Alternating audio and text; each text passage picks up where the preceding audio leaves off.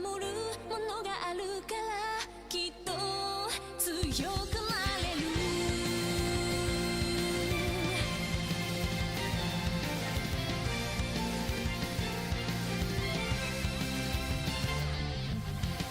語るべき言葉なくした星の守りでは時の果て夢の果て闇に立ちすくんだ風を呼んでみたんだ空に向けて誰かを呼んでみたんだ光求めたソリチュードかすかなレゾナンス確かに届くロマンスそんな流れ星たちを抱き留めた明日が見えなくだって乗り越えなくちゃって奇跡の奇跡描き未来へつなぐ Growing High 心のフォトンが銀河にこぼれて道を強く照らす Burning Bright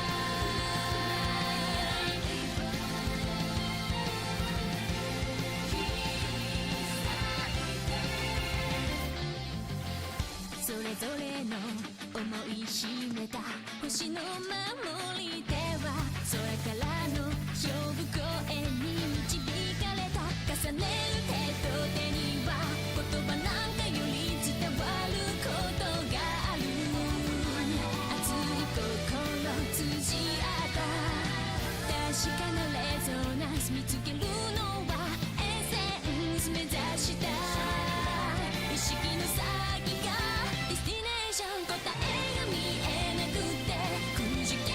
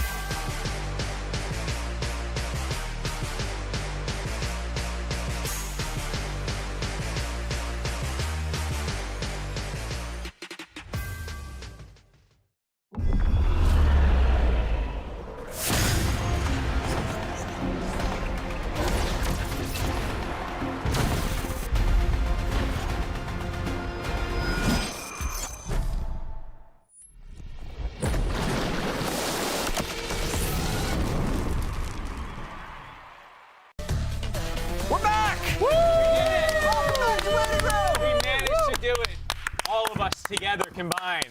We're back. So for those of you who don't know, LCS is back following the walkout vote. The league was postponed to have discussions with the LCS Players Association. The LCS and the PA came to an agreement, which means we are back and ready to kick off Summer Split. Also, thank you for tuning in on a Wednesday. If you haven't looked at the calendar, but for some reason are on the stream, you will notice that we are currently on a Wednesday, which will be the case for the entire Summer Split regular season. This reformatted schedule accounts for the 2-week delay to hold the same number of regular season games as Spring Split. So we will be playing a double round robin best of one format still. It's just going to take place with 3 game days per week across 6 weeks instead of the previous schedule.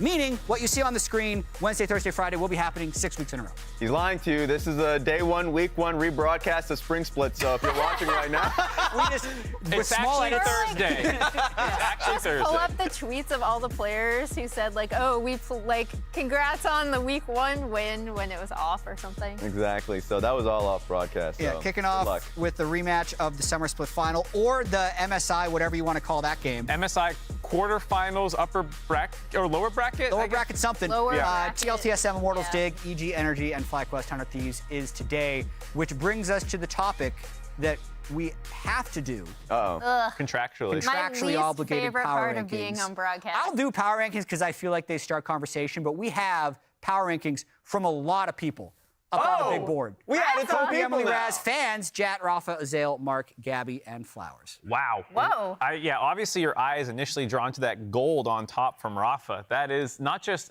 above FlyQuest, which a lot of us have, but also above Cloud9. That's a lot of faith. Yeah. That's a lot of faith. Especially since every time they've met, it has not gone GG's way in the best of series. I forget what it was. I'm going to actually have to ask. It's like, what, 7 or 8 games in a month and a half Getting they up play there. against each other? What's interesting to like me 10. is the top 3 is the same for everyone. The bottom 3 is the same from everyone. Yes. Which means the middle 4 are the same for everyone. That's how math works. I mean, that's like a pretty big consensus. I feel like those are kind of the clusters we have, though. Like, Yeah. I had such an issue with the bottom and the middle. Yeah, I think you can debate the order within each of those, but there seems to be 3 very clear tiers where you have the top 3 favorites, the ones most likely to miss playoffs because it's an 8-team playoffs, and then you have the middle teams where you're debating the ranking. There's a couple of interesting ones in there. Sorry. So Flowers, I'm wrong. Yes. Flowers put 100 Thieves 3rd. I was about to make that point because it seems like the one that has the largest variance is 100 Thieves. 3rd for Flowers. Some had 7th. Me and Rafa, baby. It was almost perfect. Because, you know, you're a documented hater of 100 Thieves, Mark. Not like I predicted them 3rd last split. Apparently everyone just forgets that I had them highest last split. No, it's an overcorrection for Mark. I was right last split, though. No, I know this is the most contentious one. I got a lot of hate for it, and people think, you know, I'm smoking something. But it's just the idea that These are the same as the ones that you released in your YouTube video. There's no flip-flopping going on? No, there's no flip-flopping. And the same as the dive? Yeah, I didn't change anything. Oh, wow. You should have covered your I was tempted to. I think, one, there's like the ramp up here, given that Quid's not going to be here. We'll go over some roster news for each of these. But, you know, that's part of it. As well as I think that they overperformed towards the end of the regular season, where both Golden Guardians and EG had 0-3 weeks out of nowhere. You know, they shot up the standings with, you know, tenacity playing just Gragas or Sion. Like, I thought there were some things that led to them overperforming. And so, I think 100 Thieves are really realistically more in that, like, 7th through 5th category. And I just am a little pessimistic, I guess. One thing I'm actually interested in is the fact that we all put C9 across the board outside of Rafa, who put GG, because I thought it might be a little bit more contentious with Vulcan coming on to FlyQuest. Everyone looking at that as like a big upgrade for the team. I guess the fact that they lost to Golden Guardians unexpectedly is maybe factoring into that a little bit. But I was expecting it to be a little bit more contentious with FlyQuest and C9 jockeying for that first place spot. I want to. So what I'm thinking when I look at these power rankings now is there's a lot of groupthink going on. Yeah, a lot of groupthink. Flowers is not subscribing to the groupthink because I'm looking like he never does. I struggled with last split's results and how I feel like it almost needs to translate into summer. And that's why we all have Golden Guardians top 3, aside from Flowers, and Rafa has them top 1. They were second, so we're all saying, like, we don't think they're second, generally. But, like, they would be the most likely for me to fall out of top 3. Yes. And I'm sorry, but, like, they were such a surprise. Because they were a surprise doesn't mean that just like, oh, yeah, by the way, they're now going to be this good forever.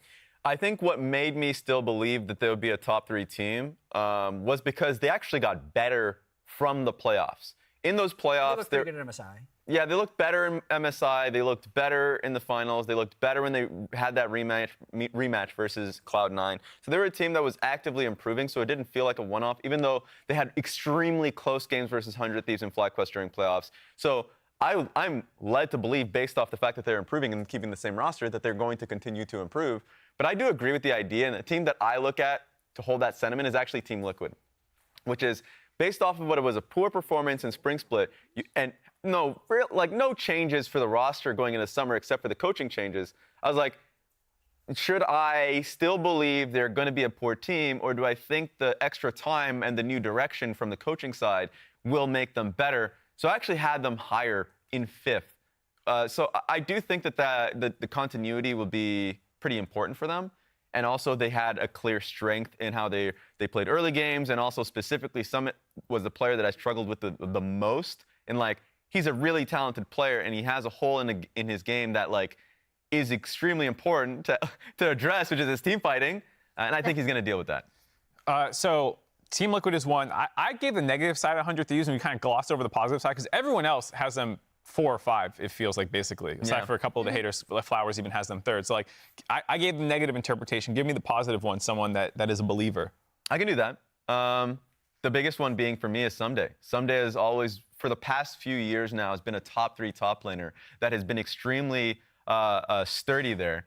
Hard to really move him. Now is playing carries again, and also is playing alongside Closer, we had such a good duo with the last time they played together. It was a championship duo. So that's a big win. Introducing Quid, who I've been watching his streams. He's a really strong mechanical player, and he has a large champion pool. I think it's going to translate. You bring in a Korean coaching staff with Kane. You bring in Someday who can work alongside with him. So I think the structure makes a lot of sense. And another thing that people are glossing over because they're focusing on the new stuff is their bot lane. They had a Rusty legend in Double Lift, and they had a rookie in Rusty Lucio. legend? Wow. Whoa. He got better. He was excavated from the ruins of There it is. the Hall of Fame. He was a Rusty legend at the beginning, and then by the end, end of the split, he was agreed by the players and overall in the All-Pro vote a top 380 carry and a support that actually got really good by the playoffs. Right. So I think overall, great team. Really quick, as we continue this discussion, we're talking about all 10 teams. We want Twitch chat to spam the chat with the team you are most excited for, and we're going to be checking back on that in a few minutes. So you can just, whatever their code is. Yeah. So the try code for C9 would just be C9. Whatever the 100T. 3 letters or 2 letters when they're in game is going to be. So C9 Fly, GG 100 Energy, you can see it on the board. Anyway, which team are you most excited for? But Emily, you have a point. I wanted to say regarding 100 Thieves, I think Someday is actually a big part of it. Also because of Someday coming back onto the team, with that team, the way the team did like to play around bot lane dives, like previously, like way back, suits Double Lift and Busio, I think, really well. And additionally, with the TP changes and Someday coming back onto the team, him being able to TP bot a little earlier, I'm wondering if we will see a, like, not different style necessarily from 100 Thieves, but see them go back to what we saw previously during like their championship run, where the way they play around bot lane, they're still playing around bot lane, but it's slightly different. And especially since Someday seems really cognizant of what's going on in the rest of the map, I think adding him back on, him and Closer seem to work really well together as well. So that's a very positive piece. The only thing I'm shaky on why I didn't put them higher is Quid, how well he can come into the team. That's no aspersions on him as a player. It's literally just how is he going to fit? How is he going to communicate with this brand new team? Yeah, I also realize we haven't talked that much about Cloud9. Yeah. But I'm going to say they are the most exciting team for me going into summer split. The roster's the same. Look at all those roster changes. New Jersey. Blabber's got a hat on again. So He's getting serious. a lot of times, just saying, there is MSI hangover because of the quick turnaround between MSI and the start of split. Not a problem. Not a 2 problem. weeks off. Yeah, there's been extra time. So C9 is back here, but literally, I want to see if they can win back-to-back within the same year. Blabber is making his bid. He's trying to become the greatest LCS player of all time. He's got 2 MVPs. He's got titles across a long career. He's continuing to add to that resume. They have a chance to be really, really good.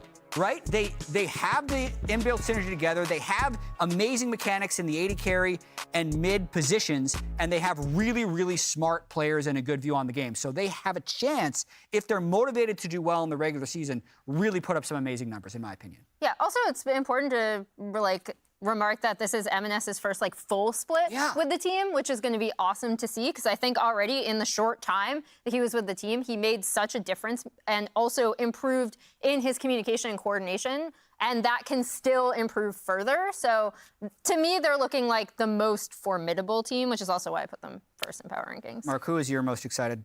You want me to go? Yeah, I haven't heard much from you, so. Oh, well, I'll say there stewing in the corner. Speak up, Mark. Yeah. I'll say EG actually is a team I'm really excited about, which might be a shock given that They've blew been up. discussed a lot. So exciting doesn't mean I think best or anything like that, and I am not making that case. But look at that turnover. You showed me basically no roster changes. This is a team with the most. 4 players gone. Only Jojo Pyun remains. The rest of the team, I guess management was not happy with their performance last split. They said, you guys aren't worth it, and they blew it up. That's not exactly what they said. They did blow it up, though. What they said on Twitter was the most BS reasoning. They're like, we're committed to this, and they're like, all right. But I actually do like a lot of the guys they brought in. As this team, every single member has something to prove. Revenge is out of IMT jail, I think, from a lot of people's perspective, where there was an org that was always struggling. He now has a teammate around him. Armeo's finally getting a shot in the LCS. It feels like a player that has been in Tier 2 doing incredible for a long time, but just hasn't gotten a full-time starter role. Jojo had a terrible last split. He clearly grind-lorded a lot in Korea. Obviously, you have Unforgiven, who was in Academy as well, when everyone's like, wait, he was the all-pro first-team LEC bot laner. Yes, he wants to prove he's still up there. And then Ayla had a terrible last split as well, subbing in the middle of it. There's visa issues. There's a bunch of things he wants to prove that, that FlyQuest version of him is not indicative. So all 5 members have a ton to prove. It's basically the first time they're staying together. And in a world, if things work out, Jojo can be top 3 mid laner.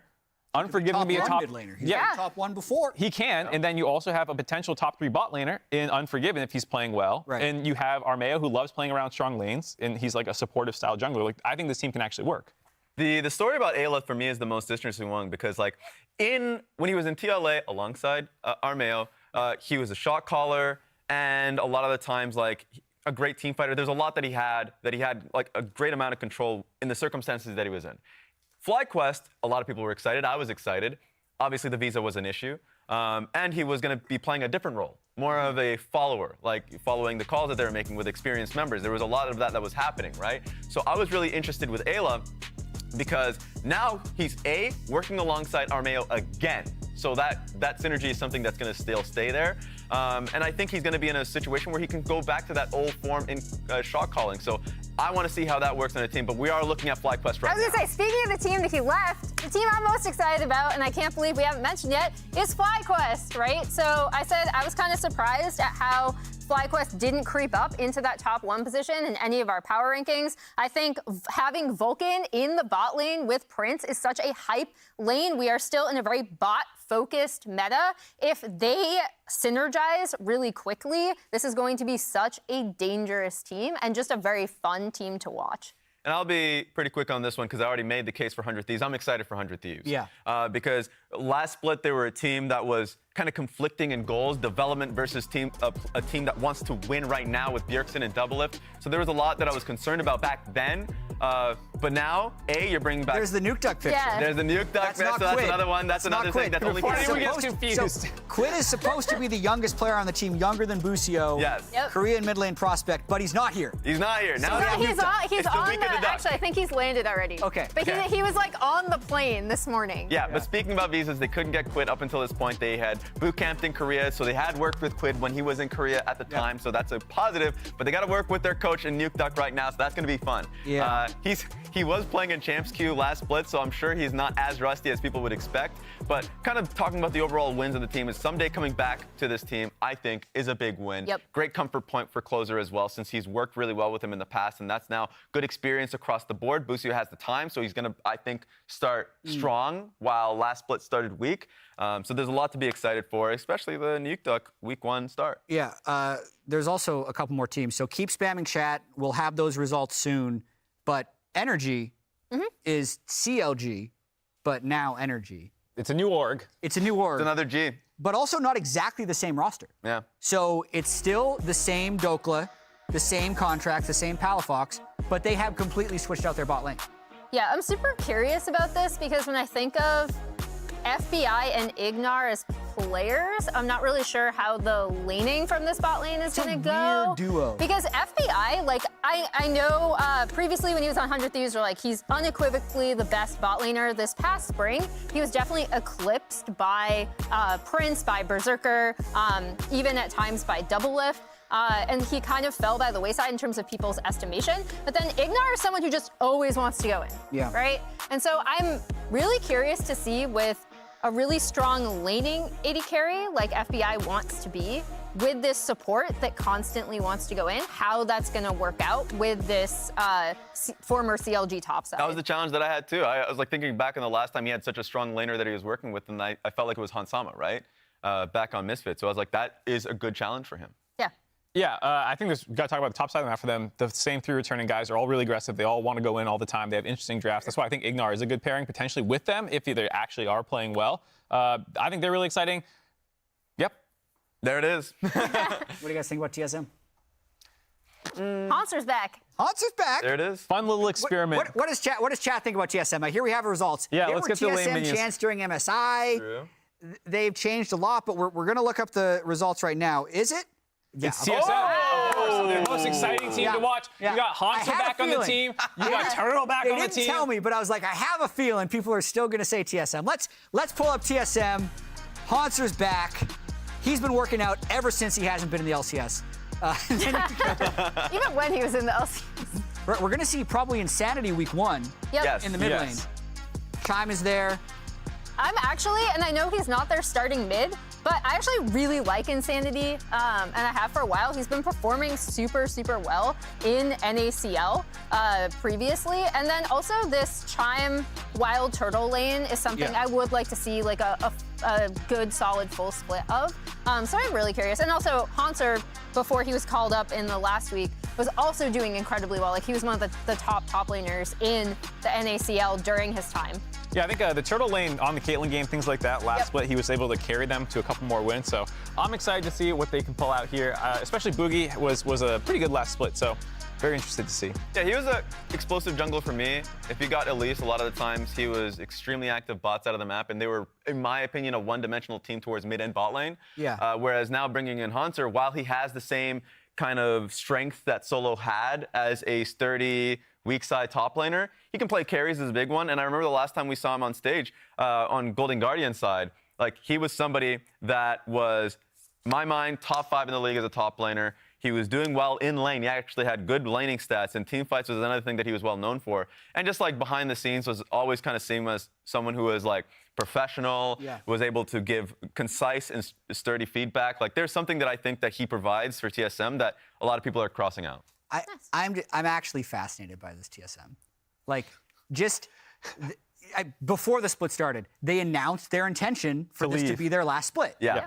And what position does that put those 5 players in? It doesn't necessarily change that much, but like all of them are really, it's like this long extended audition to stay in the LCS.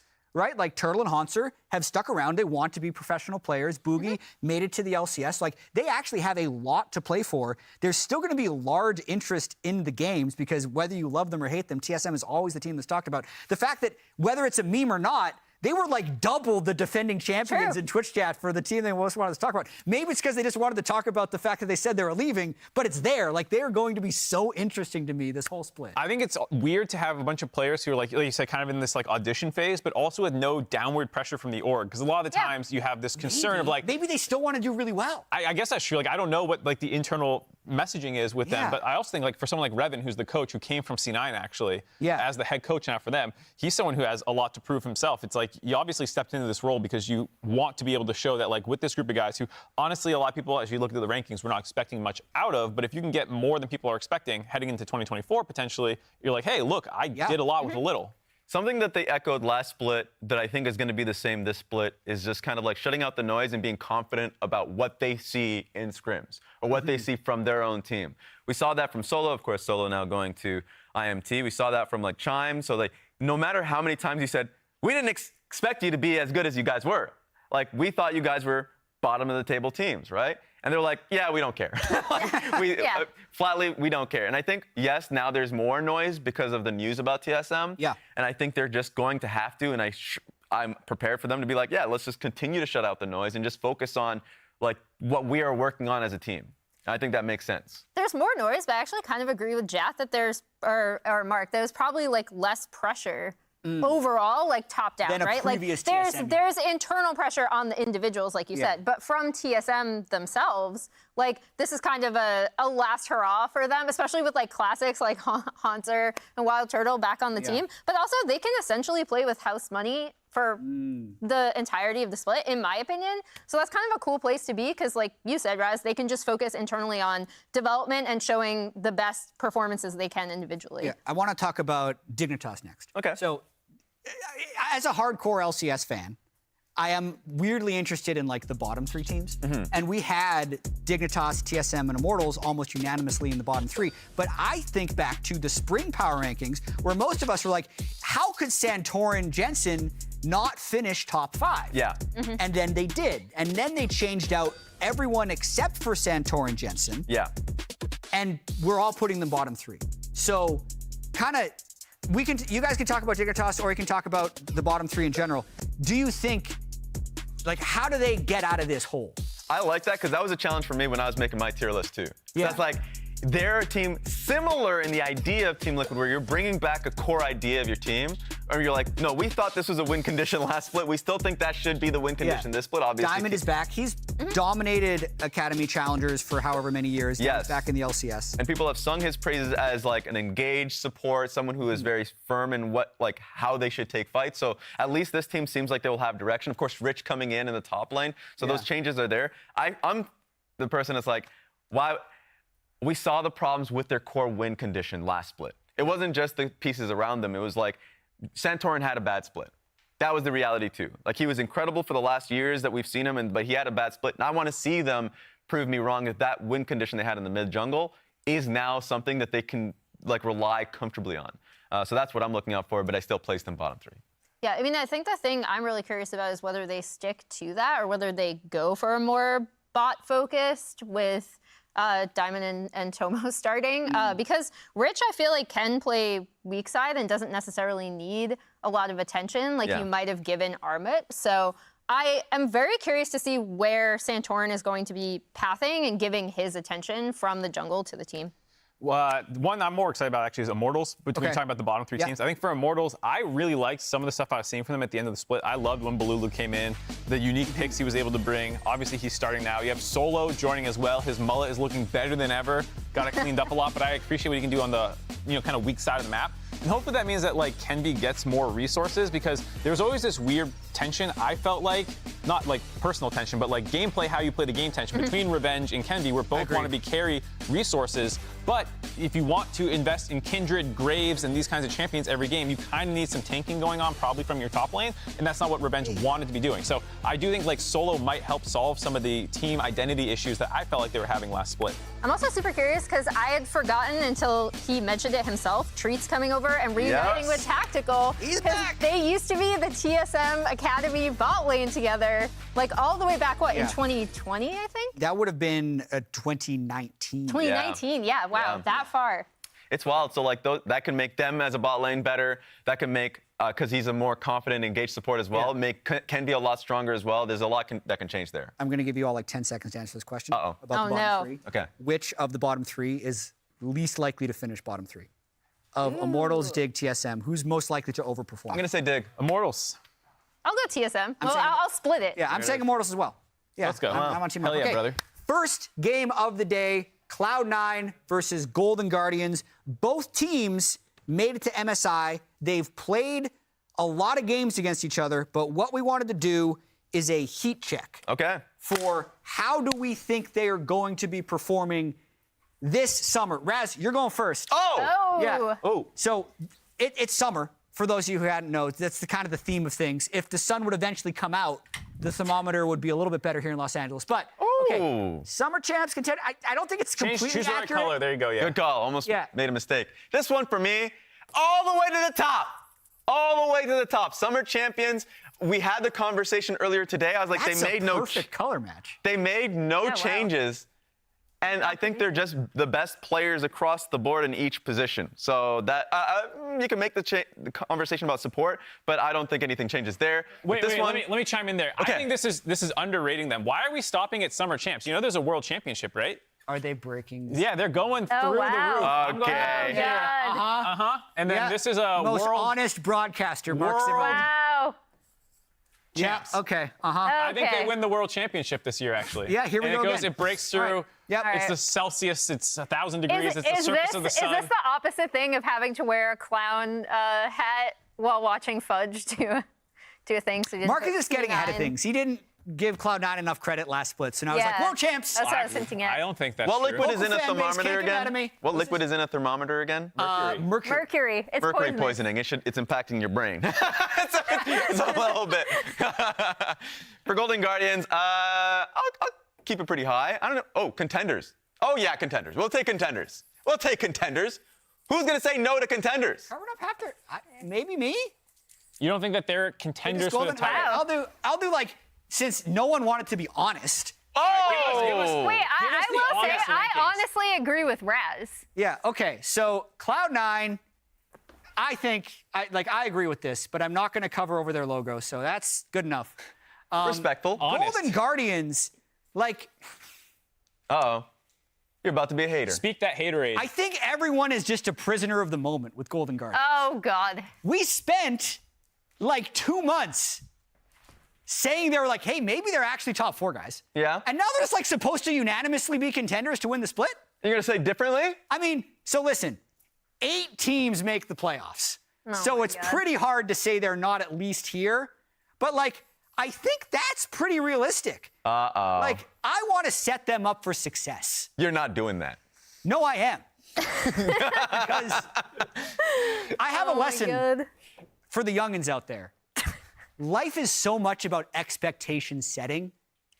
If we set their expectations here, they're only going to be disappointed. But set your expectations down here, and you're going to have a lot better time. So they're between MSI hangover and playoffs now? Well, listen, I don't agree with the scale that much. It's kind of like they're here, and Cloud9 is up here. I think that's fair. Okay. Okay. that's it, So you think they make playoffs? Set your expectations appropriately. Drink cold Yeah. chocolate milk, not hot chocolate. I had one thing really quick on Golden Guardians, though. Okay.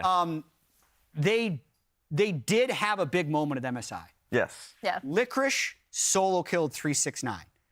And we've made a tier list of NA top laners who have solo killed 369. And I want to show where Licorice fits on that tier list, if we can pull it up. Wow. He is right at the top. This is zoomed out, by the way. This is as big as the okay. tier list. the entire tier list. Yeah. This reminds me of the MSI appearances between Ruler and Stixade. It was like Yeah. Stixade. So congratulations. Congratulations to Licorice. What a stud. Top What of a top stud. tier list. Also, Oh, we got the replay We of it. have footage of him also solo killing Bin. I thought that didn't a happen. lot of people said this wasn't real, but this is the clip. There's a lot of assists I see. Zoom in, Yeah. zoom in. Oh, okay. Asante killed Nar. Yeah, I can't see the Gragas May or may Yasuo not have been Rakan. unassisted. Yeah, but that's like a shield on top of him that like gives an Yeah. assist to the Rakan. You know, Technically, did the we'll see. Rakan do anything? I don't think so. All right, predictions coming in the day. We're almost done.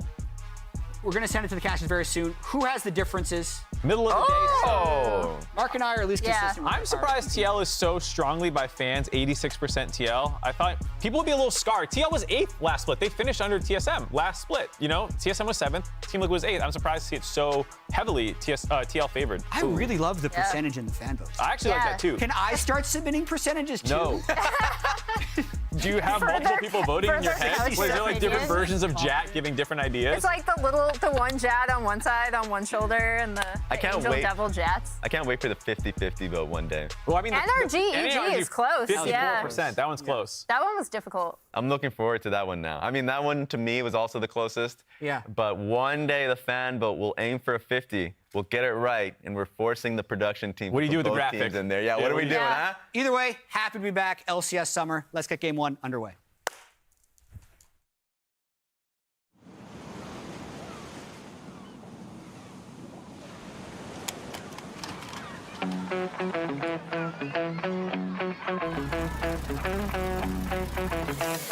And now we get to see Cloud9 and Golden Guardians at There's MSI. something, yeah, I feel it coming. Woke up looking like everything is new.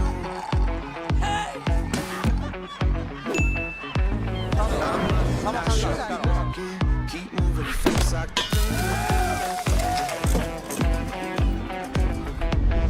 So do it, whatever you like. Golden Guardians just killed everybody.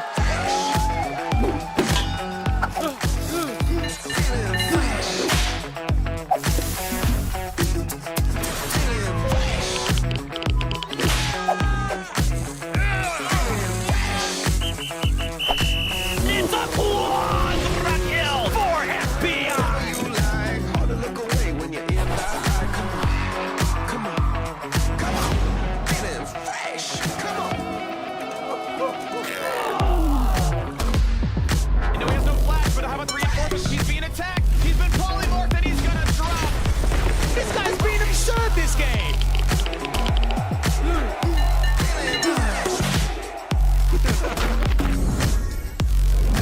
Triple kill! Oh, Cloud9 are popping up in the early game again.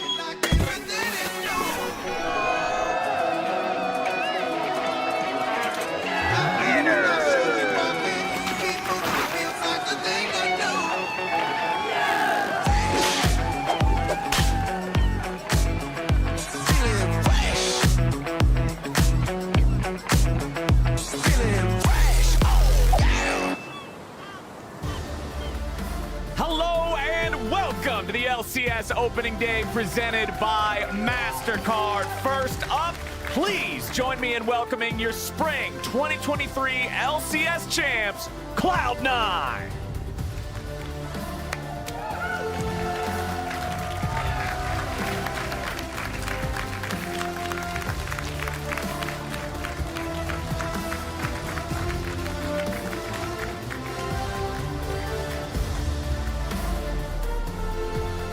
Starting off with that mountain of a man in the top lane, we got Fudge, one of the greatest players North America has ever produced, right next to him with Blabber in the jungle. In mid lane, he may have showed up a little late in spring, but showed up he did. It's M&S. In bottom lane, the reigning MVP, Berserker. And on support, the role swap king. Give it up for Sven. On the other side of the rift, everybody counted them out at the start of the year, but they said F you to the doubters at every turn and made it to MSI. It's the Golden Guardians. They beat FlyQuest. All that glitters is gold.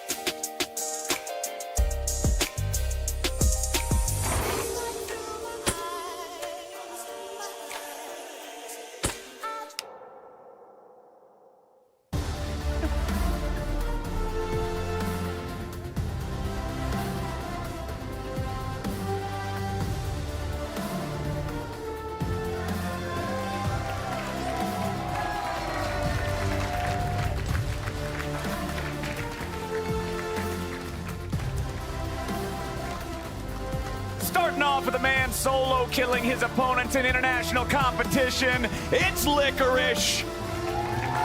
Next to him, making the moves early on, getting the rest of the team rolling. Please give it up for River. In mid lane, an all-pro mid laner who can always play to impress, it's Gory. Bot lane, a long-time great looking to keep that greatness going, it's Stixay.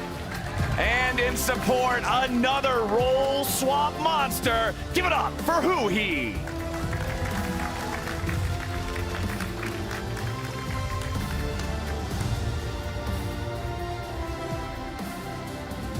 LCS 2023 Summer Split starts right now.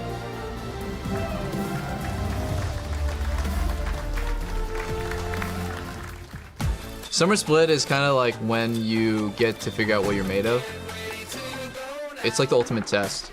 Last split, we were on a really good trajectory, and then we kind of fell short. So I hope this split we can, start off good and end good as well. Still looking for a little bit more damage, and he finds it. Fly, Quest, rush him. I'm most excited in the Summer Split to play with my new team and to see how well we do. I'm excited to show what Team Liquid can actually do. Core JJ grabs the kill on Ayla. Young's going to be focused, but it won't matter. Everybody else on Fly Quest is going nowhere. Team Liquid with a triple kill. The Summer Split, I'm just excited to play. I'm glad to be back. I think I'm most excited just for a chance to win. Go to finals, play in a big stadium again, and hopefully win this time.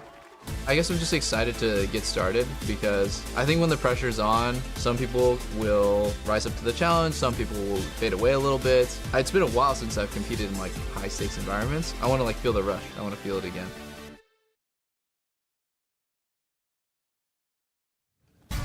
Welcome to the LCS opening day presented by MasterCard. We are here at the Riot Games arena, and gentlemen, it is finally time to kick off some Summer Split action. I'm Captain Flowers, joined by Azael and Jat from the Analyst Lounge here for a TriCast for this game number 1 rematch of the Spring Split Final. I mean, it just feels good to be back, man. It's been a bit of a weird year. We're a couple weeks into where we would normally be in the split, but we are starting off, and we're starting off with a bang. Cloud9, Golden Guardians should be a lot of fun. And it's going to be a little bit of a sprint of a split, right? We have 6 weeks of regular season to get 18 games in. There's going to be Wednesday, Thursday, Friday LCS. And from a team perspective, that means you really don't have that long to make adjustments, right? Yeah. You get to play like a third of your season is on one patch across the 2 weeks. Yeah. So right now we're on 13-11. It will actually be the only week that LCS plays on this patch. So these teams need to have a really good meta read because they're not going to have long to adjust from this game to the third game they play this week. Yeah, absolutely. I mean, if you're trying to finish up at the top of the table, if you're looking for those top couple spots, you need to be pretty much hot out of the gate. Well, let's see how the picks and bans are going to go. Blitzcrank banned first by C9, wanting to keep that one away from Huhi. Nico banned out by the Golden Guardians. For those of y'all that may not have been keeping up with changes, Nico is very popular, very powerful right now. It's going to be a pretty reliable staple on the ban list. Yeah, absolutely. I mean, across all leagues in 13-11, it's 98% presence for Nico, 23 picks, 130 bans. So it is pretty much getting permabanned at this point, alongside Melio, who so far is absent from the ban list. It'll be interesting to see if that actually does make it through. Those are the top 2 presence champions right now, and things that are mostly just getting straight banned every game. Yeah, it's likely we're going to see Aphelios picked this game. He is the most picked champion across regions, not actually drawing that many bans, but still getting picked 110 times in what looks to be about 140 games. And yeah, that's a lot of stuff available. Well, we've got junglers banned out by C9 with Vi and Kha'Zix being the focus. Annie banned out by Golden Guardians. But as you were saying, yeah, Melio right up there at the top of the table in terms of presence. If that's left open, C9 can lock it in. But it's an immediate response from the Golden Guardians, picking up the Lucian and the Ahri.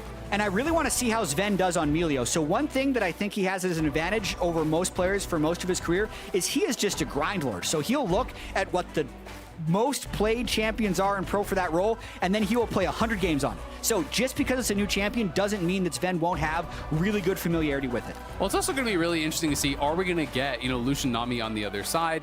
Lucian is a really good pairing with Melio, but it had been taken away. Kindred really strong on this patch, something that Blabber has been known for in the past. With the Triforce changes, Triforce Kindred is fully in effect. This is one of the strongest champions on the patch.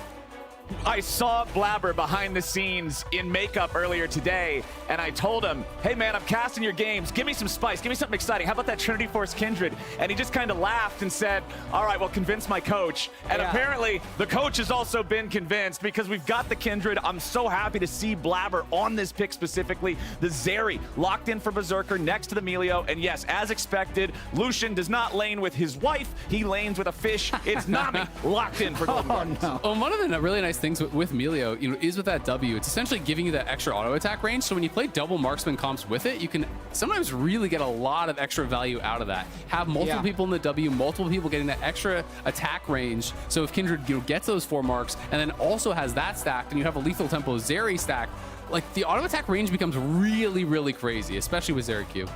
I also do wonder if Cloud9 depending on how fun they want to get, if they can continue to pick champions that like Trinity Force. Because I think Zeri Trinity Force is pretty good. Zeri, Triforce, right? Triforce Kindred.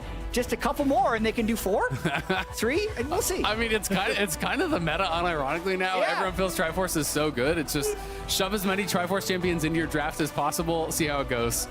Well, let's see what the bans will look like after this. Obviously, 2 mid laners here banned out by Golden Guardians in the second phase. The LeBlanc, the Syndra, 2 of those options that Gory does not want to be facing with the Ahri in mid. Wukong and the Poppy banned away by the side of Cloud9. They don't want to allow Poppy to have that steadfast presence, can be very effective against these champions with a lot of dashes. But the Golden Guardians, they are going to lock in their jungler last because it's Jax picked up for the top lane matchup. The Bin effect, they just played against enough Jax from Bin, they decide to wield it for themselves. Slam it. Well, and it feels like Gragas is just such an easy answer. It's a strong matchup into Jax. It is very frustrating, Good for Jax to actually play into that. It works well with frontline. You can go multiple different styles with the build. Also has great synergy with Kindred because you drop the Kindred ulti, you can Gragas ult people out of it. So that can also be pretty nice to have the displacement. What's the last one going to be here for the side of Cloud9? They know most of what their opponents are going to be playing. Only that jungle pick remains. C9 has targeted the jungle pool very heavily as well. No, Kassante's perfect, I think, because they already have a huge amount of damage with double-aided carry. If they can get strong front line with Gragas and Cassante, yes, they could technically flex Cassante around, but I'm pretty sure that it's going to put him mid because that's what M&S was very effective with before. The Cloud9 composition just makes too much sense. Yeah, I mean, I think it's really, really solid. And you're looking over at the other team. Golden Guardians are looking to play more through side with a Jax potentially. So we'll have to see if they can create any sort of side lane advantages. And can they grab a jungler to help them do that? Are they going to commit heavily to side lanes? Or is it going to be Jungle Jax? Oh, that might be the recipe after all. Oh, so I wasn't necessarily expecting that, but Jungle Jax definitely something that you can play. It's a lot slower of an early game champion. I used to play a lot of this champion in the jungle. The early game is really, really weak, and it hasn't been played in pro that I've seen so far. Dad is actually just looking at the stats. Doesn't look like it's been picked at all. Or is it jungle or? Oh, right, I'm checking this too. What is happening here? They're doing some flex. Don't get bamboozled, boys. Don't get bamboozled just yet. We know players like to do this a lot. You sit on something wacky, then switch it at the end of the timer. They got 3 seconds left. I mean, these are things that people That's play all they need. That's all they need. It would have been so much cooler, I but told so much you, worse. I warned you. I put out a big sign that said no bamboozling, and you got bamboozled. I mean, neither of them have been picked in jungle in pro in 13-11 at least. They're pretty niche picks even as far as solo queue goes. Jax, if you can get a lot of farm, you still turn into the Jax, but the problem is your early game ganks are really not threatening, and you do need a lot of farm on this champion. You do need a lot of items to really become powerful. So I'm a little bit kind of, I don't know, questioning like what the thought process is here, but we'll see if they can reveal that to us in the game. If I'd have to guess, it's that he's going to be able to win level 3 against Kindred because he's got his E, and he block auto attacks. He dodges the majority of the Cloud9 damage because Kindred Zeri won't be able to hit him when he's in Counter-Strike, but that's the best I can do. Yeah, I mean, it's going to be really interesting, and it is Gragas mid as well, so that did get flexed around, so it is going to be Cassante top. It is going to be looking like AP Gragas mid for M&S, so both teams utilizing some potential flex picks here. We'll have to see what does work out. I mean, I do think if Kindred face checks you, you're going to be able to obviously win that. But I do think it can be tough for Jax. If you're actually face checking the Kindred, that's going to be difficult. And if you have to use your leap strike before Kindred uses Dance of Arrows, it's pretty easy to actually avoid the counter strike landing on you. And then from there, it can get pretty difficult for Jax, as you can sometimes get kited out. The mounting dread can slow you down. So we'll have to see if River can really make this work.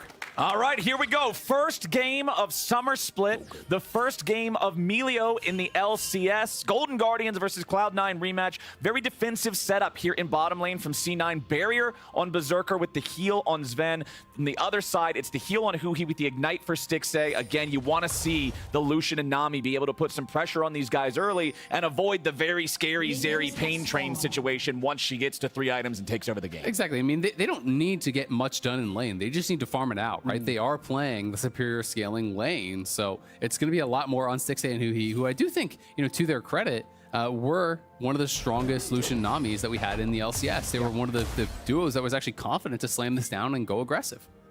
Also looks like River might be trying to go for a fairly early invade, but yeah, this is not a bad start. He could still steal it in theory. Right. He'll deploy that. Counter-strike, nicely done. He gets the big Raptor. One small one. Gonna continue fighting Blabber for these other ones. There's another small one. Pushed him out. Where's the next small one? Oh, he's just going to keep beating him over the head. All right, this is quite an intense battle here. Okay, just sticking around. Takes the last raptor. And he gets 2. He got the big one. No, that was the third one. That was the third small raptor out of the 5. He got 3 of the 5 and the big one. Not bad. Yeah, got level 2. So you meant level 2. Yeah, exactly. So it did end up actually working out. It's interesting. You know, I thought that MS was going to be able to stay around there and potentially push River back. But at the end of the day, Gory's shoving mid, so MNS feels that he has to stay mid to actually catch the XP there. River just kind of wins out in this level 1 skirmish. You know, Blabber starting W. River gets the last hits, gets the nice smite secure. So it is going to be a slight advantage there for River, and it's a clever little level 1 that he's planned. Yeah, and at least early game, that explains the Jax jungle. You haven't seen it that often, but he's like, you always have these little pocket strategies when you pull out something that other people haven't done of how are you going to pull off a surprise, and it's just a late Raptor invade. Yeah. He was very confident he was going to be able to pull that off. He wins the smite 50-50, and he gets a small early advantage. I mean, if the double-edged sword of playing something that is not meta, the part that hurts you is pretty much always going to be objectively weaker than the meta picks. Everything that comes next. But the thing that helps you is the fact that nobody else knows what to expect from this either. They don't play against it. They don't practice against it. So that element of surprise is always going to afford you some bonuses if you know how to use it right. Bottom lane, the pressure is on from Stixay and Huhi, forcing Berserker and Sven underneath the turret nice and early with that lane control. Berserker, of course, going to be protected by a lot of what Sven can provide. Melio, one of those traditional enchanter types. Remember, he can get allies fired up with a bonus damage for some trades if he has to, but the healing from Cozy Campfire, the shields as well, going to make sure that Berserker can stay in this lane as long as he can. Yeah, absolutely. And later on, this pairing just becomes so dangerous. You know, lethal tempo Zeri, the Q range is already ridiculous. Then you have that amped by the W. You have the move speed that's actually given to you by the shielding as well for Melio. Yeah. You can play more aggressive because you don't actually have to bring cleanse because Melio is your cleanse with his ulti. So you play barrier, you play heal. It becomes very, very difficult. You know, when we're back in the era of Triforce Hurricane, Titanic, you know, these really kind of tanky builds where Zeri was so frustrating to deal with, very similar to how she was on release. And Stixay and Huhi continuing, just shoving these guys back. As long as this pressure stays on, that's the goal. River also afforded the opportunity to move into the enemy jungle when his lanes have priority in the side. Blabber's going to path down here as well. There are no camps other than the chickens to go after. Yeah, he's just trying to cycle the chickens. He stole them first. He's walking over ward. Blabber didn't want to get caught on the chickens, so now he actually has a little bit of a jump on him. With E down, he can push him off of this, but MNS taken very low in mid. Yeah, Blabber's chasing River away because River deployed the Counter-Strike on the chicken camp before Blabber showed up. It means Jax's main dueling tool was not available. But the problem is, it's not like C9 can collapse for a true punish on that because MNS is currently so low, he can't enter into any PvP. But River gets pushed out towards bot side, and the marks spawn top side, and you have a pushing top lane. So Blabber should be able to get a free mark up on top. And I actually thought the pathing from Blabber there was really intelligent. Yeah. Because he walked the long way around. He was expecting that River would actually be in that brush over by Raptors. He knew he was going to look to go for the repeat, and if he face checks him there, he'd be in trouble. So he takes the long way around, is able to actually secure a mark off that, push River out of his bot side. And Blabber, despite the invade, he's up a camp. He's doing well. Yeah, I think he adjusted to the state of the game beautifully. That move, I think, gets him completely back in the game. More generally, I am really interested to see which one of these teams can make a statement in game 1. Again, this was a rematch of the spring finals between C9 and Golden Guardians, and a lot of times there is some sort of like MSI hangover when you start Summer Split, but that's when MSI is like right before the start of the Summer Split. Weirdly enough, because the LCS was delayed 2 weeks, these teams did get a little more time to settle in. So I don't think Rust could be an excuse for these guys. And at least when I was looking at these two teams before the start of the season, I see massive potential for this C9 team. They won the spring split when MNS only played half of the regular season. They've had so much more time together. Their skill level in individual roles should, in theory, be so high. I think they have a chance to do something very special this split, but we need to see it. Early on in this game, actually, you can see down 14 CS with inferior early game champions, but they're definitely not looking to dominate the early game like they were last split. And I think this ties in, especially considering what you said at the start of the day here during our introduction. It's going to be a fast split. 6 weeks, everything back to back to back to back to back to back super week. It means that if you're not on early, that thing of, hey, they just need time to gel, well, the clock is shorter than ever. Yeah, absolutely. And expectations are going to be really high for M&S because he came in here, he won right away. It was actually the shortest distance or shortest number of games ever between joining a team and winning a title in LCS. 10 games. Yeah, something like that. So, it was pretty incredible. Couldn't really be much better of a start for M&S, but expectations, because he had such a good first split with the team, are going to be that much higher. We can see Blabber, they have pushed down through bot, so they're starting this up, but River is in the area. Stixxay trying to catch this wave. Doesn't look like there's going to be a contest because M&S has first move. M&S we'll see. Stop Gory there, but River is getting closer to potentially fight for this. River's made his way in. Blabber now might have a problem here, but it's secured by the Cloud9 jungler, but he flashes over the wall trying to escape. River, Berserker and Sven wanting to protect that jungler as M&S needs to escape from Gory. The ultimates expended not by anyone just yet. You can see Gory still having the Spirit Rush there. Finally times out. Man, that was a robbery. That could have gone so poorly for Cloud9. They're already down 1,000 gold. They grouped early for the Dragon. If they would have sacrificed the tempo, the health, and lost the Dragon, I think it would have been a disaster. But they get out with no deaths, and I think they should be grateful for that. Yeah, absolutely. I'm a little bit surprised, though, that Sven and Berserker just kind of let River walk into the pit because Stixxay wasn't there yet, so they actually had a numbers advantage, and it felt like they weren't willing to actually step forward and actually challenge as they walked over. So potentially not knowing how close Stixxay was, but it did get a little bit dicey. Blabber had the Mounting Dread stack, so he's trying to actually time his smite with the third hit of the E plus that smite, which is a pretty good secure if you can actually time it properly with Kindred. And I also want to say, every time we pan mid, M&S has 3 health. Gory has been harassing him so hard. He's had prior this whole game. He's up almost 20 CS, and now they're looking to take advantage. Okay, River level 5 here on the Jax. Gragas ulti used for the disengage very early. Nicely done from M&S. Dropping the aggro. The ulti also hits the wave, helps thin that out so they can't stick around and continue moving forward to try to continue the dive. Golden Guardian's going to get forced back there, and because they were focused on the play mid, it opens up the opportunity for Fudge and Blabber to secure the Herald here on the top side. So the first 2 neutral objectives of the game do go Cloud9's way. Yeah, despite the fact that Gory has been having the push and has been winning it on a lot of these trades, it's been Fudge pushing topside constantly, right? And that allowed Blabber to grab the first mark off the Scuttle top. It allowed him to actually start up the Herald before River even went for that dive mid. So back-to-back objectives here, going the way of Cloud9, and as M&S gets more levels, he's starting to do better and better in these trades. Starting to have that sustain ramping up.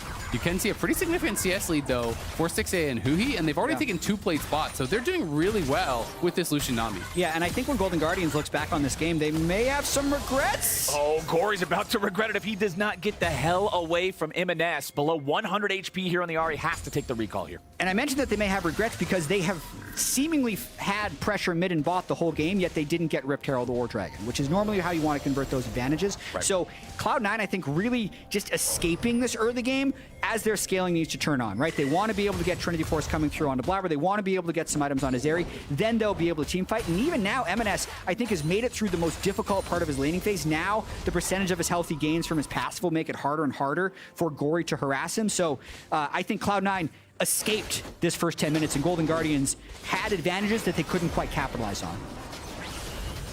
Blabber with still the 1 stack that he got from the Scuttlecraft that you pointed out just a moment ago. Isaac will wait and see when he acquires 4, since that's the big moment you really want to hit. That's the point that you need to guarantee that you're at before you start getting into the bigger fights. The extra range does a lot for enabling him. Of course, he is going to have extra auto attack range thanks to the Cozy Campfire from Sven. You already mentioned how with 2 marksmen, you're going to get even more value than normal out of that one. The Golden Guardians maintain a gold lead, but still, it's less than 1,000. The big thing I'm looking at here, the next Drake's going to spawn in about 1.5 minutes.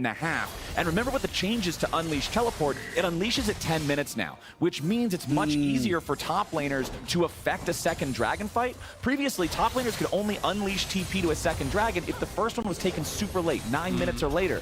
Now, practically guaranteed you're going to be able to do it unless both teams are ignoring the Drake. Gory gets knocked back by M&S. Nicely played there. The flash ready from the Golden Guardians mid laner means that Blabber cannot show up to secure the kill. Gory is down a summoner and his ulti now, though, with only 60 seconds until that Drake spawns. Yeah, it's a great trade. So Gory's going to be a lot weaker for this potential dragon take. You can see they're trying to look for a pick here on Blabber. We'll see if he walks a dangerous way.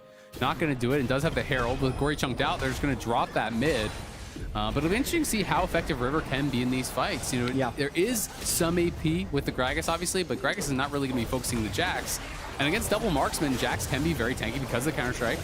Oh, forcing the flash out of M&S, but River flashes over the wall to keep him chased down. Licorice ready to fire the Orn Horn from downtown. It's first blood to the Golden Guardians top lane. And the bubble, though, from Hui was actually huge because it prevented the Kindred ult coming out from Blabber. He was CC'd up when his mid laner was going down there. So nice little counterpunch from Golden Guardians. The Herald gets dropped mid, but it's Golden Guardians that get the kill. Finally, a nice proactive play by Golden Guardians. They also have Kraken Slayer completed for Stixxay, and they can push Blabber out of here, maybe kill him. It was a trick the whole time. Hui stuck around in the brush on a dangerous recall because they were ready when Blabber came over the wall, and they immediately just kill him. Golden Guardians was one step ahead. I don't think Blabber had his W up there, so he didn't actually have the cooldown reset on his Q. So when he uses the Q over the wall, if you don't have your W down, it's actually a really long cooldown, so he couldn't go back. After he hopped over, was kind of just locked in there, and then they decide with the ultimate drop, they're going to try to TP in, they're going to try to make that fight work, but it does not go their way. Another kill now going the way here of Golden Guardians, who are looking really good in these early minutes. We can watch this one more time. Hui and River wrapping around. M&S was very far forward, trying to harass Gory. Honestly, just way too far up, looking for that poke. Didn't need to be there. I think it's just a good move there by Hui to give them the numbers advantage. You can see Melio for Sven just arriving in the bottom lane as this play is unfolding. The bubble does land there onto Blabber, as you can see, which may have been able to save his life. And then right here, I think Blabber's just trying to do a tempo play right there, but another beautiful bubble, no W, as you pointed out, and they're able to kill him. Yep. Yeah, he just basically wanted to stop the recall, try to potentially catch Hui. If Hui's by himself there, he can probably get a kill. He didn't have vision on the Ahri, though, and River now back to live, going to be able to secure a dragon here. So taking the second dragon of the game for themselves. It is going to be Chemtech Soul. But River, farming pretty well. He is down about 20 CS, unfortunately, though, to Blabber, who does have the Triforce already complete. You can see Mythic starting to come through here as Fudge popping the ulti, trying to get aggressive. Yeah, Fudge wants the all-out play here, but Licorice gets back underneath the turret in time. Fudge still just trying to pressure him as much as he can with the extra damage, the extra vamp from that ultimate on Cassante. Blabber's also here, so if Fudge can get this shoved up in time, they might be able to force the dive. There it is, minions underneath the turret. Licorice knows this is trouble. Fudge gonna take the aggro. Licorice still alive for now, trying to avoid the proc on the Kindred. Oh, he rams his head into the wall, does not get what he was looking for. Okay. Until the end, he does find the knock up here with the Orn ulti, but he's still dangerously low. Health and mana both. Fudge taking a lot of damage from the turret aggro. It was sloppy, but Cloud9 gets it done. Yeah, the healing there for Licorice, from his Radiant Virtue, for a second made me think he was actually going to survive. He drops the ulti, and Cloud9 were not juggling aggro very well. They were losing a lot of damage as one would pick it up, then the other would go back out. But at the end of the day, they do make it work, and they are working away on that tower top. You can see Blabber's trying to actually finish off that tower.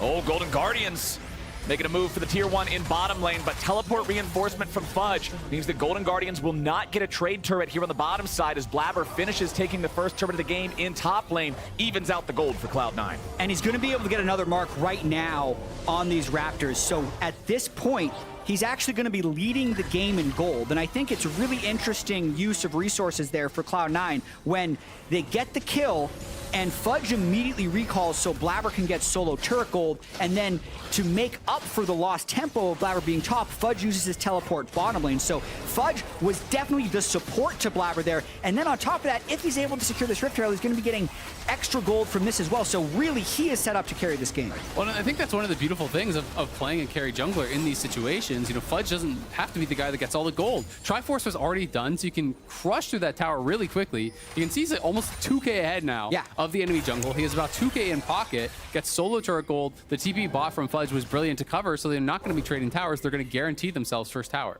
So I want to get you guys' opinion on this because I've been seeing a lot of conversations recently. Trinity Force is very powerful right now. This item is incredibly strong. People are looking for more champions to build it on.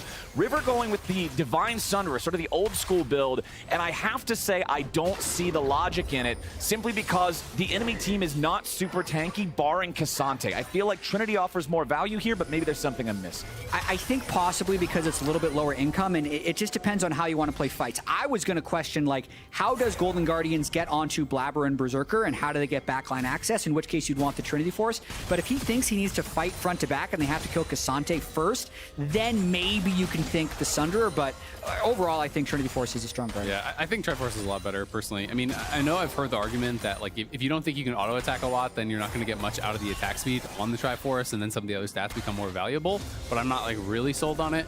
And Jax is really auto attack heavy because of your passive with your ult. So I do think Triforce would have been the better buy, but either way, we'll see what River can get done. Yeah, again, I think he should probably just go like armor from here and just go for like a tanky build.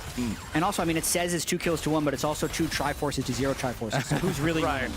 The true metric of measuring success in League of Legends in 2023 summer. But we do have less than a minute and a half until our third Drake of the game. It is Chemtech Soul, and both teams are currently sitting at 1 Drake, so I would say the pressure on the Drakes is about as low as it could be given the game state. I actually really like this. So it's an Ardent Sensor Rush from Sven. I think with double marksman, this makes a lot of sense. You know, just foregoing a Mythic, going straight towards that Ardent Sensor. It's really, really cheap, 2,100 gold for that first buy. So you can complete it really, really early. And both Berserker and Blabber are going to get crazy value from this. You know, even more so than in a normal double marksman game, because Blabber is so exceptionally rich at this point. So you get that Cozy Campfire down, you're buffing up multiple members, you're giving them both Ardent Sensor, giving them both additional range. You can give move speed with your E. It's going to be really, really difficult, I think, to deal with these guys if they can have a solid front to back where their backline isn't just getting deleted by, you know, Ahri and Jax. And of course, that's the job of the Cassante, of the Gragas. You can even see the Everfrost build for M&S. This is not the insta-kill-you Gragas that just wants to go strictly for burst. This is going to provide him more utility, more setup, better peel for these carries that are the stars of the show as the teams battle for positioning over some of the vision here in the bot side River with that Drake about to spawn in 15 seconds and Cloud9 also having the Herald in pocket. They feel that they're in a pretty good spot to force the issue, take control. Just the Herald charge alone will be enough to guarantee death of the tier 1 turret here in mid. C9 players jumping forward off the back of it to see if they might be able to set up something for a pick after, but Golden Guardians respects them enough for now. Although they are pushing forward, Cloud9 may be able to make a move on him here, but Golden Guardians just walking it all the way back towards the other side of mid lane, and it looks like they're not concerned with this spawning Drake. Yeah, you could see also a total lack of vision towards the bottom side River means Golden Guardians is just going to forfeit this one, which I think puts them in a pretty poor position in this game overall, with the Zeri scaling kicking on, with Blabber farming so efficiently. And Licorice is just trying to maybe find an angle, but with no vision, how are they really going to get onto a target they care about? Yeah, I think they were hoping that Cloud9 would overpush for the tier 2, and they were trying to set up for an engage, you know, from both sides. But Cloud9, no, they don't have vision in enemy jungle. They have vision in the river. Just retreat back, cover that, you know, be able to send people up top to actually try to cover. M&S is potentially in trouble here as he's trying to get back towards this tower. Whoa. Yeah, River forces him to flash over the wall. Now wants to set up another one. The Everfrost slow into the charm. They're going to land the counter strike, and it's River taking the kill. 3 kills now for the Golden Guardians. 2 of those on the enemy mid. M&S 0, 2, and 0 on the Gragas, as Gory will be left up here in the top lane to take out the tier 1 turret. That was one of the best uses of the Super Blast Cone I think I've seen. Yeah, that was good. To get behind M&S while still having all of his chase skills down. Really nice securing of the kill. They may have been able to get him without the Giga Blast Cone, but it just looked a lot nicer. And this is one of the things that I think, you know, if there was something to be critical of M&S's play, is that sometimes he does get a little bit kind of risky with his pathing. You know, he walks into dangerous spots. In the games that he did have that were games that were being criticized last split, it was often because he was getting picked off a lot. He was walking into careless locations. When your whole team is bot side, taking that dragon, and we see that Gory's up towards top, we don't see anyone else on the map. It's very likely that they're going to be supporting. It's very likely they're going to be covering that Ahri.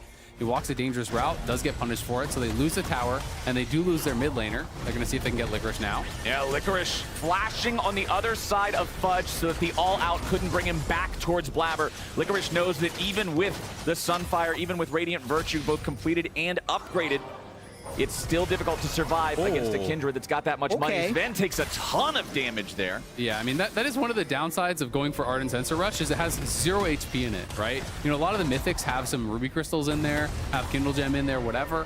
But he has 0 HP purchase right now between the Vandalgas Gem and the Kindle Gem. River going to step forward, using the counter-strike to absorb those auto-attacks from Berserker, just like we were talking about what the Jax picks does against the Marksman here. They want to turn it back against Blabber as C9 wants to chase. M&S leads the way, but Blabber continuing to try to fire those arrows into River. He had another counter-strike in time. River thinking about going over the wall here potentially to try to get away. They send out the Orn Horn, and Blabber's up in the air. Now he's got to disengage from the pit. Fudge now in there alone against 3 Golden Guardians. Gory goes over the wall, retreats right back to his team. They drop Lamb's Respite. It's just enough to escape.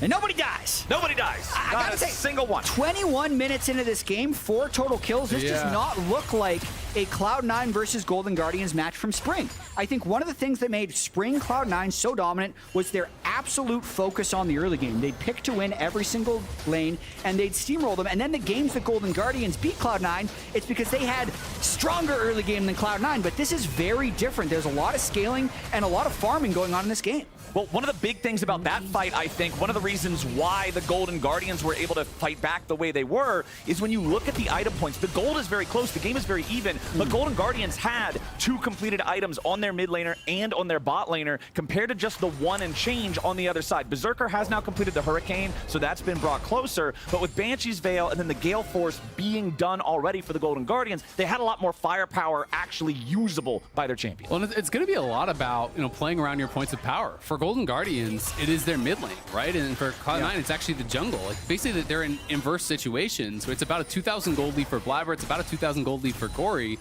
So these guys really are all the power. And Gory's been spending a lot of time inside lanes. He took the top tier 1. He just took the bot tier 1 as well. So if he's not with the team, Golden Guardians cannot fight. Blabber taking a little bit of damage there, but can still be healed up pretty effectively by Sven. Golden Guardians really trying to force down this tier 1 turret in mid lane. Getting rid of this is going to open up the enemy jungle a lot more for them. There's not a lot of health remaining, so they're just trying to force in that last little bit, but Cloud9 reinforces it with enough of their guys that it just can't be done. Top lane continues to just be a bottom lane split push, and that's what it's going to look like for a while. And this is one of these nice changes, actually, since midseason, is that you do get the double red buff later on in the game. You're playing double marksman here. Normally it would have to be just the Zeri getting it, but Kindred actually has the red buff and Zeri has the red buff with those changes. So that is going to be feeling really nice for a composition like this in particular. Azael, who do you think has stronger front to back? I think it's C9. I think for sure it's C9. I think even with the counter-strike from River and the fact that Licorice is... Yeah, because I think it's pretty difficult. Because Jax only has the 1 Q, unless you get a lot of CDR and you get high level, it's like you Q in, you're going to get Q'd back by Melio or CC'd by Cassante or Gragas. And double marksman, I think, is such high DPS. I think Cloud9 can kite back and kill frontline against Golden Guardians comp, personally. I think it's all about the engage from Golden Guardians. Blabber continuing to step forward here, slowed down, culling coming out. The Lamb's Respite is forced. They no longer have the get out of jail free card here for Cloud9. Losing that one with only 10 seconds till the Drake. Big team fight tool down, but it also cost Licorice's ulti. Golden Guardians grouping up. River's got to be careful. He doesn't want to enter in too quickly here. Already only at 2/3 HP. M&S has not been seen yet, but he will be spotted by the ward once he tries to come around. Golden Guardian's going to see that now. River leading the way in with a counter-strike. Stixay's going to back it up and try to find some damage onto the big man in the mid lane as Golden Guardians now get engaged on. Sven's taken low and Stixay's already killed him. Fudge tries to find his way into the back while River takes out M&S on the side. Licorice drops, and we got ourselves a 3v3. Berserker's going in, and that's what I was talking about. He always shows up. Berserker finds his moment, and he finds a triple kill. Blabber was seeing the future in that fight with his ability to dodge the charm over the wall. But really, this wasn't necessarily a front-to-back fight. It actually looked like Golden Guardians had pushed them off the zone. And when Sven gets blown up, you think it might actually turn in the favor of Golden Guardians. But here, Blabber Berserker gets so much damage off in the corner. And watch Blabber right now. Ducking back behind that charm. I believe Berserker had given him vision of Gory over the wall, so he was able to see the cast, but they're getting Baron off of this. I mean, that was really nicely done. And Sven kind of just laughing. He's like, support is useless, dude. I was dead. You win anyway. I mean, the reality is that the beginning of the fight did look pretty promising for Golden Guardians, but then you realize who are the targets that are threatened and who are the targets that are actually free firing. Yeah. Blabber and Berserker were never touched. And if the double marksman is free hitting, you are just not going to win the fights. And that is what Golden Guardians are really going to have to deal with. They have to have a really good engage, and it has to be pressuring Berserker and Blabber to really make something happen, because even with a free pick onto Sven, which did help them tremendously, it's just not really making a difference. And now they've got to deal with Cloud9 having this Baron buff for the next 2.5 minutes. Yes, Golden Guardians got themselves a Drake as a consolation prize, but that's not worth a whole lot. Blabber also on 5 stacks now with the Kindred. He's got that bonus range. He's right where he needs to be. Number 6, he improved it mid-sentence. The man is keeping the tempo up, and Cloud9 wants to grab as much gold as they can from this Baron. Licorice and River leading the way as they try to force C9 back. River with a counter-strike, but now he's got to be careful because Fudge has found the flank, and River's about to die. They gun him down, and M&S goes golden to prevent the same. Licorice tries to flash away. Fudge is in the middle of everybody. Licorice, they're all dead. Golden Guardians are gone. The game's done. Cloud9 just won it. Oh my God, Cloud9 gonna knock down Golden Guardians in the season over here. 2 fights back to back is all it took. It was actually not a slow game. Flowers, we said it was a slow game in 21 minutes. It was not a slow game. The last 5 minutes have been crazy. Cloud9 take him down. Turns out when you give the reigning MVP the best champion in the game and then let him free fire in the team fights, the Nexus falls fast. Cloud9 open up summer split with a dub. How quickly did that game end? Like 26-42. Thank you. It was 21 minutes in when it was 2 kills to 1. 3 kills to 1, something like that. Something like that. And then we see 8 kills, a Baron, an extra team fight, and a win for Cloud9. That's going to bring their average game time well below their spring split average. Yeah. So they waited for their power spikes, they got the fights when they needed, and they just ended the game. Yeah, I mean, it's just 2 back-to-back fights that they crushed through. That's really all it takes. 1 fight got from the Baron, and if you win a team fight near the enemy base with the Baron, that is it. That's lights out. Game over. Blabber got so far ahead. The double marksman comp with Melio, I think it's really nice tech. I thought that the Ardent sensor rush was really, really smart.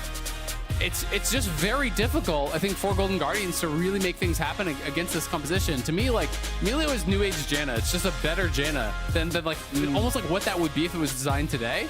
It's so difficult to hard engage. It's like, yes, I can kind of see the thought process of Counter-Strike making you really tanky against this double marksman, but in reality, what is the Jax actually going to get done in the fight? You jump in with Counter-Strike, they kite back, even if you have stun, there's AoE cleanse heal from Melio, you're going to get queued backwards, you're getting peeled by Gragas, peeled by Cassante, and we can see in this fight, it is just this engage from Fudge coming over the side, catching multiple members there.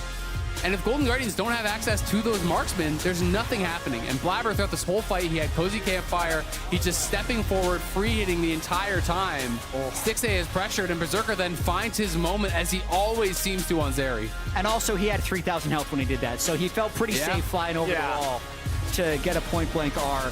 Really exquisite team fighting down the stretch by Cloud9. I think a pretty poor game overall from M&S. Pushed in the majority of the time. He actually missed his flash body slam in that exact clip. So when I think about this game, I'd say Golden Guardians needed to capitalize more early. When Gory was winning mid lane very substantially, they were pushing bottom lane in, taking plates up 20 CS, didn't get early Dragon stacking, didn't get early Rift Herald, could not accelerate the game, and then the team fighting of Cloud9 just turned on and gave them the win. Well, a reminder for our fans at home, the MasterCard exclusive pre-sale for the LCS Championship tickets went live earlier today and is already almost sold out. MasterCard card holders are currently able to purchase these tickets and priceless experience packages before the general public. The packages include behind-the-scenes tours, exclusive swag, premier seating, and more, and they are available on priceless.com. Now, with everything wrapped up here in game number 1, we're going to join Mark and Blabber on stage for the Verizon post-game interview. Thank you very much, Captain Flowers. I'm standing by with the victorious Blabber, picking up their first win of the season, picking up where they left off. How are you and the team feeling? Do you still feel like the best team in the LCS? Who do you think your biggest competition is going to be? We're feeling pretty good. I think that we were able to take a little bit of a break from MSI, but not too much of a break. And then we just kind of came back, got back into the swing of things, I guess, for LCS. And I'm feeling confident for the split. As for our biggest rival, I guess I would say it's FlyQuest. I think still FlyQuest. Yeah, I think they'll probably be our toughest opponents to split. So you spoke about getting back in the swing of things. There was a huge meta shift, kind of, with the big patch that came in, bigger than usual, at least for the midseason. You played Kindred with Triforce. Can you speak to me about some of the patch changes that you're feeling as a jungler? Well, for our team specifically, this is a great patch for us. Yumi, Melio, that's Spen's bread and butter. There you go. Yeah. This is a great patch for us. Freak doesn't like us, so he's nerfing us next one, but unlucky, unfortunately. But yeah, Kindred's a champ I've always really liked. I think Kindred is extremely strong right now, especially with Melio, and I was happy we were able to play today. Cool. You guys definitely look good. You spoke a little bit, this will be my last question, about the weird start to the season, obviously the extra 2-week break. Has that changed how you have approached the start to the season? Because often there's like this MSI hangover thing people talk about. Were you guys able to get more time to recover? Like, how has the start to the split been for you?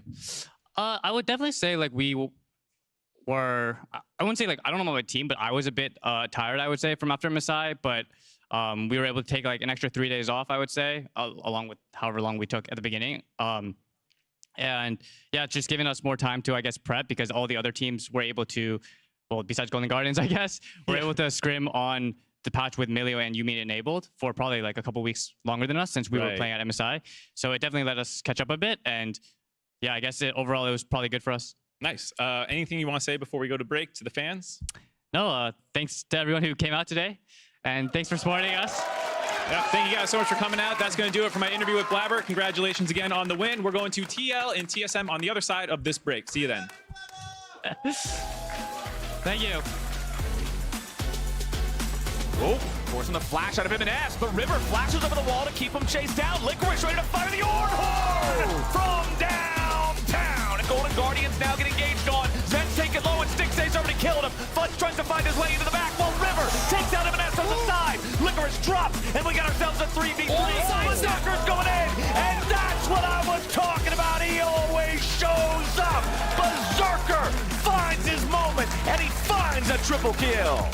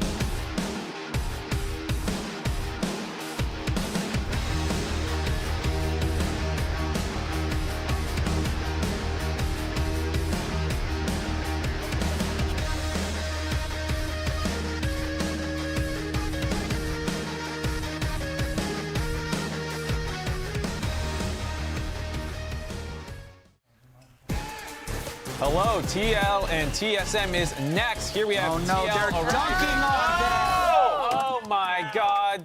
They're dunking in them. They have no hang time. No one's. Is it no one- TSM backboard? This is very. Oh, of course.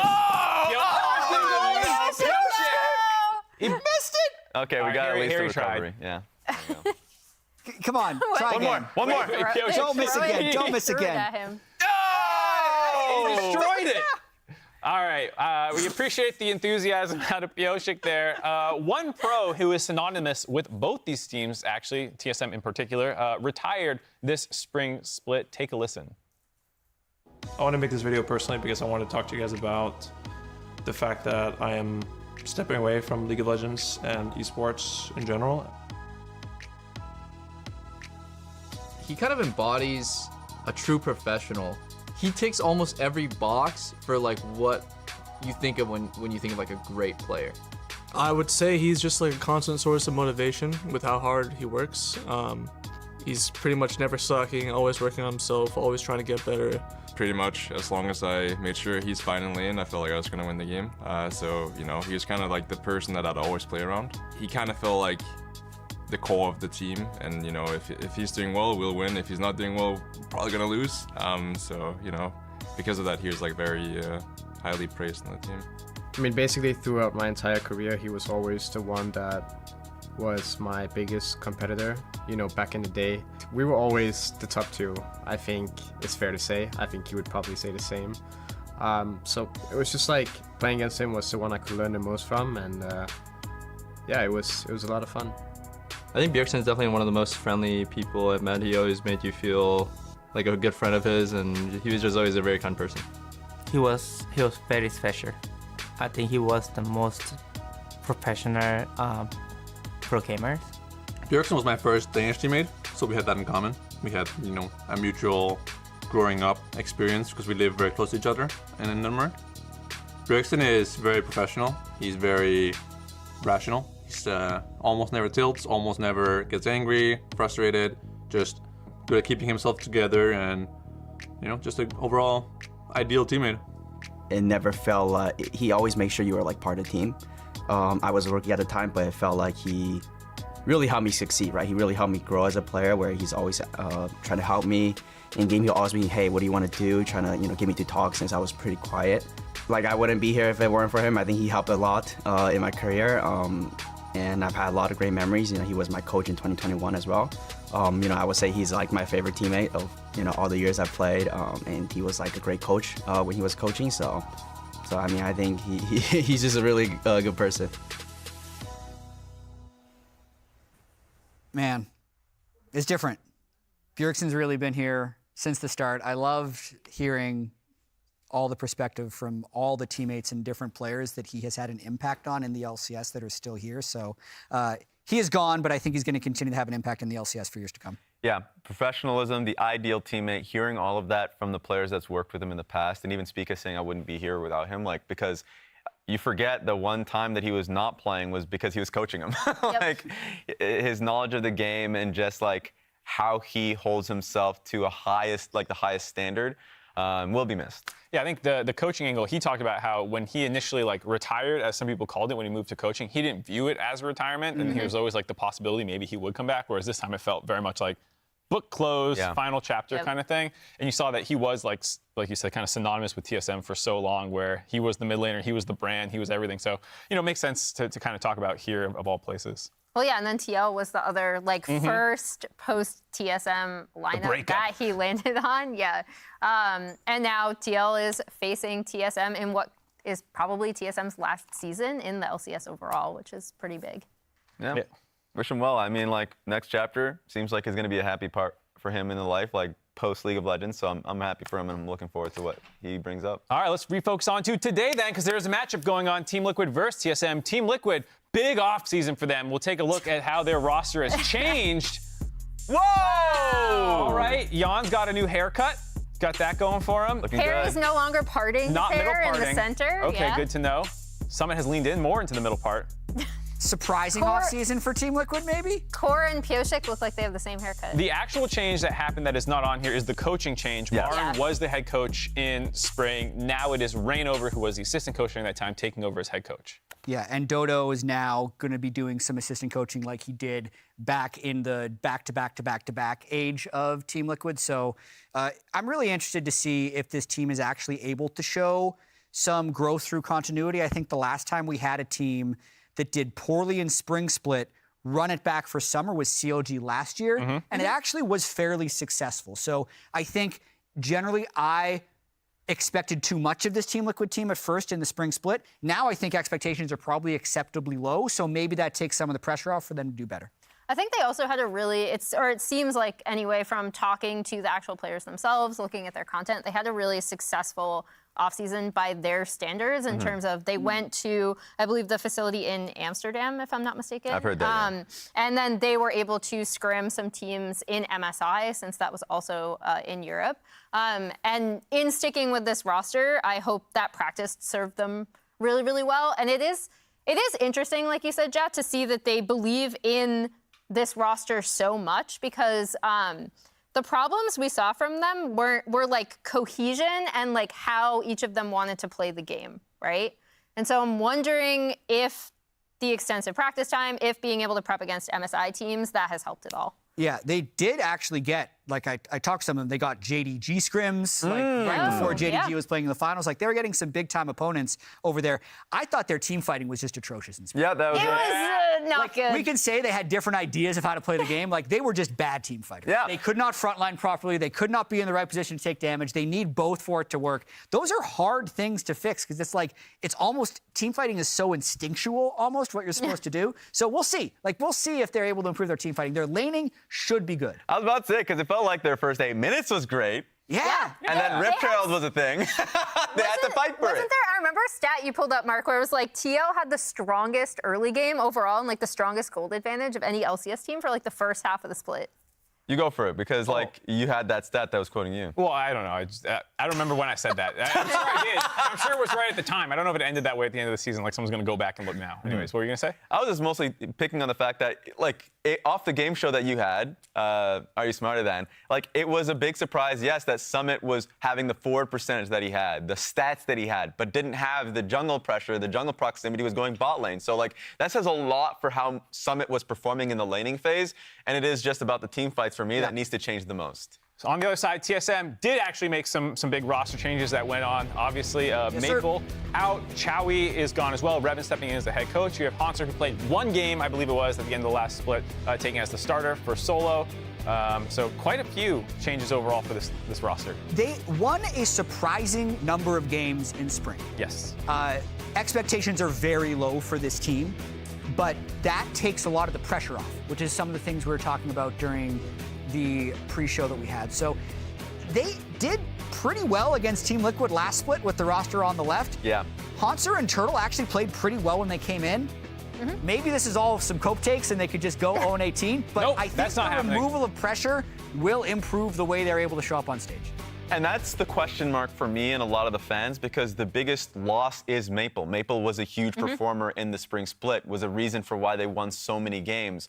But Boogie is still an active jungler that plays towards like Elise if he gets the hands on it, or Vi. Chime and Boogie have always kind of synced together really well in the regular season, so that could still be the idea. And with Hansu, who has the same kind of vibe as a strong, weak side top laner, but has the versatility to be able to play some of the carries, that's just now an opening of them being able to play different strategies. So I'm interested in that, and I'm also interested in Insanity coming into the lineup. Yeah, that's the thing I'm the most curious about, because for those that don't know, Ruby is actually supposedly there's designated starting mid, right? But he was not able to be here at the beginning of the split, so Insanity is coming in, and Insanity is a player that I've liked a lot of what I've seen from him, especially last split in the NACL. He's been one of their strongest mid laners overall, was on a very successful team. So I am actually really excited to see him on the LCS stage again, despite the fact that it is in this substitute position.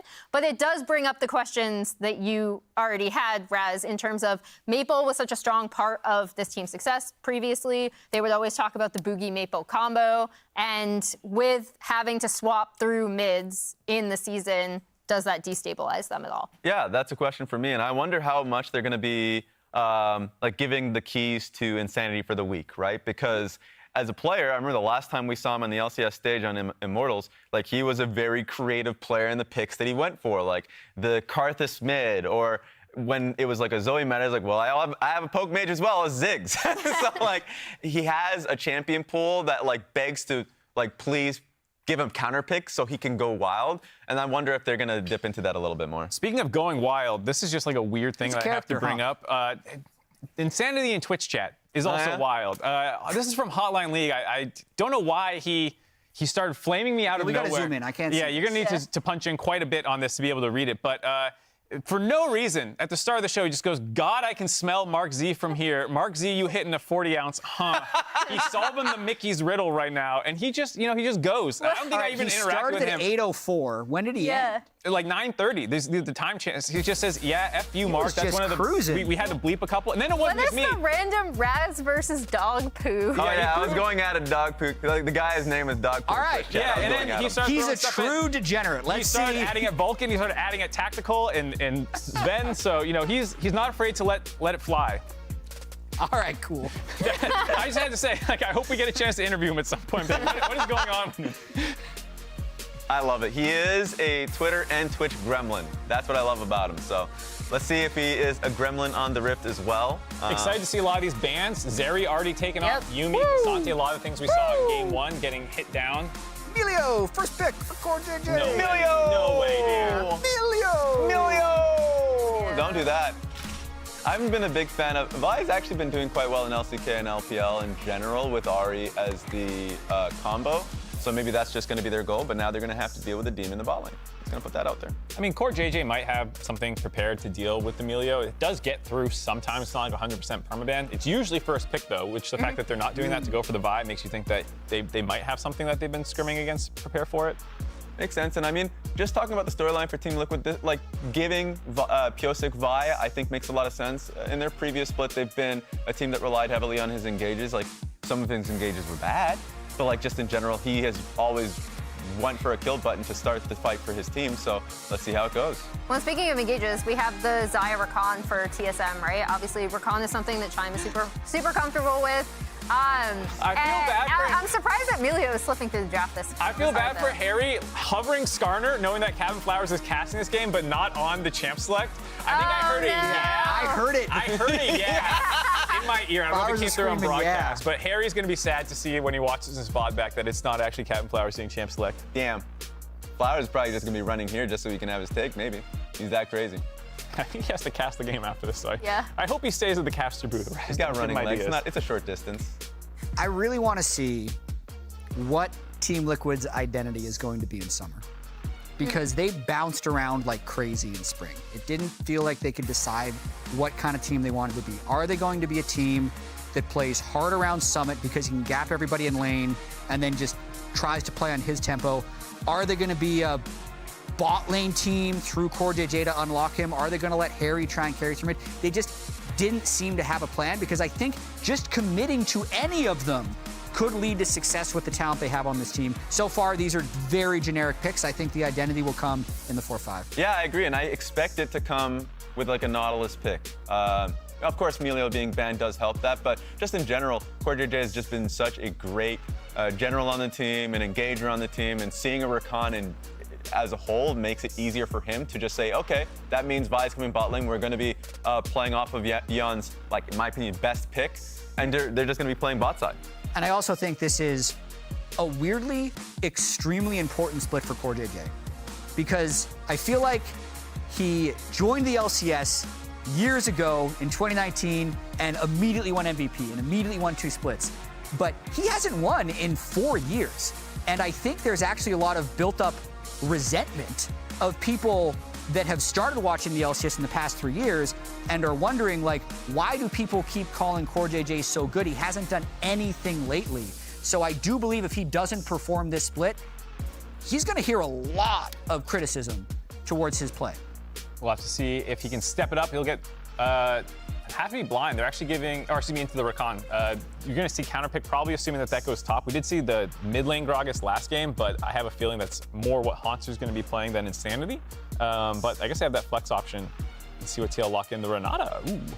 Well, I love the Renata pick. It just stymies a lot of what TSM wants to do in engaging with Wukong. So you have Wukong, sure, Rakan and Gragas are great disengages as well, which makes TSM's draft, as generic as it can be, really strong still. But I want to see what the response is with the mid lane pick for Insanity. That makes this a little easier. Maybe a little bit of poke. Have to think about that one. And McKinnon locked in for Summit, which it Should be really interesting. Actually, okay, I love the Malphite, and then Insanity presumably is going to take the Gragas mid. But the Kennen coming out for Summit also is kind of interesting when we think about what you were talking about, Jet, right? Let Summit cook. What is the identity of this team? Are we going to let Summit play, kind of some of these carries? And a lot of these team fights are going to depend on how he has entry into them. Yeah, although I feel like this team composition plays through mid doesn't make sense. Yep. I think they're trying to let everyone cook at once, and they only have like one walk to use. Meanwhile, I actually really like TSM's composition. It's really easy to execute, which I appreciate. And I also, again, I love the Malphite pickup. I think at least from a team fight perspective, it could be good from Team Liquid. Just like being counter-engaged and just marking the Kennen on flank should be TSM's goals. All right, we'll see if TSM can execute on that. Team Liquid versus TSM coming up next. Let's get back over to the casters and Captain Flowers to hear how he reacted to the Skarner hovers. The only thing I wish, Mark, is that it would have been locked in. Unfortunately, we live in reality, so that doesn't exactly happen these days. Hey, Triforce is good. Hey, Skarner rework win.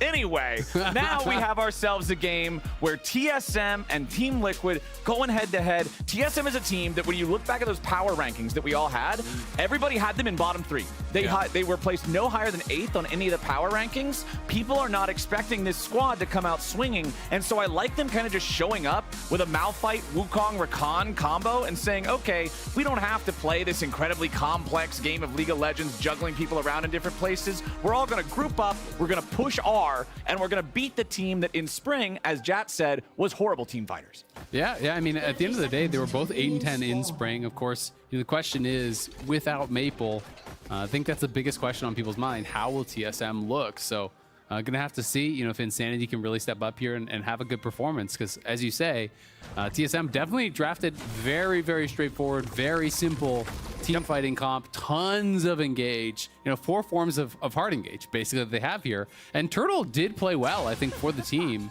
when he was in there. So if he can have a good performance, they may be able to make it work. But I do think it's really difficult to play really binary hard engage comps into Renata. It's so tough. Because if you're all running straight at this team and Renata ults you all, you are going to get shredded. Like, you are going to get crushed by the counter engage. All 4 members try to hard engage in onto Harry or Yawn, and all of a sudden you're in the middle of a Kennen ult, you're in the middle of a Renata ult. It is going to look bad for you. And just like the Lounge was talking about, the big thing I'm looking at here for TL is, okay, you had all of spring to get practice together, get used to playing together. We heard about their boot camp in Europe during MSI. I know they were playing against a lot of the teams there. Talked to Romain from G2. He said they were playing against them some as well. There's a lot of practice this team has been putting in. Yeah. So now, if they can fix those errors in the team fighting, if they can fix those just wacky moments where people are completely out of sync, then their early game and individual prowess, I think, can set them up to truly be a good team. Yeah, absolutely. I mean, this is the thing, is that, they were kind of known as this team that is working so hard. And that is going to pay dividends over time, right? So, now that we're in the second split, now they've had all this extra time together, been able to scrim teams internationally, during MSI. We want to see TL really having leveled up from last split. And I personally want to see more out of Pioshik, because Pioshik, coming straight off winning the World Championship, yes, he was not the most hyped player from that DRX roster, but you still were expecting good things from him. And I don't think he really lived up to those expectations, even though I was personally not expecting him to dominate the league or anything like that. He didn't really have many, if any, memorable games for TL. It didn't feel like he was ever having any of those big moments. And I want to see him really kind of just gelling better with the team, being able to be on that same page. And this game, he is on a champion that is the most please go in with the rest of your team champion, because once Vi's going in, there's no ticket out. You're either getting your mission accomplished or you're dead. So I need to see Pioshik in sync with the rest of the squad. Summit in particular, the story around this guy has always remained the same. It's laning prowess, it is absolutely unleashed aggro, and it's just this wanton disregard for what the enemy team might be doing. Yeah, absolutely. He's kind of had that same criticism falling for a long time now in his career, where no one doubts his laning prowess. He always has, it seems like, the biggest CSD out of any of the top laners. He's really good in the 1v1s. He really pushes the advantage, but he doesn't play with respect to the enemy junglers a lot of the time. He gets picked off in side lanes a lot of the time, and that has really kind of come to haunt him. And you can see Pyosik is just kind of bouncing between mid and top over and over. I think trying to cover Summit to allow him to play more aggressively. And when you have Ahri Var, you have to be focusing on mid lane as well. Boogie is around here. Both junglers are known. Pyosik is trying to actually just cross down towards bot, and he should be able to double scuttle because bot lane does have push for TL. Yeah. So this would be a really nice start here, but he's just going to go in. Not only does he have priority in both mid lane and bottom lane, he has level advantage over his opponent. And considering, you know, early game, nobody's got much purchase power in inventory. Junglers have nothing because of jungle items. Yep. Getting that extra 300, 400 gold's worth of stats from a level up just makes it much more difficult for Boogie to do anything about it. So Pyosik, with total control over the jungle here, walks up, sees that there's nothing to take. There's no Gromp or anything there. So he'll go ahead and use his own recall after doing that double scuttle. Yeah, and seeing that everything has been cleared out, he's going to have pretty much full info of the path that Boogie took. He's going to be knowing he's going to be back up towards top side. They do have a ward still over there on Raptor, so we'll see what Pyosik wants to get done now. Both top laners have based and TP'd back, so any sort of jungle interference now becomes that much more important up towards top side. If you can force an early base, even just get a chunk, it can become pretty difficult. And Hunter did not really get a great buy, right? He went back with, I don't know, it was like 14, 16 CS, something like that. Had been harassed very, very heavily. Of course, did get all the XP, but Pyosik was not spotted there. So he's actually completely stuck behind Haunter. That is so unlucky for TSM, because Boogie just walked through there. There's no way he expects the jungler to be here.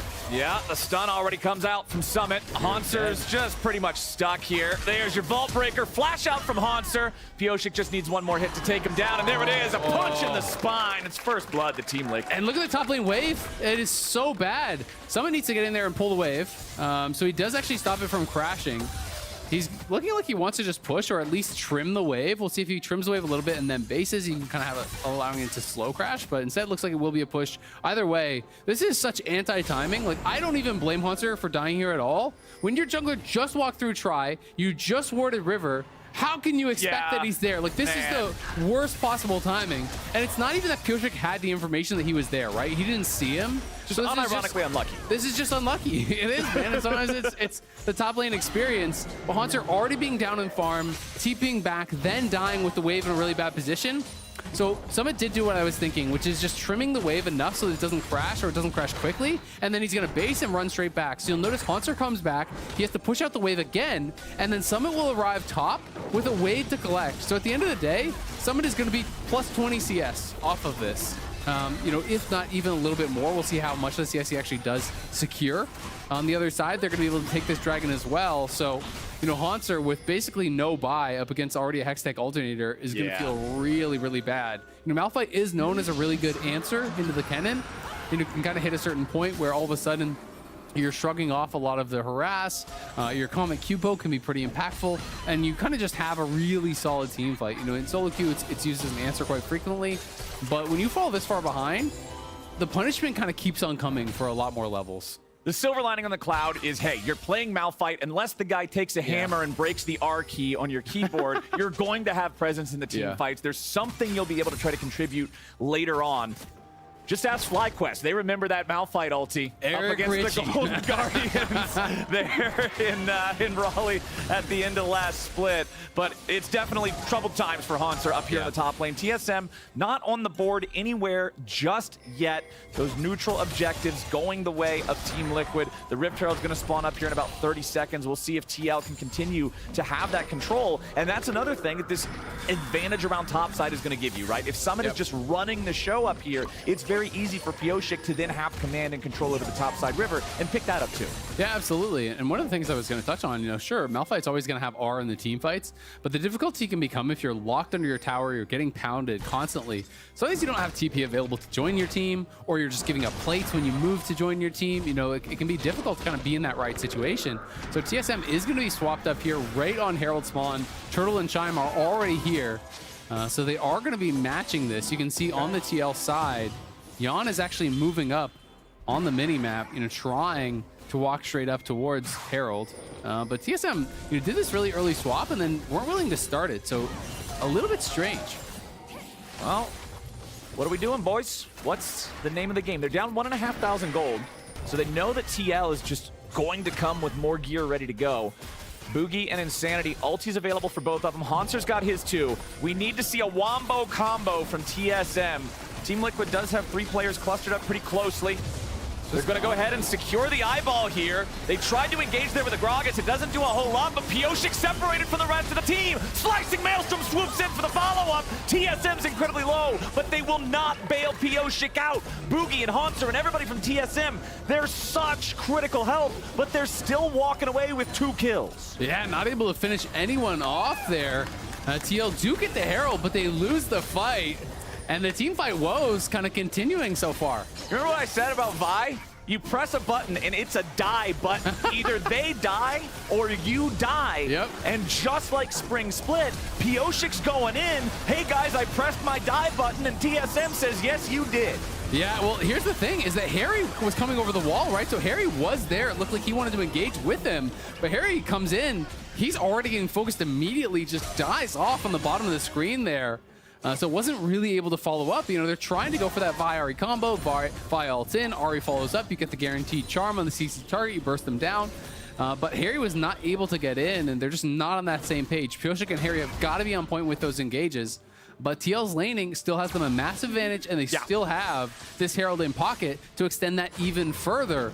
So they're not in trouble by any means just yet, but not the execution that you want from that first team fight. And it goes back to, I think Jat did a really good segment about this back in spring. Whenever your tanks are tanking, your cannons need to be firing. And Pioshik was soaking a lot of damage there with no cannons on the enemy team.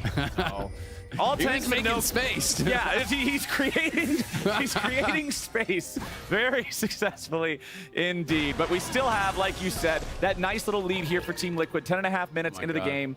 Insanity roaming around, seeing if he might be able to find anything. There are massive CS advantages everywhere except bottom lane for the side of TL. It's plus 35 in top, even plus 10 in the jungle, plus 23 in mid. So Team Liquid's laners just all around outdoing their TSM counterparts. And the Malphite build is just making me sad. He's got Merc Treads and a couple of rubies. And you don't even want to be building Merc Treads. No. You kind of have to in this game, but you want to be stacking armor as Malphite. So he's in a bit of a rough spot, but you know, as long as he can stabilize, as long as the CS lead is not building even further, we'll see if he can stabilize. He's 4 points Q.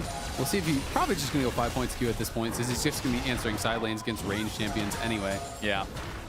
Well, he walks up, tries to smack Harry around a little bit, just wants to farm up this wave, continue picking up whatever resources he can. This is not a game of maximizing everything you can get for Haunter. It's maximizing whatever you can get. Yeah. Because when you're this far behind, you're not going to feel good in any of these matchups. It's just trying to pick up the pieces until they can get a chance to go in for one of those big team fights again. Black Cleaver completed for Pioshik's Vi, and Turtle picking up the Kraken Slayer first here on the Xayah. First 2 completed items this game. Remember, Kraken Slayer is different now. No longer a mythic, has that point where the effect ramps up if you keep dishing it out to the same guy over and over in team fights. So he's saying, hey, if Pioshik goes in like that and I can just auto attack him down, we're gonna get some nice burst out of it. Yeah, absolutely. And it did get buffed pretty significantly on 13-11. You know, the base damage for the proc was 20 on 13-10, and it was really doing terribly. And now it's 35, scaling all the way up to 85. So much, much larger there. Also has a higher AP coefficient, but Chime maybe going for an engage. Chime, he found 4, and nobody else is anywhere nearby. They're gonna get one on Yawn. He goes into the bailout, but I don't think he's gonna be bailed out of anything. Team Liquid now swooping in with a slicing Maelstrom. They'll kill 2, and Insanity's about to make it 3. Harry jumps forward with another Spirit Rush as Turtle tries to call the feathers, but it's not happening. Double kill back up at a summit, and Team Liquid wins the fight 4-2. Yeah, Chime found a dream engage there, but again, no one is in position to follow up. And when you go for that engage, it's not going to work out if you don't have that immediate follow-up. Imagine a world in which Haunter is there and the ulti comes in right over the top, and that follow-up is there from Insanity. You know, they could have got a quick 4 kills, but unfortunately, Chime just sees this opportunity, goes in very early. Haunter now trying to see what's going on here, not going to be able to do anything about it. But you know, with those kind of split up engages from TSM, TL went out in the end. As Summit arrives, he has a really good ult. Yawn on the other side got a lot of damage out and forced the ulti out of Turtle before he went down. So, you know, TL able to clean up. Massive early game lead for them here now. TL, all 4 members stacked, walking in, and you can see the engage. 4 members, all charmed, all knocked up, but there's no follow-up, right? Like, you have to look at the mini-map, see where the rest of your squad is. Malphite has just TP'd in. It's too early. Boogie's not there. He's charmed over the wall. Turtle's trying to get here. Haunter has to go for the ulti over onto this AD, but the bailout buys so much time, forces the ulti out of Turtle as well.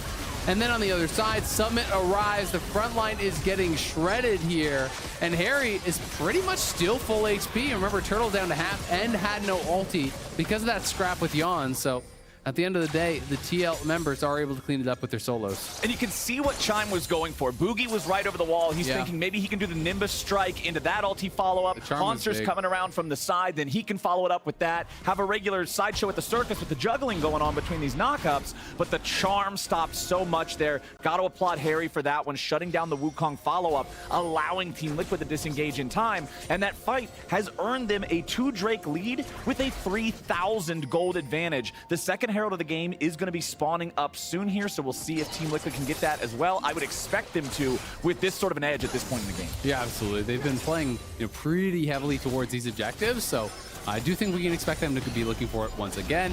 Boogie, Chime, Turtle all moving up towards this top side, though, trying to clear out visions. They're trying to keep their options open for a contest. Man, I gotta say, again, I don't like these Divine Sunderer picks. I feel like these are laziness picks because it was so much better for so long, but I don't think it's gonna matter what he has. Boogie trying to get away here. The damage keeps on flying out. He's down to 300. A little bit more follow-up from Harry, but he can't quite get enough. Now Chime's ready to counterattack, and Turtle got the kill on the enemy mid laner. Summit wants the slicing maelstrom, and Insanity's getting sliced and diced. He still walks out. TSM have low health bars, but everybody's still alive for now. Haunter in mid lane would be able to swoop in if TL wanted to follow up anymore, and it goes the way of Team Liquid. Boogie survives and baits him in for that kill. Yeah, going to be able to survive. They do get that kill. Stepping a little bit too far forward, got rooted up by the feathers from Turtle. But then, showing the power of the comp over on the other side as TL, Core JJ just lets the ulti rip, hits that charm onto Turtle, and no one can really kind of fight in that funnel. When that ulti comes out, it just covers the entire area of that map. And TL back to live, just starting up the Herald here. Going to be able to secure it looks like, before anyone can really get in range. Team Liquid picking up another neutral objective for themselves. Gold lead still about where it was before the last fight. They're waiting on Harry to come back. TSM tried to go in, but they take a ton of damage in retaliation. Haunter's already down, and Yon did the damage. Team Liquid is absolutely shredding them. A double kill for Yon Zephelio. Summit picks up the additional one. They're on to Boogie. 3 for nothing. Herald summoned up mid. First turret's gonna drop. Second turret's gonna drop. TSM are gonna pay dearly for that mistake. It is a stomp now for TL. 5K. Going to be able to get a charge here on that tier 2 tower as well. And you can see Harry even went towards bot. He wants to try to take that tier 1. They said Summit up towards top. So they're trying to just maximize their lead here. One more auto. That's going to go down as well. 6K now. Potentially going to lose the tier 1. And the tier 1 top is going to take damage here also. So TSM feeling almost out of this game immediately. TSM now almost 7K behind. Harry's Ahri. One of those pocket picks, one of the things this guy's always been known for, as strong as it is in the meta. He's always happy to play it whenever he can, but you can see Chime and Haunter, they were thinking about looking for something, but Core JJ flashes out, instant denies on both. Yeah, it's a good flash there from Core, but you have to kind of wonder, even if they hit that and kill Core, does it really change the fight? He didn't really do anything in this fight besides actually drop the bailout for some move speed. So I still think you lose that fight very, very heavily. You've got to be careful about who you're engaging onto. I don't think you can really let the Malphite ulti rip unless it is on a premium target at this point, because they're so far behind. You're just looking at items across the board, and it is starting to look really, really rough. Pioshik now has an entire item above his opponent. The second item is going to be in here for Summit, maybe before the first is actually even done for Haunter. So things are tough. Oh, Pioshik just jumping over the wall with a Vault Breaker, completely unafraid, even though there's no vision in the brush. He finds Boogie waiting, but neither one really engages too heavily onto the other, knowing everyone else is nearby on both teams. Dragon spawning here in 5 seconds. Remember, the first 2 have gone the way of TL, and it is an Infernal Soul this time around. Much deadlier than the Chem Soul that we saw in the previous game. So I would expect Team Liquid, with this lead in this game, to not let TSM try to take this. Unless they just want to trade for a tower top, right? Summit is actually up there. He does have TP to answer. So we'll see if they are going to come down, because I do think it would be an easy team fight win. Yeah. But now comes the TP, and he is going to be TPing into bot lane, so they're going to look for the deep flank. The Dragon's already really low. Pioshik's in the pit. Way too early from Pioshik, and now he'll try to stand and fight, but he's about to drop. Gets over the wall to safety for now. Slicing Maelstrom onto Turtle and Insanity. The carries are locked down. The carries are lit up. TSM's low. Pioshik goes back over the wall. He is dead. Summit dies too. Team Liquid with a 6,000 gold lead. Lose the fight and lose the Drake. Yeah, that was completely botched by TL. Pioshik went in so early. Did he have no vision? Yeah, they don't even have a ward. Why is no one warding over here? Core needs to drop a pick in the pit or something. I guess he got just brief amount of vision and then completely kind of underestimated how long it would take them to actually finish off that dragon. Goes in, has to smite early. It does not actually secure it. Then it's smited away. The bailout's used on him.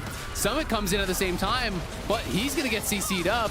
Turtle avoids a lot of the damage here with his own ulti, then lands that Blake Oil, lands that pull through onto Summit, able to survive. Pioshik cannot finish him off. It's 2 kills and the dragon bounty there. TL still way ahead, but that should have been an easy fight with the item advantages that they had. Man, I am so sad to be seeing this state of team fighting from Team Liquid. It's so reminiscent from Spring. You can see the skill. Oh, no.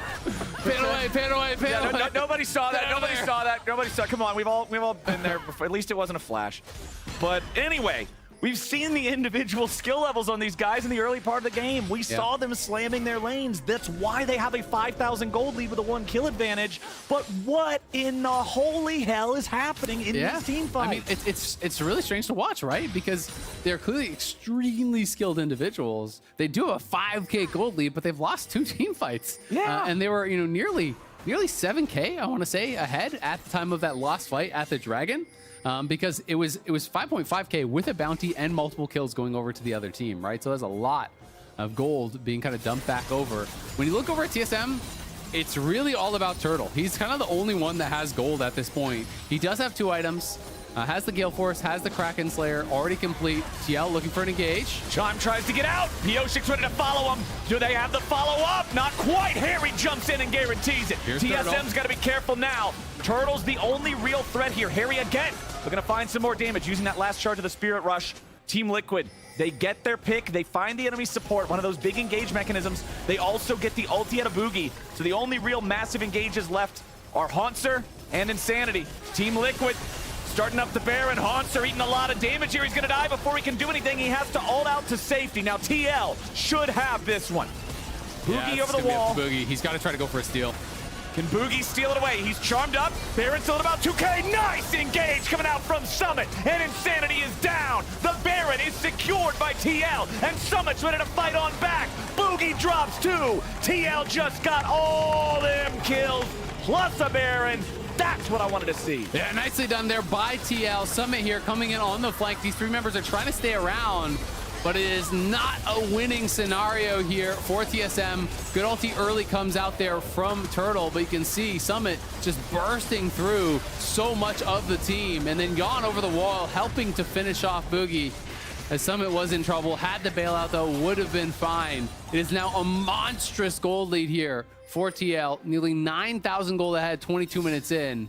And they have the Baron, so surely they're going to get a lot done with this. Look to clean up a lot of the outers. You can see that Summit's pushing up through bot. Pioshik is trailing him, so they look to want to try to get this tier 2 bot and then potentially play through 2 lanes. They could look to play through mid and bot and try to really threaten these inhibitor towers. All right, Team Liquid, the Baron for another 2 minutes is so much opportunity to get this game to a point where there's just no way for TSM to survive here in these team fights. So we'll see if they can clear out some of the waves. Team Liquid does have the 4-man play down here, but a teleport from Haunter looking to come up behind Team Liquid and find the pincer attack. Summit and the rest of TL retreating. Haunter's coming. They need to find this. There it is. Flash engage finds 2.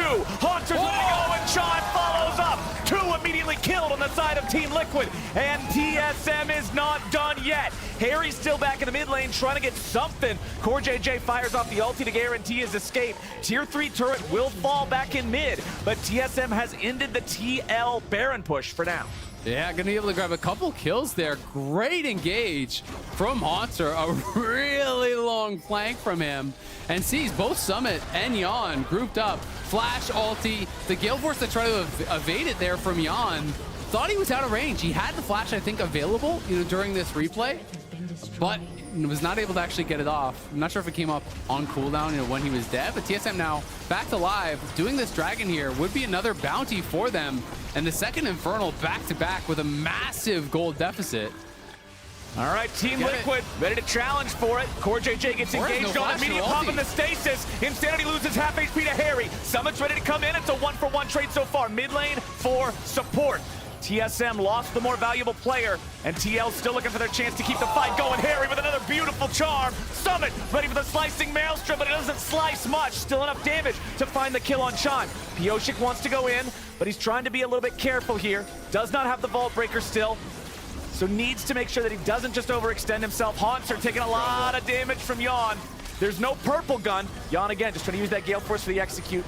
Not quite enough. Haunter can still walk all the way back to the fountain, get those heals, but the mid lane inhibitor dies. Summit stays top, knowing that nobody from TSM can defend right now. They all have to go heal up and regroup, so that means he can guarantee the tier 2 turret being taken as well, and TL can back away. Yeah, the sizing shards coming out from Haunter were actually pretty big. The slowdown on Summit when he popped his ult, so he couldn't close the gap and really get in on anyone, was big. And then again, gets him out there from Yawn. At the end of the day, TL do get that mid inhibitor, but again, it's just back-to-back dragons, back-to-back bounties being given over to TSM in just these kind of bizarre situations where you would think TL have everything they need to really cleanly close this one out. They're establishing themselves these massive leads. They need to be clean with them. That's really what we want to see to take this team to the next level that we know they can get to. And on TSM's side, it's just going to be continually looking for these picks. Yep. And trying to find these great engages. And if you can wipe someone off the map right at the beginning of the fight, then you can look to kind of go forward from there. Because Turtle, he's just about on pace with Yawn still. So, if you can get one kill at the beginning of the fight, there is a chance for TSM. But it is a slim one with the lead that TL have. It's tough, man. They're going to need not only their own engages to be synced up perfectly, but they're going to need more of that desync from Team Liquid. They're going to need Team Liquid to misfire this lead because 8K is just so much. It is nice, at least for TSM, that they've been able to get those last couple of Drakes, the extra damage adding some of what's missing from the firepower difference between these two teams and the gold advantage. But we've got under 3 minutes until the next Drake. We've got under 1.5 minutes until the Baron. So the buff's not going to be completely synced up. And the problem for that is for TSM, if they are synced up, you can at least say, well, if TL goes Baron and we know we can't stop it, we can Constellation Prize the Dragon, get Soul Point, and maybe there's a Hail Mary 5 minutes from now if we live. Yeah, I mean, I don't think anyone would have really expected that they even get these back-to-back Dragons. Pioshik looking for the ult, does force it out. Yep. Ult for ult there. Pioshik's happy to have that because now Summit and Harry and CoreJJ, honestly, can lock down that Xayah. As Harry gets caught, though, Everfrost's going to lock him up here. This is a big problem. Insanity gets the kill. Harry getting picked off there, 1v4. Hansa, though, in trouble now. So he's really far out on the other side. Is going to be able to stay alive, but it means he has no ultimate available. So he's pretty useless for this team fight. What? I thought he was just going to run straight up back towards the base, but he runs down. Now they don't really have anything to do on the other side of the map. Answer, bro, you're on the red team. Gotta go back to the red base. Run! Run! He ain't running. Okay. All right. Well, unfortunate. Oh, mid lane. Oh, back in mid. Yawn down to 200 HP. TSM. Perhaps it was all just a facade. He was simply creating space. He did create space, yeah. So another bounty is claimed.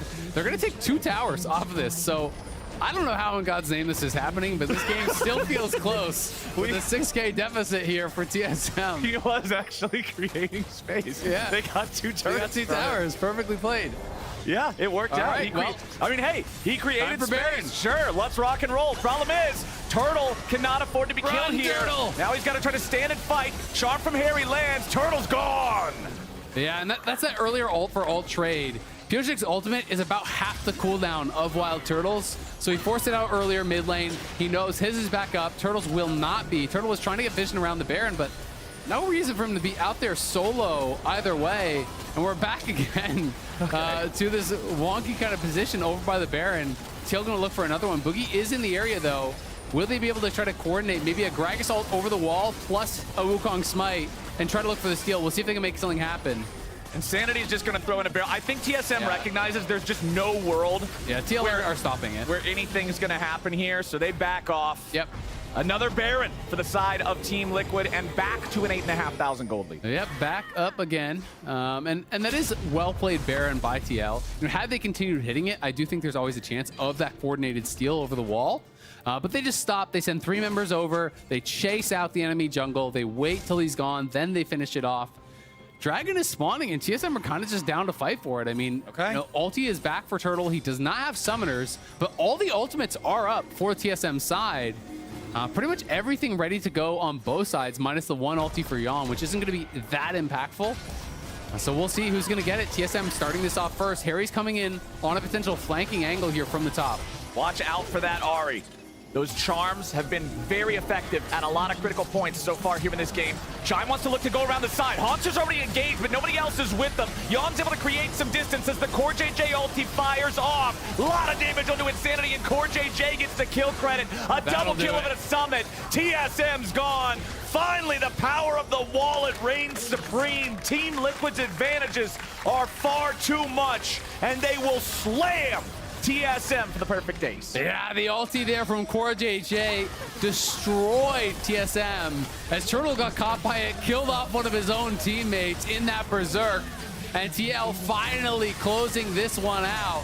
Was dominant in the lanes. Team fights a little bit messy at times, but TL get it done and in under 30 minutes. Team Liquid secure their win. They will start off Summer Split with a dub. They're trying to pad the stats a little bit more, but they won't get the kill.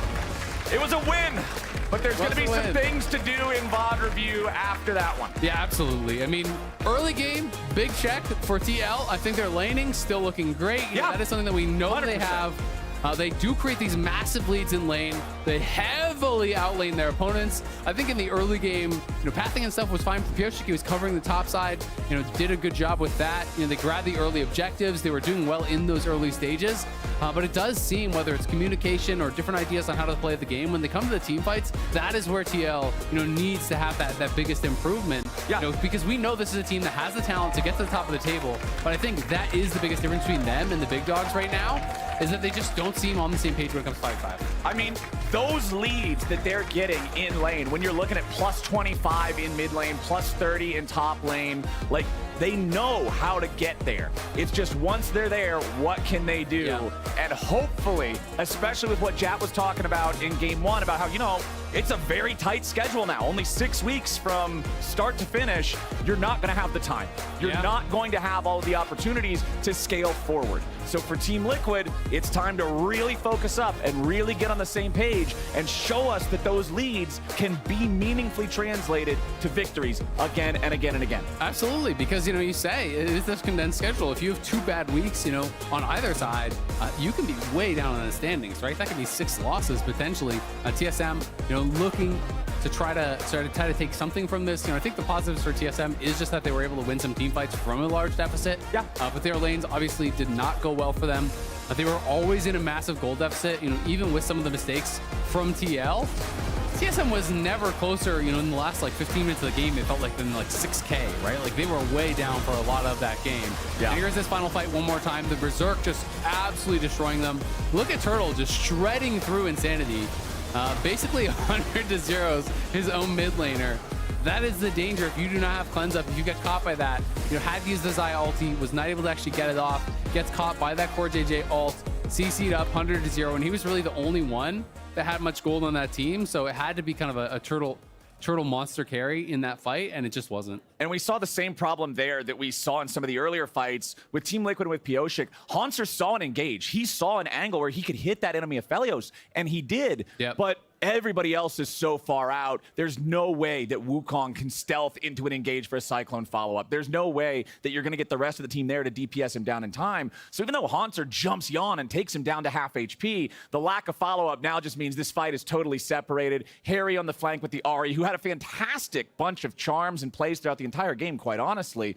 It was just too much when you're already 10,000 gold down. Yeah, we definitely had some fun with that one. Reminder to everybody out there, from now until June 23rd, use your MasterCard to make a purchase from the in-client store and save your card on file to be entered for a chance to win a trip to LOL Worlds 2023 or a set of 8 Player of the Week statues and a MasterCard prepaid card. The choice is yours. But now we're joining Raz with Harry and Summit on stage for the Verizon post-game interview. guys can do the honors. That's fine. All right, basketball done. Good stuff. Good stuff. First of all, congratulations on your first guys' wins of this split.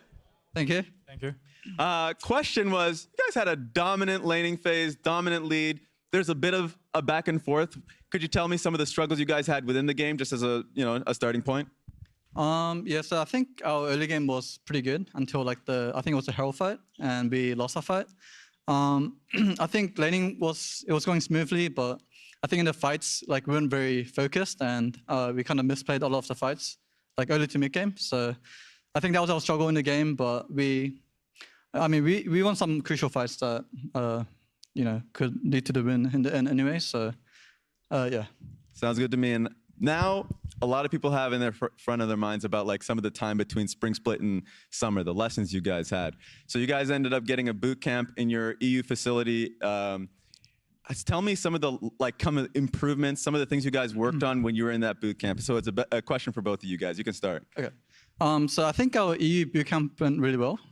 We scrimmed versus the MSI teams, and we actually did pretty good versus the stronger teams. And I feel like we learned a lot from the teams, and we kind of we were struggling at first, but we kind of managed to keep up the pace and play our game. I feel like our team fights got a lot better because the Eastern teams are very good at team fighting, and I feel like we fixed a lot of our problems we had in spring, and cleaning up the games mid to late game. That was a big problem for us, and I feel like we just improved a lot. Yeah. And to Summit, same question about the boot camp, but more so what did you feel like you were able to improve on personally with the team? Overall was good in EU boot camp. Teammate mechanic and team fight improve. Good. Thank you. There we go. That's what I love to hear. And I guess my next question, just to you guys. You guys had a little bit of time with your coach, Rainover. He had some time in Europe. I think he was working with Mad Lions, but now he's working with you guys. What was some of the impact you guys felt with just working with him as a coach in the small time that you guys had? Yeah, so when Myron was the head coach, he was an assistant coach, so he didn't really have that much input, and he was more just kind of there. But I feel like he transitioned really well into the head coach position. He's very smart about the game, and he's very nice and very kind. So I feel like our team environment is always good, and yeah, I think I'm learning a lot from him being the head coach because he's just super smart about the game. Sounds good. And Summit, question for you. Same, anything about the experience working with Rainover? And the last thing for you is just a message to the Team Liquid fans out there. Rainover, too kind, friendly. I like him. Thanks for the cheering to team. Thank you. Thank you guys. Thank you guys. Thank you guys out there. We're going to be going to a break, but when we come back, I'm pretty sure it's going to be Dig versus Immortals. All right. Thanks a lot. Thank you. Good shit. Boogie, say, I want to go AD. I want to go AD. I want to go AD. Okay, good. Where's the enthusiasm? Team Liquid now moving in with a slicing maelstrom. They'll kill 2, and Insanity's about to make it 3.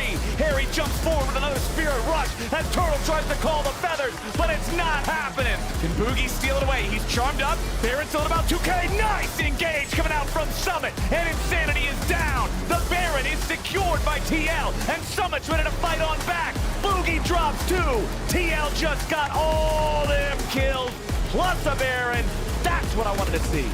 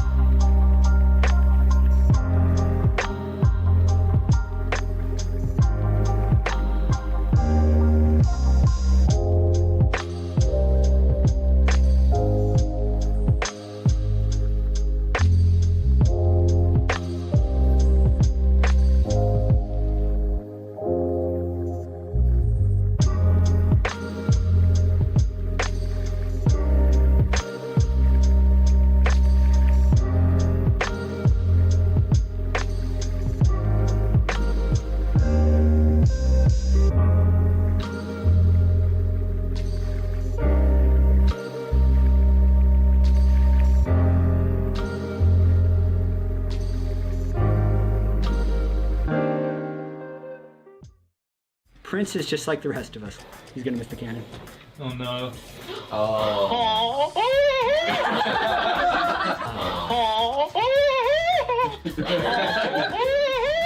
It's the mentality of a winner right there. A lot happened at MSI. The most talked about thing on Twitter was this. It says the mentality of a winner versus the mentality of a loser. This gave me an idea on how I can do power rankings for Summer Split. These two. They're not smiling that much. This guy. But he didn't lose. But what's his mentality? You know, honestly, Tactical brought his computer to the beach. That's a bad look. Yeah. Okay, this kind of looks fake. He needs to be sadder. Got a lot to analyze. Straight to the top. All right, Team Liquid goes mid. I think I've seen enough. Close enough. Okay, did LCS Week 1 already happen? Oh, these. There was a series of tweets. Your Penta was really awesome in LCS today from Prince. Happy that we went 2-0 in our first week of LCS. June 2nd. Can't wait to play against 100 Thieves Esports. Tomorrow, May 31st. Okay, so here was first. 90% intentional. I would love it if one of these was a scheduled tweet that they just forgot to stop. Faves and blocks. All right, let's see if we fave it or we block it. Call up an old friend. Oh, this video. Look at us. Who is us? Not me. Okay, did anyone know what that referenced? Yeah. Okay, you're all old. The media's one, Yeah, right? yeah, that's the one. So this is nice and quick. Would have thought. Not me. I'm actually gonna block this one for 100 Thieves because I don't think they have the slurp. Who is us? Not me. See? Yeah. No, it doesn't work. Prince and Azael fighting. I think the important thing here is the power rankings themselves. Power rankings. We'll have a cool graphic. It'll be right here. Yeah. Prince says FlyQuest power ranking second, have to go hospital. So does Ilset, actually. Are you getting third again instead? And then he's already been taken for delusional disorder. I do like the FlyQuest roster, but I would also not put them first. Delta Fox versus Disguised Toast ending. Oh, boy, keeping in. Oh, he's trying to go for the steal. They got Baron. Oh, Torque. TP, yes, TP. Oh my God!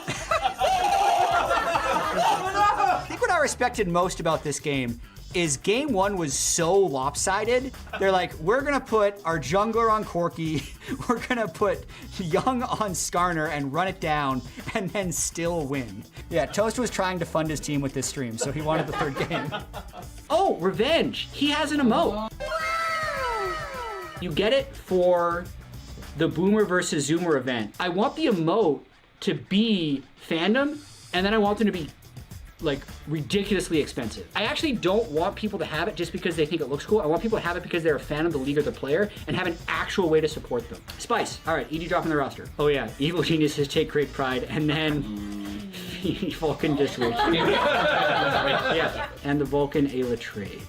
That's it. We're done. Let's go. That's everything we got.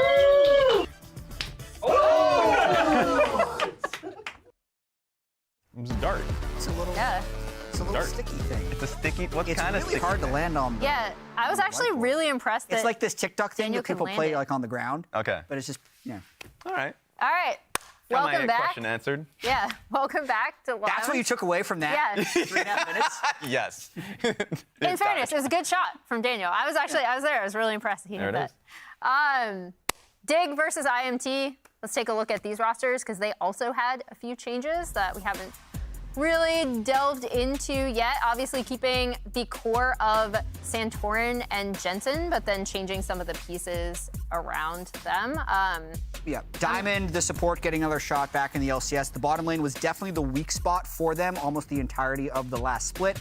They did get a few games with Tomo towards the end, but they're deciding to run him back for the next split. And Rich comes over to replace Armut in top lane. Yeah, and there's just a lot of changes of a character. Because even in that graphic, it shows Biofrost, but of course, like it ended up being Ignar that they were waiting for in the Visa. Right. So a lot of turbulence down bot lane. So they're expecting their NACL bot lane that they had in Spring Split and Diamond and Tomo to be performing at least much better comparably to their last split. So that's going to be an exciting thing to see.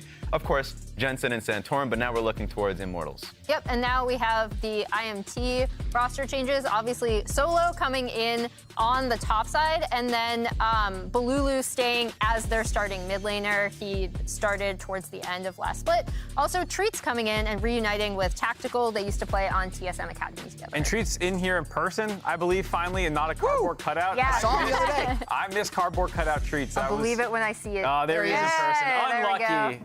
Live and All in right. the flesh. Good to see him playing again, though, like you said, with Tactical. Yeah, we nabbed them from the SAC stream, so like, bless them for this import.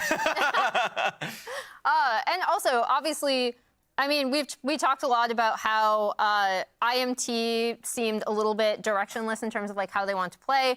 Balulu starting will help with that. Also, Solo in the top lane plays weak side. He is also, as we learned, the first 30-year-old in the LCS to start a game. That is an accomplishment. Couple close ones here. Afromu would have been 30 if he would have made playoffs in his last split. And then if he would have found a team, if he would have found a team in spring, and Double to be 30 soon. He's getting there. Currently, Solo running it back here with his next LCS team. Consistently performs on the LCS stage, especially when he's new to a team. So I think Immortals has got a good chance here. It's good that he goes to the gym because at that age, you got to watch out for your back. I know it. It's coming. So prepare yourself. On that note, let's go to casters.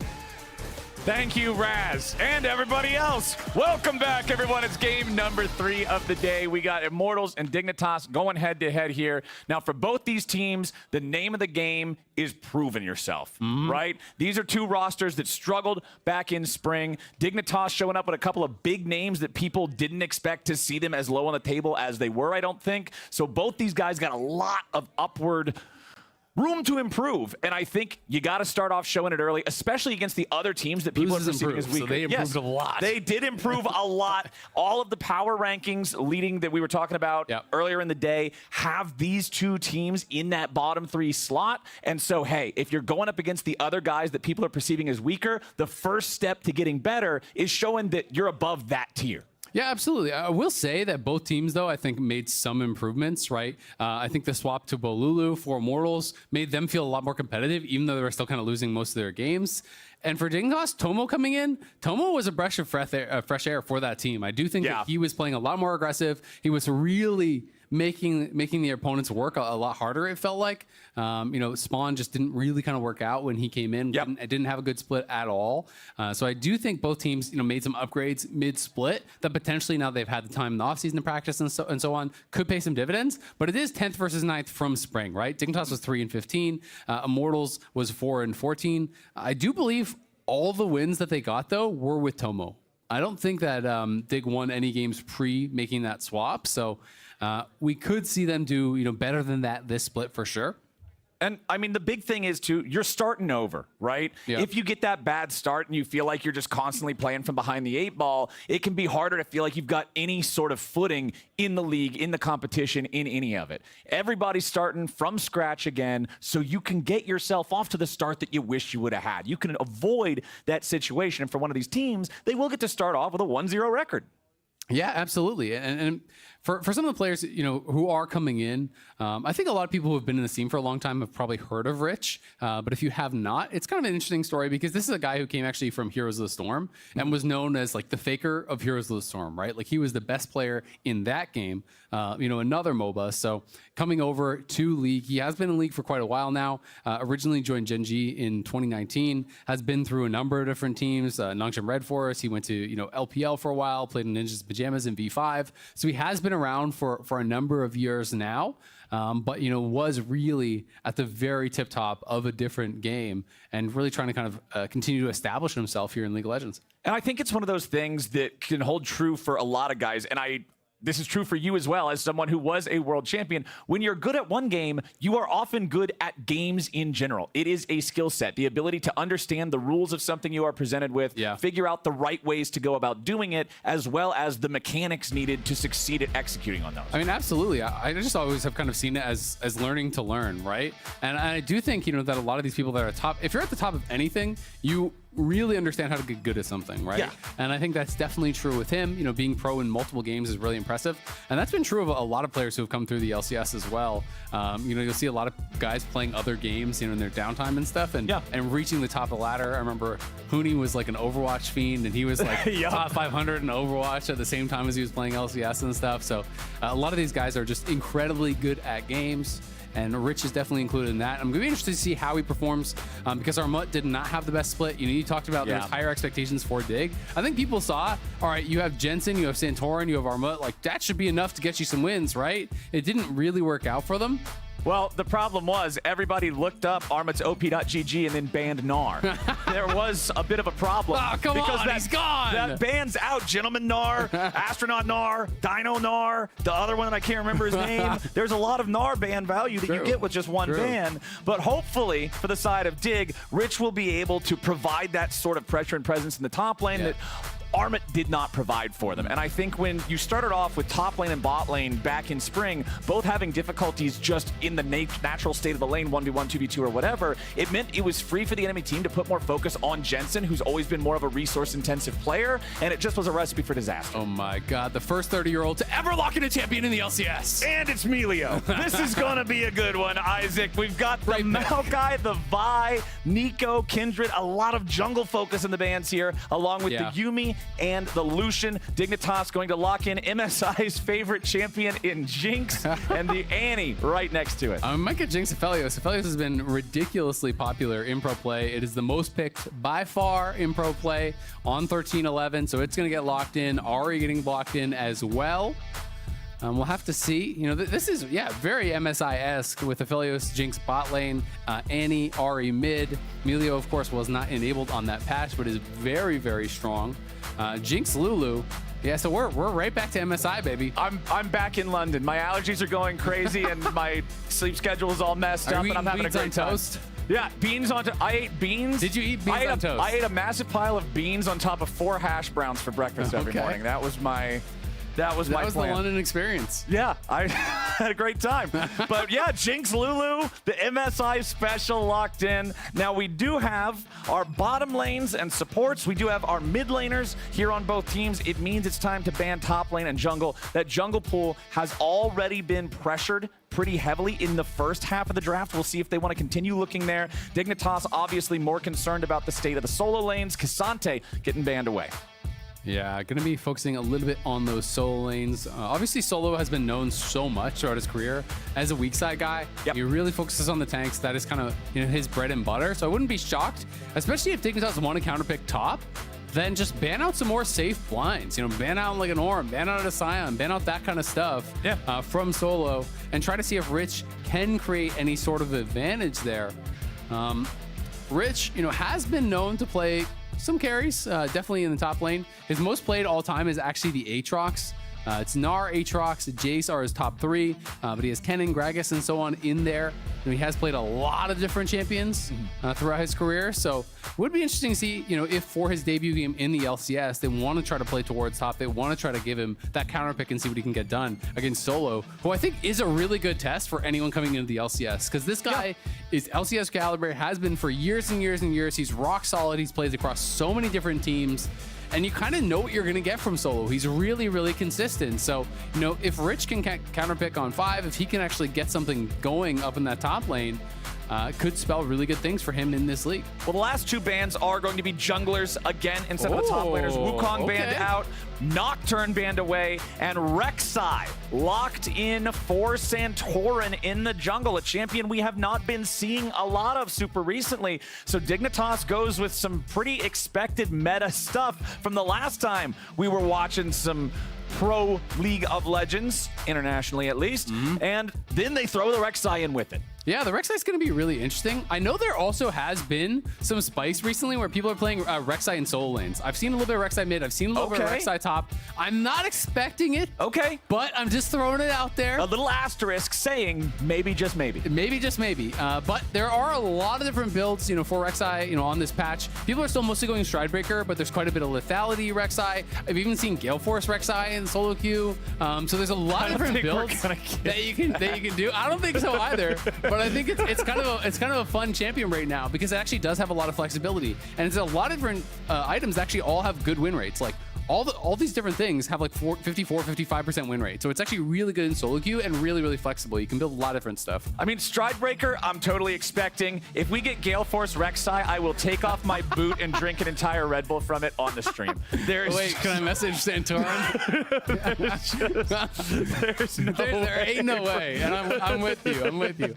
But I do think Stridebreaker is definitely, that's the most likely. But I wouldn't be shocked to see lethality because there actually is a lot of lethality builds for it in solo queue as well. And a lot of people who are really trying to like super index in towards early game dominance do like going for those lethality builds because you can, if you get ahead of the pace of the game, you can solo out some of these carries, right? You can have that potential to actually, just dive in, 100-0 a carry, or at least push them completely out of the fight and create space for your team. So I do think it's a viable way to play.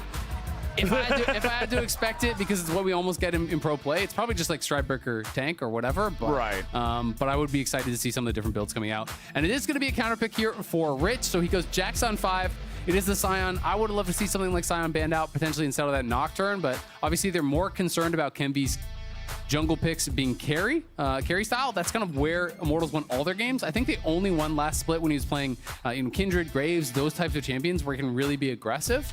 So that's really his bread and butter. And I know talking to, Rafa and Cubby and a lot of the guys who casted the tier 2 leagues when Kenvi was playing in those, that's what he excels on. That is who he is as a player. The problem is those sort of aggressive picks aren't often in the meta in the top level the same way you can kind of just play it if you're exceptionally good at it in tier 2. Yeah. So for Kenvi, having him on something like the Sejuani, not to say that he's bad at it, but it's certainly far from his specialty. And for Immortals, they're going to need to play around these two big front lines here, being that wall for Aphelios to safely gun from behind. Tactical's got some pressure on him. He's the main threat in this composition. It's the 80 carries dream. Two big dudes to protect you, one little dude to give you some buffs. You're doing great. Yep, absolutely.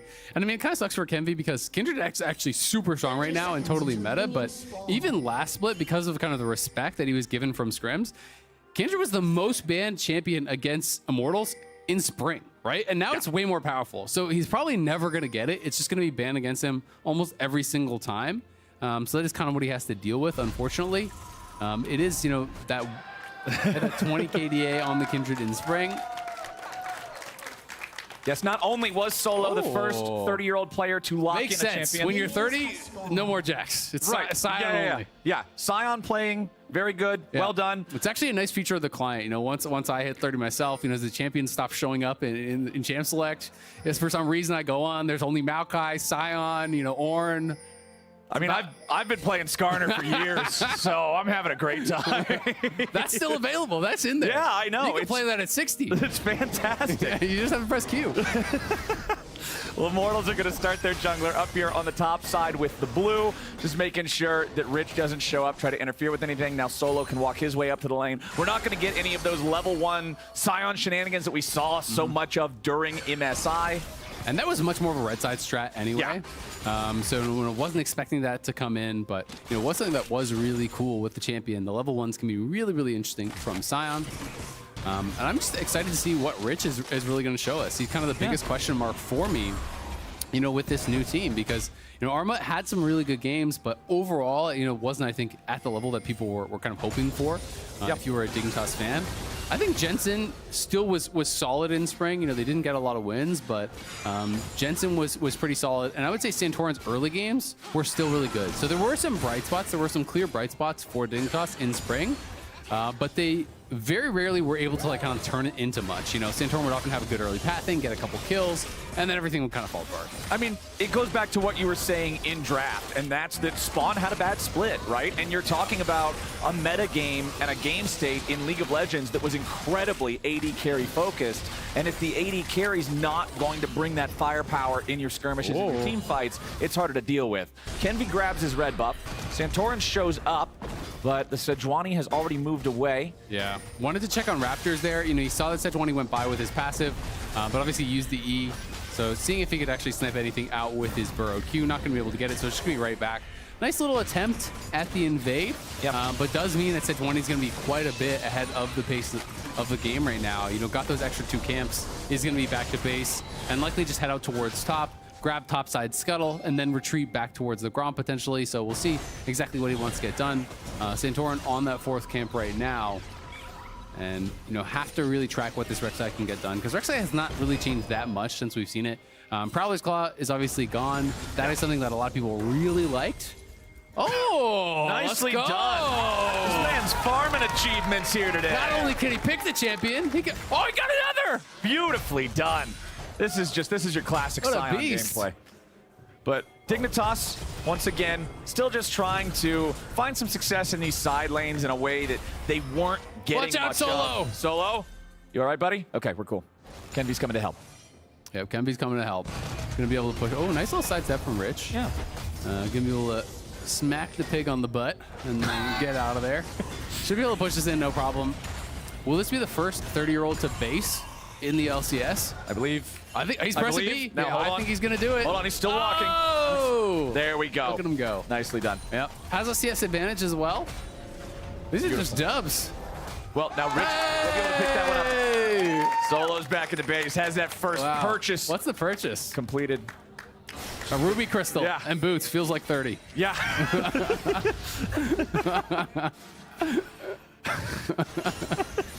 I understand.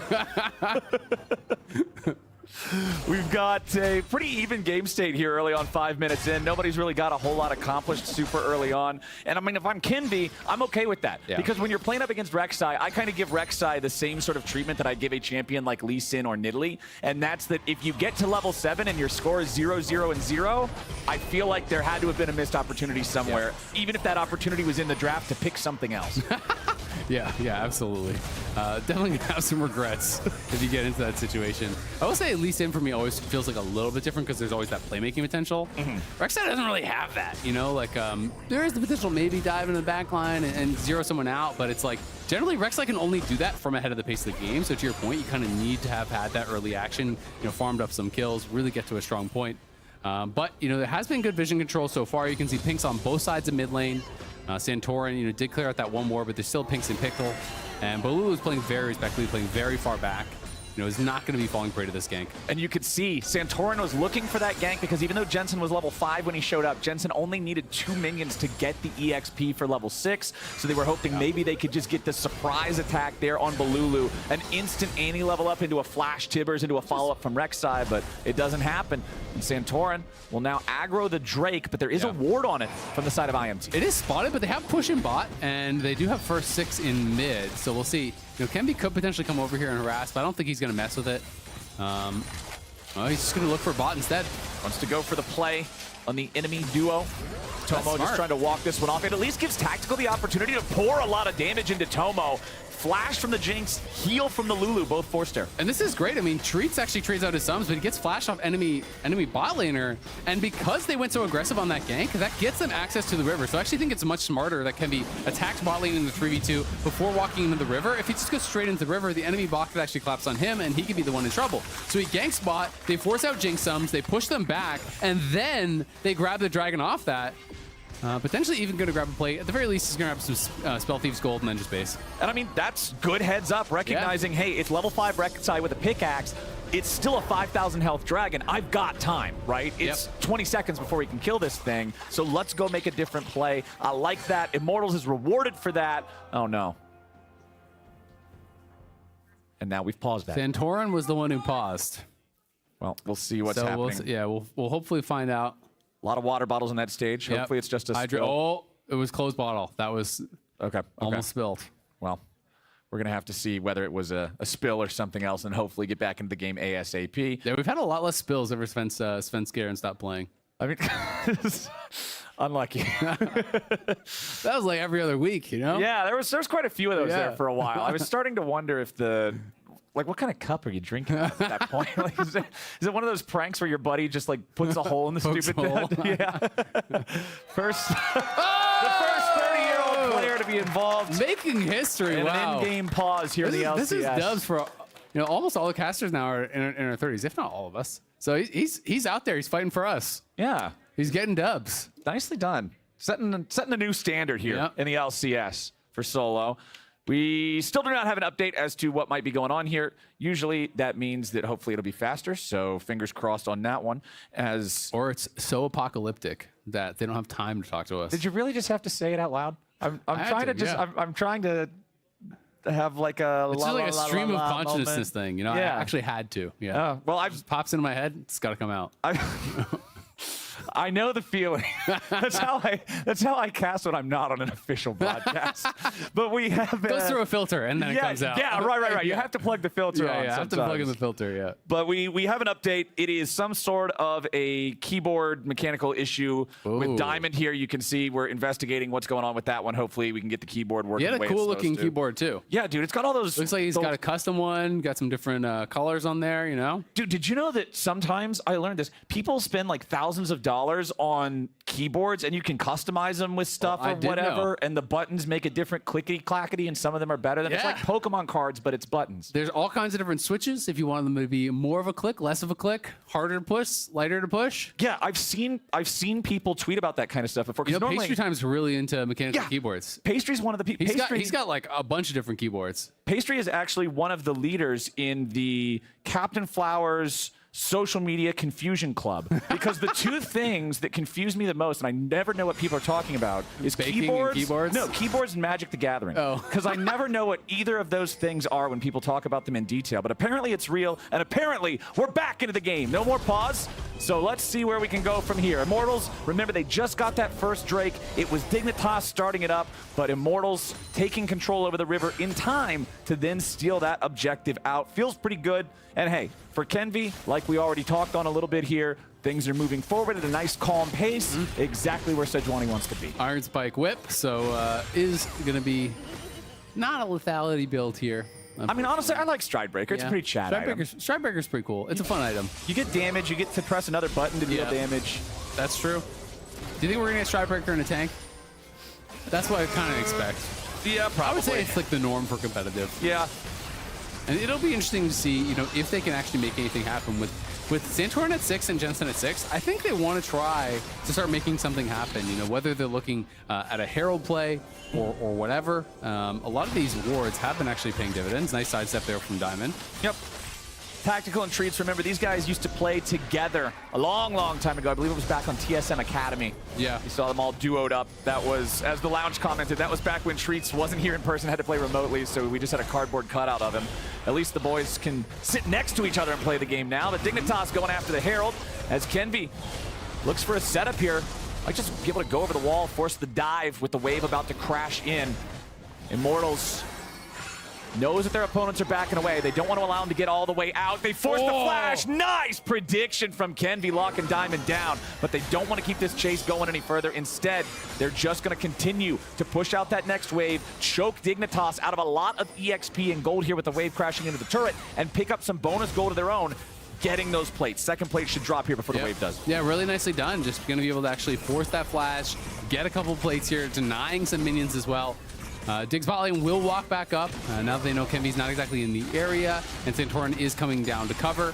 But it's a great play from Kenvi. He only expends the ultimate, gets a flash out of there, and now he's going to be heading over towards mid as in comes Solo. Jensen already flashed away, and it's an Immortals party here in mid lane. They even get the money on Balulu. It's first blood to Immortals, and Solo is the first 30-year-old player with an assist in the LCS. Players over 30 in the LCS, 100% success rate on roams. You love to see it. You love to hear it.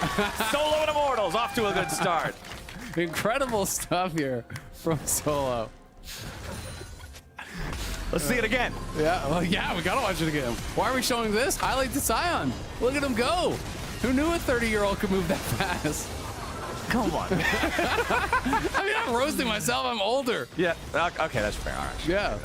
If I wasn't 30, you know, then maybe I couldn't do it. Well, we do have 400 stacks also on that Scion there. You can see the Soul Furnace. I love this addition to our UI with champions that build stacks. Yep. Being able to track them at all points in the game and just know exactly where you're at. Number go up. Yup, number go up, brain make good chemical. And that's what's going on up there for Immortals. That Scion getting nice and tanky. We love this champion when we draft it on any team to see it just become that impenetrable wall of health, especially like I said earlier, when you've got this Aphelios in the bottom lane. This is the game plan. Just move forward. They can't fight you front to back. There's no way. Keep tactical protected. Do you ever sometimes kind of int because you want the number to go up, though? Because sometimes I'm playing grass. Number? No. Like, you know, I'm playing like grass. I'm like, ooh, it's probably be a really bad trade, but I could proc grass spear. Oh, yeah. No, I do that all the time. Yeah. It's especially the number that I want to go up is damage done to champions at the end of the game. So it's like, well, there's obviously no reason to participate But there are in PvP 4 at people this like the moment. queue here. Yes, there's a lot of bad guys on my screen, and I need to get rid of them. So I'm definitely with you in that one. Ooh, Santorin actually has a lot of Rek'Sai games in his career. 41 games, 20 wins, and 21 losses. So looking at even I'm willing to bet that this is almost all in the super old Rek'Sai, though, where we actually had AoE knockup. You remember when it first came in? AoE knockup, and you could teleport around the map with your ult. Everyone played full tank Rek'Sai, and it was the farm alarm out from base, and it was just like flash AoE knockups over and over and over. And we haven't really seen that much Rek'Sai anymore in competitive ever since they made it. So the knockup was just that one target. So it's kind of fun to see it back in.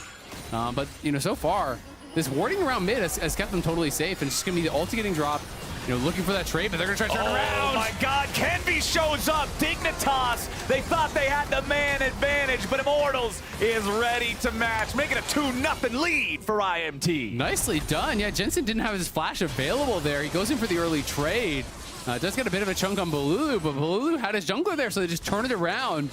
And Dignitas has been trying to force around mid lane so heavily, but every single time it's warded out, so it's becoming very, very predictable. And this time they get punished really, really heavily here, as not only does Jensen go down, but Santorin loses his flash there, and it's only ultimate spent on the other side, and you're going to lose Dragon.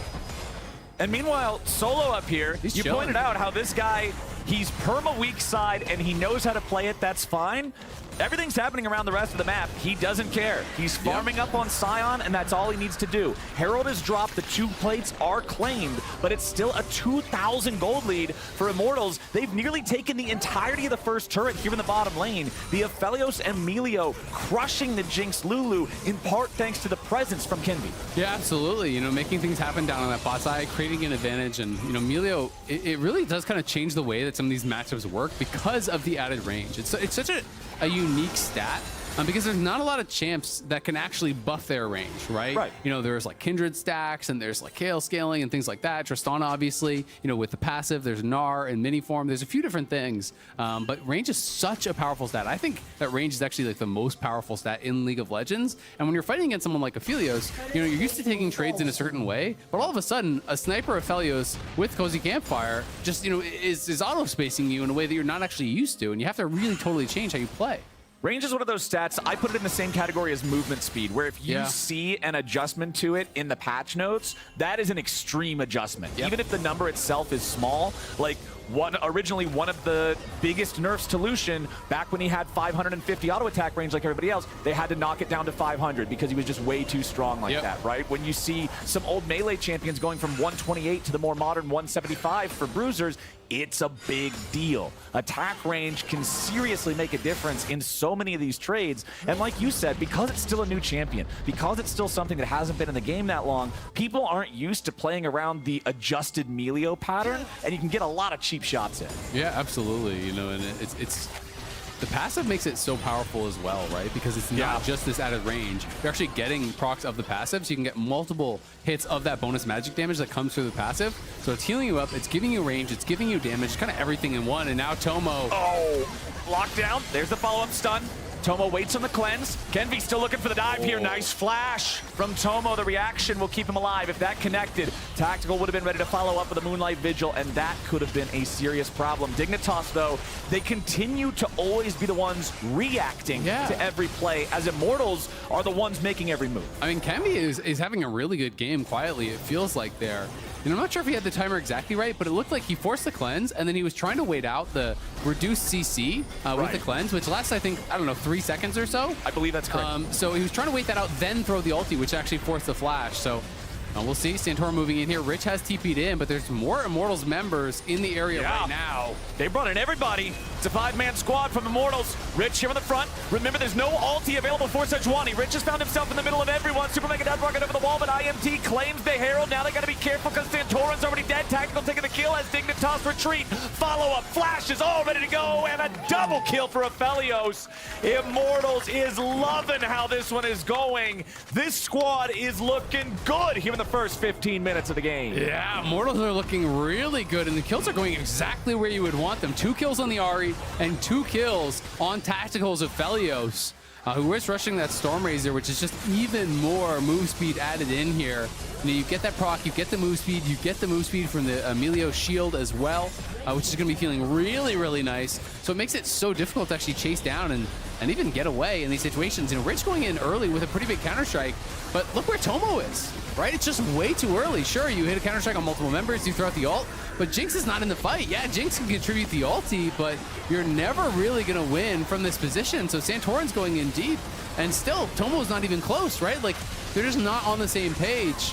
If everyone wanted to take the fight and it was Tomo's mistake that he wasn't there, you kind of have to just accept that, take the L, and just say, hey, we can't actually do it. Gotta have to back off here. But in this case, Jensen gonna die again, just no flash. Yeah, slowed up, tagged up by everybody. Immortals, man, they're doing so good.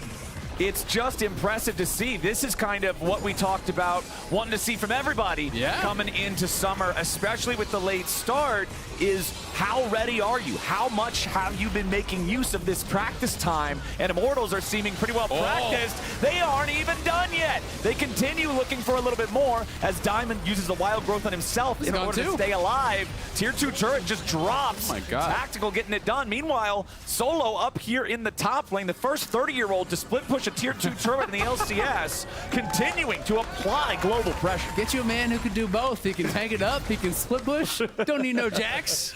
He's being Jax better than Jax as Sion. Yeah, it's looking good. I mean, Solo's being Solo up in the top lane. Tactical and Treats were really doing well in the 2v2, and that advantage was kind of slammed home by Kenvi. You know, Santorin and Jensen were clearly, their game plan was to play around mid, right? And utilize the early power of that Annie, point and click stun up this Ahri, look for those ganks. But it didn't ever really happen because Immortals always had wards around mid lane, protecting Bolulu, and then once it was post 6, it was very difficult. Diamond does have flash, may have to use it. Steps away from the Moonlight Vigil. Nice sidestep. Treats wanted to get in there for the Ultra Mega Fire Kick, I think is the name. It's something absurd like that. It's Super Mega Death Rocket tier. Ultra Mega Fire Kick. You actually, I'm impressed. Let's go. What's the E? The Pop E, quiz. The E is warm hugs. Okay, nailed it. You're 2 for 2. You already know Cozy Campfire. Yeah. Do you know the ulti? Breath of Life. Okay. Do you know the passive? I don't even know if that's fair to ask. Fired up. Oh my God! First 30-year-old to know. Come on, man. Well, at least I beat Solo for one. The brain's still there. Still got it. I'm not entirely incompetent yet. Not early onset Alzheimer's just yet. Yeah, we're still even though I played Skarner, which has definitely slowed me down. We're in there, baby. We got 6,000 gold lead for Immortals. We've got a soul point game for Immortals. We've got all of this at 19 minutes into the game, Isaac. The only thing Dignitas have acquired for themselves so far in this game was the first Rift Herald. And yes, it did get them 2 plates in the top lane, but that's not nearly enough. No, I thought you were going to say sadness or something like that. No, I was being serious. You know.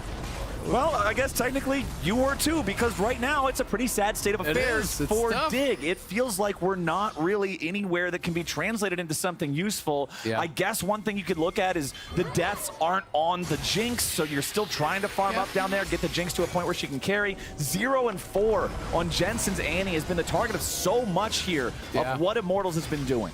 I mean, it's interesting, right? Because it was clearly the game plan of Dig to focus around mid jungle and to put pressure on there, but the only aggressive flash that actually happened, like the flash was aggressive from Jensen, but that ended up kind of backfiring. And, you know, he has been in this kind of weird cycle where he used his flash aggressively one time, got killed because of it, and then just constantly getting pressured after that. So he's always having to defensively flash, and he's always missing that summoner and getting punished for it really, really heavily. So Immortal's in a great spot. Jax has not been able to establish any sort of side lane dominance. You can see objective bounties has spawned, and Immortals are just going to straight up start the Baron. You have White Gun of Felios. This is going to get shredded. Has been spotted here by Dig, though. We'll see if they can do anything about it. Dignitas wants to challenge for this. Santorin is just immediately killed. The cutthroat gameplay of Immortals right here. They waste no time. As soon as Santorin is in range, they engage, and they guarantee themselves a 20-minute Baron now. Super Mega Death Rocket not doing a whole lot. Baron will go over to an Immortal squad that is playing some of the best damn League of Legends I've seen this team play in years. Yeah, what a clean game. I mean, Immortals are looking incredibly good so far. They started up immediately, mid-jungle just go over the wall there. Kenby nails the engage. The follow-up is there from the Ahri. Solo was even there for the TP flank if a fight actually broke out, but as soon as Santorin died, Dick said, never mind, we're just a prank, bro. Yeah. They just got right out of there. So now you're at Soul Point, you have Baron, you're up 7K, and it's 21 minutes in. This is looking amazing for Immortals, and we just have to see, can they cleanly close it out, right? Because we saw in that previous game, TL established amazing leads like this, but they really struggled to actually just quickly and cleanly close it out, and that's what I want to see from Immortals. That is a test for them now, because if they can do that, you can't really have a more impressive game one of the split. And when I look at Dignitas and I look at the state of the game, one of the things I always like to consider is, okay, well, what would be a win condition? Split push Jax? Well, you already established he doesn't have control in the side lane. Jinx mega scaling? Unfortunately, still only at 1 completed item. Rek'Sai being ahead of the curve of the game? Not happening. It's hard to see any of these windows being open because Immortals have just slammed them all shut and locked Dignitas out. Yeah, I mean, you want to say like Miracle engage from Annie or something like that, but as long as Melio doesn't get caught in it, Melio just ults that. Your AoE cleanse, right? You can actually just remove the stun. You can deny a lot of that potential pick and engage that has been drafted for on Dig's side. And you can see Dig struggling to even defend their inhibs at all here. This inhib bot lane is already gone. Mid lane's being pushed in, so they can just move around towards mid and try to push that up as well. But for now, it looks like they just want to go back, spend up all their gold. They do have quite a bit of gold in pocket. The team across the board probably sitting on about 4K, maybe 4.5 or 5K. And going to be getting ready for this dragon. Yeah, and one thing I do want to point out, you saw that Diamond and Tomo had to retreat back into the fountain. Dignitas couldn't make any sort of a fight for that inhibitor. The damage that they took to take them both down to half HP was just the bonus Infernum damage and the punch through for having the blue gun. Yeah. That's it. Aphelios attacking the turret and standing too close to the turret. But yeah, the Hex Soul spawning in under a minute now. Immortals wants to be ready for this. Everybody's going back and purchasing. Redemption now completed for treats. The support on Immortals has more completed items than the AD carry on Dignitas. Ooh. That's how you know the state of the game is dire for the side of Dig. Never mind, it's great. Okay. Looking good. All right, we're there. We're there. We got the Gale Force, but man, things would have to go just perfect. Just perfect for Dignitas to be able to stand a chance in these fights. I mean, it would have to be big blunders, I think, from the Immortal side in positioning and also, execution in that team fight. There's double stopwatch as well. Santorin going to be pushed back immediately. Santorin. Tomo's the one who eats the Sejuani ulti there, willing to spend the cleanse to get away. Balulu goes over the wall, wanted the flash charm. They could have hit Tomo there. It would have been an insta-kill. Rich was on the side, ready to join up, but the fight dissipates before then. Yeah, no sums on Tomo is going to make this even more difficult for them to approach. It's a tough one to give over, though. Hextech is such a strong soul, but they don't really have any way in here. May just try to walk straight in and bully their way through, but man. Solo saying, you shall not pass. It's not happening, man. Solo's ready to lead the charge as Rich tries to escape off to the left, but Immortals are already going to claim him. He tries to jump out, and for now he does. Tactical wants the chase. He fires the Q, but he will not connect. Kenvi still looking to stay hot on his heels here with the Arctic Assault. Rich will get out. Miraculously. Wait, maybe not. Oh, Summon the redemption. the redemption from Treats to guarantee the Jax can't escape. Rich, again, is it a guarantee? Sejuani doesn't do a lot of damage without hitting abilities. Kenby still trying to chase this one. There it is. Takes him out. Rich falls 7-0 for Immortals. 8K gold lead. Hex Soul in their pocket. Now let's just see how fast they can close it out. The first 2 games of the day both ended in under 30 minutes. With the advantage that Immortals has and the way they've been playing so far, you know they'd love to join the club. Absolutely. They still have double stopwatch on their carries as well. They have this massive front line around them. Milio still has everything in a great ulti. That was beautiful. Kenby goes to the side because it looks like Santorin would have been the obvious target from where Sejuani was, but he throws that ult the other way, lands it for the immediate pick on Diamond. Nice stuff from Immortals. 2 inhibitors down in the enemy base now. Yeah, beautifully done. And they have another 6K or so to actually spend up. So they're just going to base. They're going to spend that all up. Continue to complete all these items. You know, looking really, really good. You can see 3K between mid and jungle. There was another 2K on Kenby. A couple hundred on top and support as well. So just going to be picking up everything that they can. Anathema's Chains makes a lot of sense. The only world in which this somehow is a comeback is a world in which Tomo, 1v9s, right? Yeah. So you grab the Anathema's Chains, you can kind of just walk at Jinx with that item up on him and really push him back in the fight, create space for your carries, make it a nightmare situation for Tomo, who still has no sums at this point. They're gonna have supers coming in, multiple waves. Now Rich is just trying to push out bot as far as he can before they have to come back and actually defend through topside, but it feels like an almost impossible task because there's not even really any deep wards that they could look for a TP on. Right. Everything has really been cleared out pretty well. There's that one ward over by the red buff, but Immortals are really kind of checking all the boxes. Like, look at all the vision they have in the enemy jungle. Immortals has been playing such a good game of League of Legends, and I want to go back to our expectations coming into this. It was 9th versus 10th, and Immortals are not looking like a 9th place team in this game. Santorin and Rich coming around from behind. Balulu escapes back to the safety of the rest of the Immortals backline as Solo joins up with Kenby, and they're ready to be that wall that Dignitas cannot punch through. Jensen with a flash back over the wall in the jungle to escape as Immortals still at full HP. The battery of healing that is Treats doing a great job keeping them all topped off and protected. There goes the tier 3 turret. Final inhibitor in the Dignitas base is focused down next. Only one Nexus turret left, and it's got about 1 hit on it. Tactical can take that down with a single auto attack. There it goes. Only the Nexus stands. Rich at half HP. Dignitas have to make their final stand. Jensen at half, trying to hold these guys at bay as Immortals regroup and follow to protect Tactical. Santorin is dropped as Kenby will finally be the first kill of the game for Dignitas. They pick up the enemy jungler, but it's still already a 2-for-1. They've lost their AD carry, and Dignitas are trapped in their own fountain. Solo's not going to let them away as Rich has to drop the counter-strike just to survive. Jensen continues falling back as Immortals continue pushing forward. 10-1, they get it done. Immortals started off with a win. 30-year-olds undefeated in the LCS. Solo, first man over 30, picking up a win in the LCS. Immortals, that was an amazing game from them. They look so damn good here. These are 2 teams that were battling out at the bottom of the tables in spring, and Immortals clearly looking head and shoulders above Dignitas, at least here today. Tactical and Treats were great in the 2v2. Bolulu, did a good job avoiding that early pressure that Santorin and Jensen were trying to put on. They had great ward coverage from him. Solo was rock solid in top lane, and Kenby, I thought, had an excellent game on the Sejuani. He was proactive. He was covering where he needed to cover. He was finding engages when he needed to find engages. There's really not much to criticize here. It's a 27-minute win where you got all dragons, all heralds, barons. You did everything. They missed the first herald. They missed the first herald. Good point. Because at the same time, they were diving bottom, denying them 2 waves, taking the same amount of plates the herald would have got, and giving themselves better tempo. Honestly, the only thing I have to say to Immortals after that one is, let's keep that up. Show me more of that. Because if Immortals can keep playing like that, hey, last split, it was the Golden Guardians that went from being one of those last place teams that showed up and proved everybody, hey, we can actually play really well.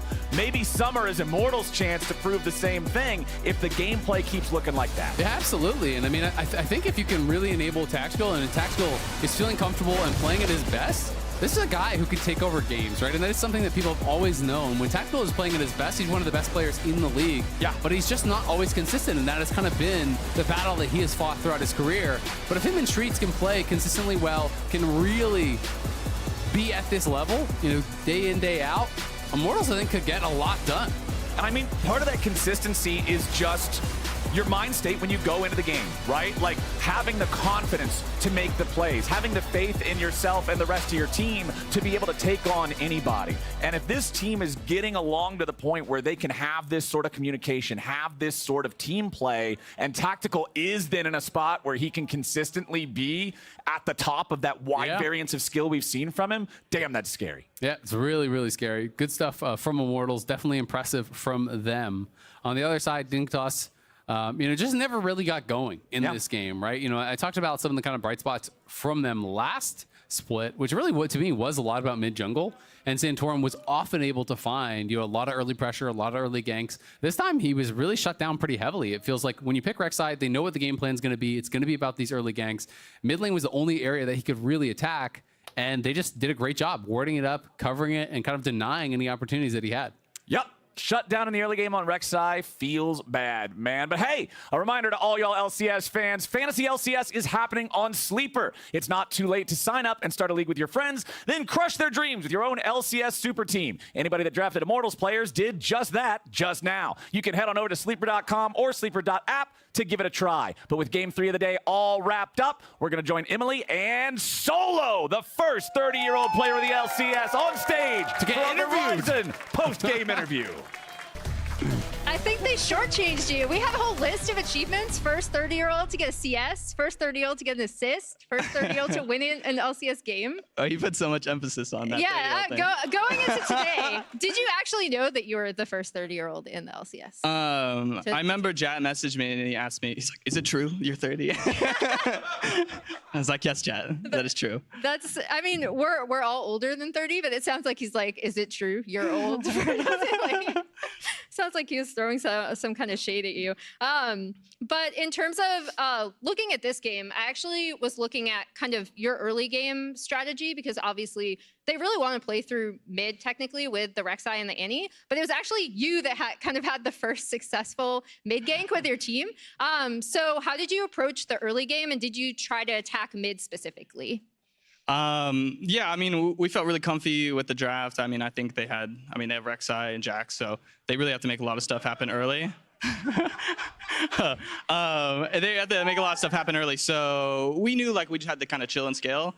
And luckily we found a weak point. Jensen was just kind of getting exposed a little bit. We just kind of went for him every play. After we got the first kill, it was just really easy to keep snowballing and get the dragons and stuff. So, but everyone played really well. I was super impressed. Everyone was calm, and it was a good game. Yeah, I was gonna say, you guys looked really well coordinated. That was the first play where it really came together, but overall, you guys looked like you had a pretty good idea of A, how you wanted to play, and B, also how you wanted to cover the map. So with this new lineup, obviously this is the latest team that you're playing with. How has communication been, and how is the roster coming together? It's been great so far. I think everyone's putting a lot of input. I think Treats has been especially such a good in-game leader. It keeps it kind of simple and calm and everything. We just go for smart plays we think about, and I think to us, it's we just try to keep it simple, LCS, it's just all about the finer points, and we don't really need to go for these crazy plays. It's just all about making sure that you just have a positive play every turn, and you'll be good. And then in addition, obviously, to being 30 years old, which I think they keep flying lower thirds more of your achievements. So if you hear the audience cheering you on, that's probably why. Yeah. But what do you bring to this team specifically? And what do you really want to establish for yourself with this IMT roster? It's been the same for me for a while. I just want to come in. I've been playing a long time. I've been on a lot of teams. Just try to keep it stable. I just have a good eye for things when you played LCS as long as I have. You just know what's effective on stage and what's just a good scrim thing. So, I come into a team, I play my style, I do my things, I do my job, and then I just try to be hey, this is the direction we should head in, this is what's winning, and then go from there. All right, awesome. Well, thank you so much. Congratulations on being the first 30-year-old to extensive, long list of things you did in that game. Amazing. And then obviously winning. Thank you so much for taking the time. The audience loves you. And on the other side, we have NRG Oversimplified.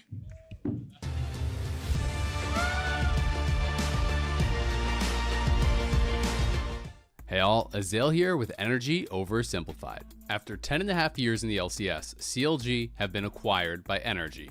Most of CLG's spring roster will remain with the team though, as they've kept Dokla, Contracts, Palafox, and the coaching staff, while bringing in Ignar and FBI to open up the bot lane. This isn't their first foray into League of Legends though. Competing as Energy Esports back in 2016, they came into the spring split pretty hyped. Led by Impact in the top lane and former LCK star and known bowtie enthusiast GBM, or Gank by Mom, which to this day remains one of the funniest IDs of all time. Energy started out hot, and off the back of strong performances from GBM, including a 2 Baron steal game against Dignitas, they were tied for second at the end of week 3. Unfortunately, it was all downhill from there. They struggled the rest of the split before being bounced by TL 3-0 in the first round of playoffs. Disappointed, the team blew up the roster, trading away everyone except GBM. They brought in Quas, Santorin, OQ, and Kiwi Kid, but the new team never really clicked. And after finishing the regular season in 9th, they were sent to the promo relegation tournament where they were taken out in back-to-back series by Echo Fox and a stacked Cloud9 challenger roster featuring, you guessed it, Contracts.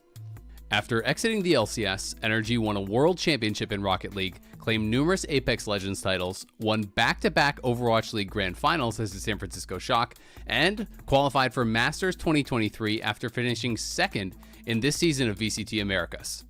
Now rejoining the LCS, we are excited to see what they can accomplish in League of Legends.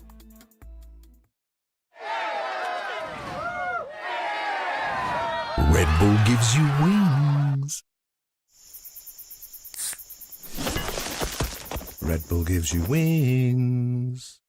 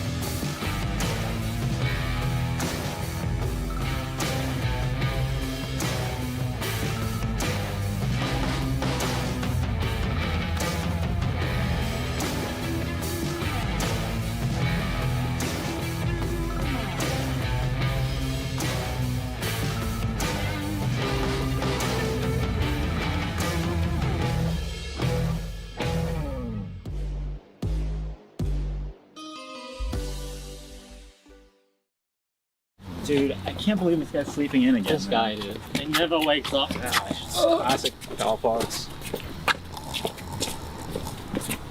All right.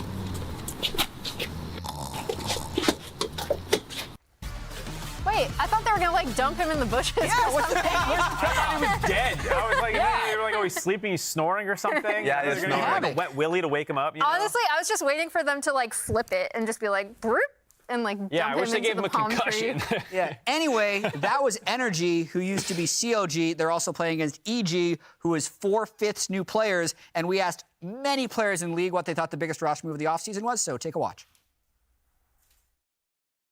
The most impactful off-season roster move. Energy swapping their ball in. I think the most impactful off-season roster move just happened, and it was me to FlyQuest. Vulcan to FlyQuest. I think it's Vulcan. Yeah. I'd probably say Vulcan to FlyQuest.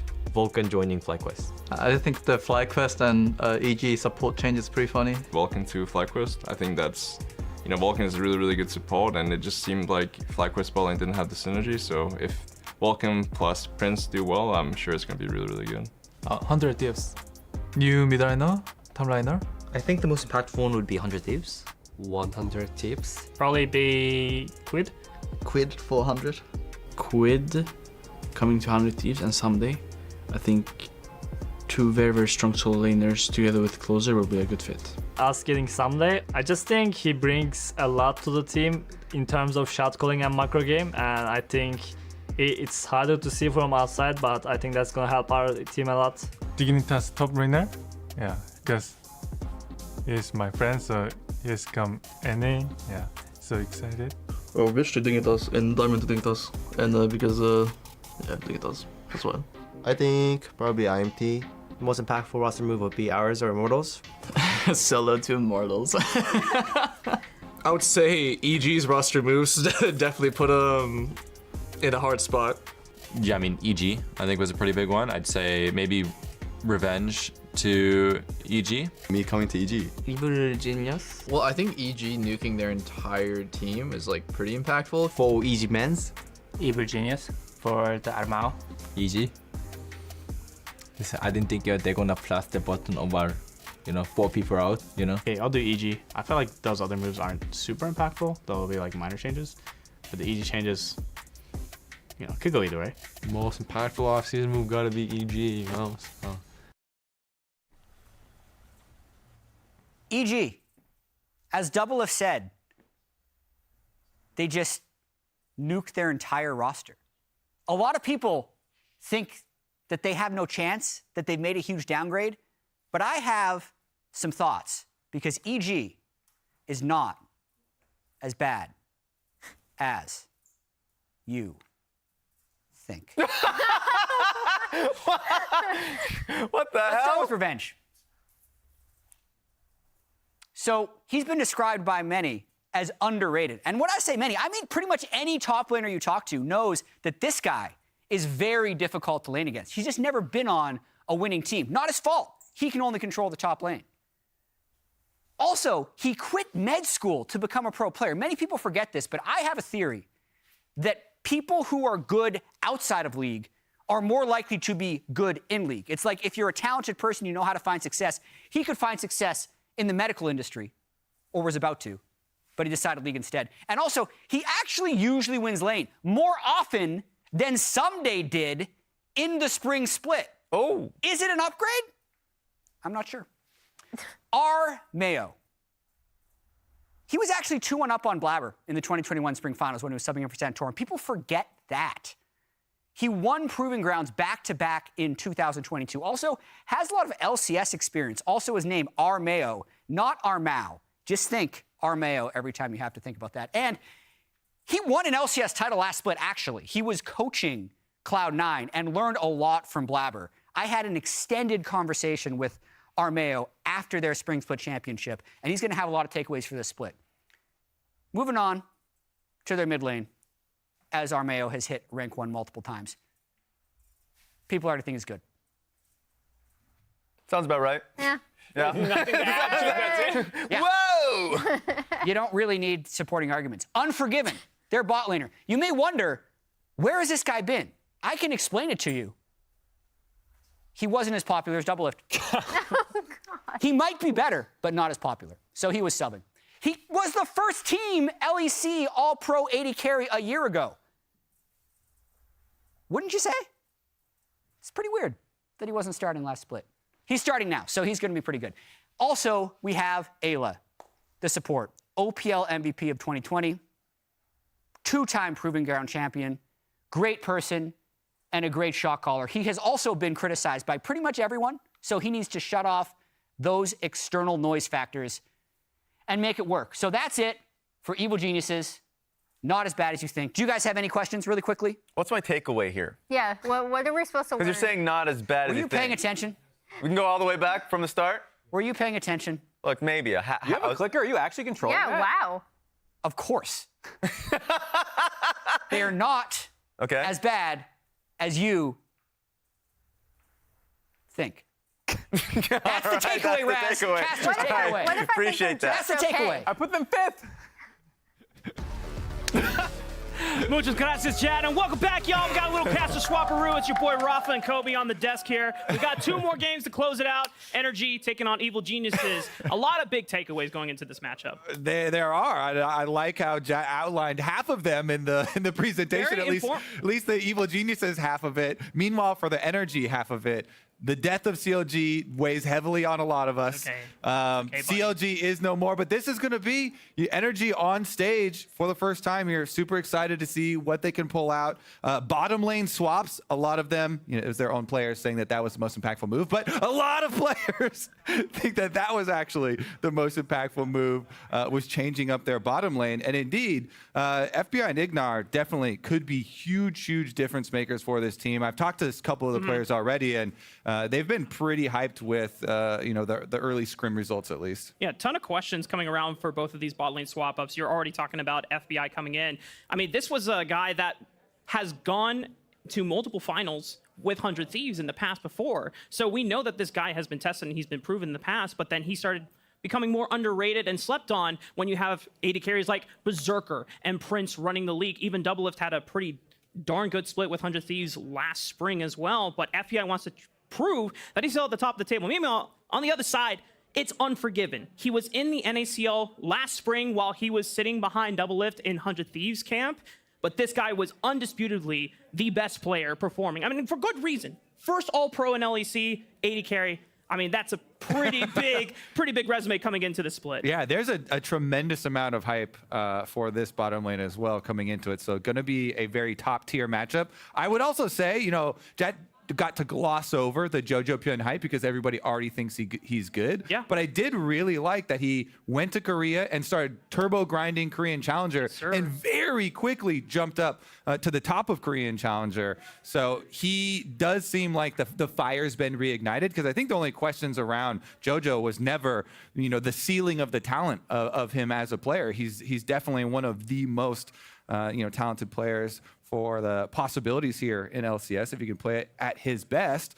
But sometimes it is, how serious is he taking it? How sick is he? Motivation, a lot of these different factors, focus, and cohesiveness with the team as well. So super excited to see what it looks like with such little time to build team synergies here, to see what they can show on stage. And it's definitely the biggest roster swap that we've had for the summer. 4 players swapping out for new players coming in, but 2 of those players, Armeo and Ayla, have time together playing on that very successful Team Liquid Academy run in Proving Grounds, back-to-back champions. This was a duo that did a majority of the grunt work for their wins and dominance. I'm personally excited, as coming from the challenger scene, really excited to see that duo kinship reignite on the stage today. Yeah, it definitely helps to have some of those existing relationships, especially if, like Ayla, let's be blunt about it, did not have a great time there with FlyQuest. Got in late, then got a ton of criticism because the performance started lacking. So it really does help when you have teammates that have pre-existing, trusting relationships there with you to work. That's right. And Ayla's got a lot to prove. I know he wasn't personally happy about how the performance turned out. I mean, some things being out of your control with visa issues coming in late, right? But then you already have mountains of expectations and pressure put on you when FlyQuest goes 7-0 while you're not there and gone. You come in and you guys start losing games. It's very easy for the community to start finger pointing at everyone. And FlyQuest made their change, but maybe a new start on this Evil Geniuses roster will be the key for Ayla to have a better split. Yeah, they're going to be hungry for sure. A lot of these players have a lot to prove. A lot of these players feel like they're getting another chance here, especially Armeo coming back from coaching. once you get relegated to coaching, sometimes it's very hard to get back on stage. Yeah. But it was such a brief stint there with Cloud9, able to jump right back in, become a player again. Revenge as well. See what they can do. We are still, of course, fixing up some things. There's quite a lot of toilet paper, tissue paper all over JoJo's setup here. So JoJo had quite the spill, apparently. You can't get the keyboards. We'll work on that. We're getting there. A little bit of mess on aisle 3. The other thing on Energy that I want to really highlight, even though the bot lane swap is massive for this team in terms of change, I think a lot of people are sleeping on the fact that Energy had a really good run in spring. They finished the regular season, I want to say 4th place? Something like that, yeah? So, yes. Okay, thank you. Audience is confirming. I just want to make sure I didn't put false information on the internet. But the fact that Energy has big shoes to fill, I think this is something that a team cannot be slept on again in terms of favorites like FlyQuest and Cloud9. All right, I've got an important update. These towels are not actually for any spill that had occurred. That is not the delay we're having. The delay is something else. These are just because JoJo now likes to wipe his hands a lot when he's playing League. I think he's just really sweaty now. Does he get sweaty hands? Ever since he was grinding over in Korea, yeah. So now he's got plenty to dry off. If there's any sort of moisture in the area, boom, soak that right up. Well, I hope the knees aren't weak or the Mom Spaghetti isn't coming out either. Otherwise, we're in a bad time. But we got champ select. Okay. Here we go. All right, Kobe, tell me. Nico has had a 98% presence rate globally. Does she actually get picked up, or is she one of the first? Never mind. Yeah, Nico gets banned. Either Zeri, Yuumi here, because Aphelios is already taken off the table. There's a lot of pressure on bottom lane right now with the current meta. Milio, Yuumi, Zeri, Aphelios are all very, very big issues. I do agree with Aphelios being just right out the gate your first ban because you're playing FBI. Yeah. Definitely one of his favorite AD carry champions and extremely strong in the meta right now. Cassante also deserves to be there. Showmaker is happy. The Vive following, a lot of people have been dropping the bans on the Vive. Personally, I actually prefer the Maokai right now. Sure. With the Maokai build not being the demonic build. I think so many people need to go with the Even Shroud into the Sunfire and Abyssal. It amps so much damage for your team. You have so much CC, so much setup. In the teamfight meta, it's incredibly powerful. And you're still a legitimate tank. With Demonic Embrace, you have a lot of HP, but you don't really have any resistances behind it. But Maokai might be something that either of these teams go for. Armeo, we know that he loves his facilitator junglers. Sejuani, Maokai are definitely in that wheelhouse. Gragas is a great flex pick. 3 ways that this could go for either Armeo, JoJo, or Revenge. Yep. Definitely a very good opener here. The most flexible champion in League of Legends, even though he doesn't look it. On the other side, the Jack. Wow, that's actually, is that fully locked there? Because usually you pick the Gragas to counter the Jax in lane and handle Jax up there. So yeah, that's why it's just a hover over. Not going to jump on that one. Don't want to go into an already showing Gragas here. And they'll actually take the Annie side of it because Nico is banned. So that is kind of the premier stun, setup, roaming, mid laner here. And Milio currently is the best support. Yeah. I was surprised to see that some of the teams are letting it go so far down the draft ban phase, but it just all comes down to if you have a really strong marksman player to pair with. But there was a cat let through the ban phase. Who let that happen, guys? I thought we were not going to have any Yuumi today. That's interesting, too. They're pairing it with the Lucian here instead of like going for the classic Zeri combination with it being available. Since they're facing the Milio, maybe they were worried about like Draven into it. Milio Draven is also incredibly dominant lane. But because EG don't pick up the Zeri to go with their Yuumi, that means that Energy get it with their Milio here, which is another really strong pairing. So that combined with Annie roaming power does look like a good 1-2-3. Now into the second round of bans. Junglers are still needing to be searched here for both sides, Energy, EG. I mean, technically, Gragas could still be flexed for Armeo if Jojo and Revenge want to splash a little bit more physical damage, let Armeo be a solo AP threat on Gragas. Wukong being taken off the table, Nocturne. So you already see that both teams are aware that they need to diminish the jungle pool even further. Interesting here. If you're going to whittle down the jungle pool, Maokai and Sejuani very prominent right now. With it being an enchanter meta, and we already have 2 enchanters for bottom lanes locked in, it does put more emphasis on having CC, having setup come from your jungle position as well. Yep. I guess the only like floating jungle carry still left would be the Kindred. That is pretty prominent here, but the Sejuani Maokai trade fairly likely as they ban out the Jace. They don't want them to have the AD option for mid lane. That's right. I mean, if you were to lock Kindred here with Gragas, that's a great combo because you can at least punch people out with that explosive cast and setup, but you still need someone to be a reliable frontline CC. Evil Genius is aware of that, at least for NRG's side. Someone's got to be the tank. Someone's got to be able to walk up into those bushes late game and not get absolutely blown up by the damage that comes from the other team. Poppy would be a tank that fits in the role. Contracts is also a big Poppy fan. Sure. big Poppy fan, and it gives you a lot of priority around those objectives. Poppy ultimate, opponent out, so you can secure them pretty easily. It is technically also flexible right now. You can flex it to top side of the map. Yeah. Top side Poppy is also thriving. I feel like Dokla would want to play something a little bit more damage carry oriented though. So, but Contracts, if that is his Poppy, it does prevent a lot of other junglers that have mobility because you can always block them with the steadfast presence. Don't play with my heart here. Okay. All right. So Sion being locked in. Now we're going to find out, Evil Geniuses, if this Gragas is going to be in the jungle for Armeo and Jojo's going to get something else as a counterpick option into the Annie, or if we're handshaking Gragas and Annie and getting something a little spicier for Armeo, or just doubling down on frontline options. Well, a little bit more damage here. I would like more damage. For Evil Geniuses. You're always looking at the level 1s as well. All right. Yeah! All right. Armeo back in it. Brings out the Viego. Let's see if they can get those resets. Armeo is trying to beat the allegations that he's only a tank player. It's like, no, guys, I play carries too. Let me cook, man, on the main stage. I'm back in the LCS. I got to do it all day, every day. Yeah, Jat was alluding to the fact that in his time coaching with Cloud9, has a lot of time there with Blabber to bounce ideas back and forth. So it's definitely not a one-way street with coaches and players, especially when you do have players like Blabber. So see how much has gone the other way on that street. And then we have the final lock in here.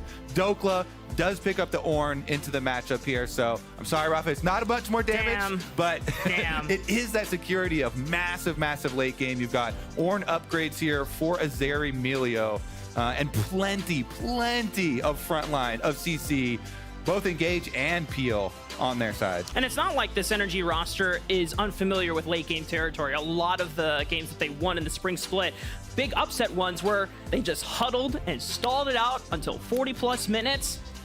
If that's the territory they want to aim for, I mean, you've got one of the best marksman setups to do it with this area, right? All eggs in a basket for FBI, the newest addition alongside Ignar for this Energy roster. Meanwhile, EG, I'm just going to say from a spice standpoint, I love seeing Viego gameplay because no matter what the game state is, if you get that once reset, anything can happen. All right, can they make it happen here for EG?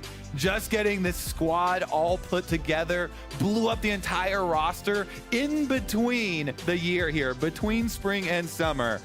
See what they can do on stage. Meanwhile, NRG, the organization trading hands, bottom lane switching as well, and looking to improve upon what they accomplished last year. FBI staring down his old org.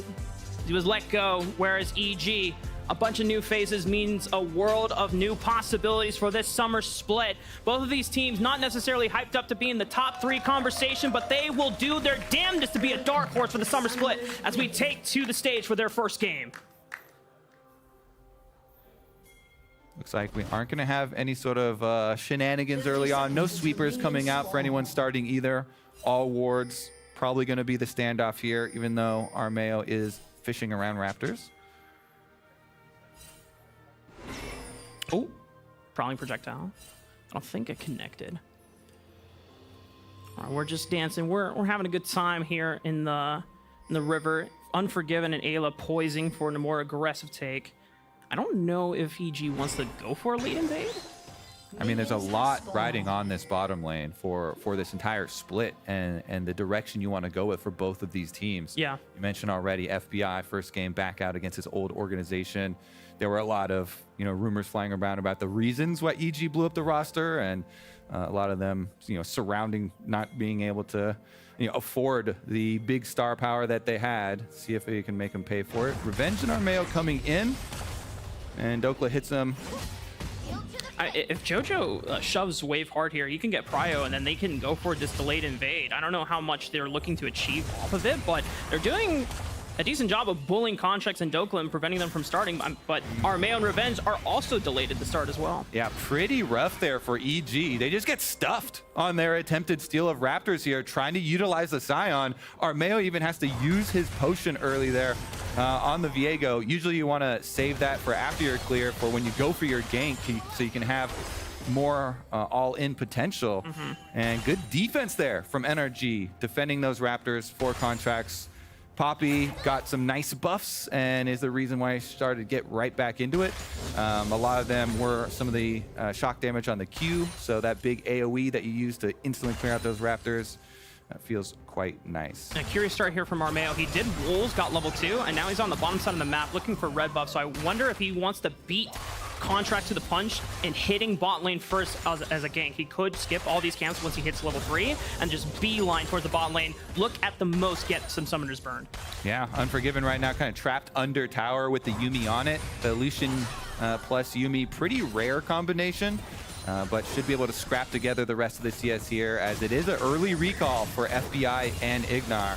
Be able to get that nice shove off. You get your little cheater off. Armeo bounces back, it's still level 2. Does have his flash, could go for the... Does he have W? I don't know if he started E or W second. We'll find out. They're looking for the gank. Body slam flash, and they connect the W. Don't even necessarily need a flash, but Armeo gets it. The follow-up, and that's first blood for Evil Genius. Oh, he's got the W, all right. Gets that stun, has the flash, and they get Palafox not only the kill, his flash down for the Annie as well from mid lane. There were just so much of that early playmaking potential. Man, what a bounce back there for Armeo, able to make it happen even with just being level 2, chased off of those Raptors, still completes it here for JoJo in mid lane. And JoJo is the player that they completely rebuilt right back around. Yep. The star player for sure for the squad.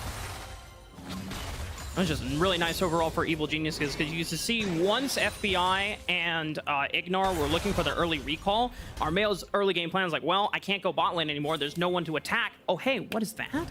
Palafox is pushed up? Let's see if I can make something happen here. So first blood on the board. We're going to see if Armeo can live up to the hype and now carry this snowball forward. All right, Contracts, that ward is going to see him move in. JoJo knows it, gives him a nice little thumbs up. And Armeo's on the hunt now that he's got the level advantage. Raptor respawn. Everybody knows the timer, even though he was chased off and didn't get first Raptors. You still know Contract started there. Get back there, 4 minutes, and it is defended once again. Yeah. So now the game for Contracts is keep a bunch of protective vision around Palafox's lane, because even though both Armeo and JoJo's flash is down, so is Palafox, and he doesn't have a built-in mobility spell other than shield, and I'm just going to run away as fast as I can. JoJo can always close the distance with body slam, Armeo can too as with his W, and if they both get level 6, Palafox is in a world of trouble. He cannot overextend the lane if he does not have vision. Yeah, JoJo's landing a lot of poke onto him with the Comet Gragas mid here. Barrel after barrel for him. Ensures that he does get that extra trade damage, and another good combo from JoJo. Palafox, you are playing with fire, my friend. And JoJo is not level 6 yet, so he can't just go in for the bomba all in, but he's getting close, and the wave is not in a great spot for Palafox. Armeo's going to get spotted on this control ward. Contracts is here for the counter gank. They're not going to get anything off of it, but it just ensures that Palafox does not die to this look from Armeo. I mean, their wave, they're trying to get this wave in. They're just scrapping here. Palafox had very little mana left, in addition to having very little health left.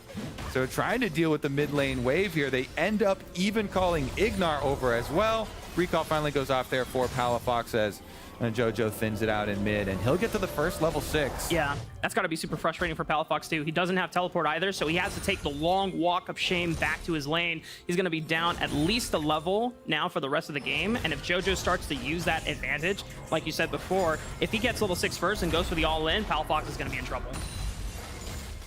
Meanwhile, we take a nice little detour up towards top lane tank farm situation. Nice. Push and wave in. Bunch of noodles slapping each other. Dokla will be able to collect here. All right, see if he drops any. He hit the cannon. And that's all there is to see on the top side. Nothing more, folks. It's like when you go to the zoo, it's like, and we have our awesome lion exhibit, and they're sleeping. Maybe next time, folks. We'll come in tomorrow. We've seen enough. There's a 3 CS difference. Big action. Bot lane's got a nice push. Looking for maybe a drag rotation. Maybe. Yeah, I think with the crab secured, control ward down here on Dragon as well. NRG just securing their vision first. JoJo does lose control of the wave a little bit here. Palafox is now level 6 as well with the Annie. Flashes are coming up for both JoJo and Armeo, but so is Palafox's flash. They know their timer's done the same as that. But JoJo is looking for mid-push at the moment while he's still bullying off Palafox. Armeo clearing out the vision. He has bot lane push at the moment. They know Contracts is on the top side of the map, so this should be first dragon secured for Evil Geniuses. The question is, can NRG reset in time and look for a Rift Herald off the back of it? Yeah, I think NRG just going to full give here as we see the Scion rotate through River too. So very nice stuff from Revenge as well, coordinating with the squad. Armeo moves in, as you said, with bottom lane push. He can start up the Dragon. Mid lane pushes right back for them. JoJo gets control of the wave. And with Scion, you always have that extra leverage. Yeah. Being early in the game and having the option to just walk down River and ult through really does mean NRG commit to their decision. Give up Dragon number 1. Definitely don't need it. Definitely don't want to risk it. And on the flip side, you know, Contracts is the first one on the top side of the map with a nice clean reset as well. He's going to hover to make sure that JoJo doesn't get the best of Palafox or can at least reserve some of his HP. I mean, JoJo's going super aggressive, but Armeo's on the Krugs, so he's forced to use the explosive cast. At least that keeps himself alive and Palafox to reset. Yeah, really smart there from JoJo, and he absolutely dismantles NRG 2-1 here. Wow, Palafox is going to die. Oh, yeah. What the? What was that? A flash auto attack? There goes the belly slam into the flash. Or, yeah, we're going to need to get the slow-mo replay. That looks so scuffed. But, yeah, I thought Palafox, I don't know why he was stepping up there, even though he got the stun. He was such low health, and JoJo's able to make him pay for it with the flash play. Armeo then instantly starting up this Rift Herald. Got to be a little slow on this one, though. Contracts is waiting in the wings, has Keeper's Verdict, the flash forward from Dokla. Called the Forge God, but Armeo flashes over, and nice interrupt from JoJo. The body slam denies the ultimate. Palafox is teleported back, but the jungler's already dead, and JoJo is absolutely smurfing this fight in the river. Double kill for the mid laner. Oh, he is sweaty, all right. JoJo is styling on the whole team here. Outplay after outplay. JoJo smurfing. Armeo's going to get another objective for the team, and Rafa, this gold lead is already ballooning pre-10 minutes into the game. Big gold off of Rift Herald. You're also going to be ensure the extra plates with your Rift Herald. Holy moly. Okay, so let's get another look at it. I was already like, man, this is kind of questionable walking up to the wave here for Palafox. He puts his shield on, goes for the stun, and then walks forward still. And JoJo, yeah, it was the flash auto. Just hits him with the headbutt. Oh, meanwhile, all the action on the top side of the map, there is an isolated 2v2, Unforgiven, and Ayla just run down FBI, and it's the culling. Oh, man. The tickling gets the best of him that time. Rafa, this team, it was blown up, and they're looking better than ever, actually. Evil Geniuses coming out on fire in the LCS. That's right. I mean, game 1, you know, I want to temper expectations. I'm super hyped to see this kind of look day 1, but there's still an entire summer split. Now, if Evil Geniuses carry this momentum, then I'm telling you, that will be a dark horse that we'll be looking at to challenge the top 3. All right. So, JoJo done such a good job this game soaking up pressure in mid lane. He's constantly chunking down Palafox. And then he even absorbed extra summoner spells off of the jungler, outplaying. You know, when Contracts flashed on him, he targeted Palafox with the ultimate, knowing that that's where the damage was going to come from. Got the better in that trade, and was able to make the teleport back and trade for another one. Revenge is the off-screen hero here, getting extra minions, pushing down turret plates, doing his top laner job. You know, when people thought Revenge was coming to this roster, they thought, okay, well, maybe Revenge will now get the play some carries. But you still got JoJo, you still got Unforgiven, 2 star carry players, and Revenge, I think, is pretty happy to just take weak side this game and still play the Scion tank and look for looks on engages later in the game. And he's doing a great job CS-wise. He's making his impact known. And the second dragon coming up in the next minute, I think NRG have no business contesting it whatsoever. All right, Annie dropping the Tibbers, try and push it out here, and a little bit of chunk damage on JoJo, but Gragas notorious for the healing. And can he get the 50 gold? I think he got cha-ching in the bank. Yeah, I just don't know how NRG get a chance to contest this dragon. So Kobe, if you're NRG in this instance, are you just praying for late game at this point? Oh yeah, praying that the bleeding stops first, as Evil Geniuses bring down 4. Contracts is here to be the combo breaker, though, on Poppy.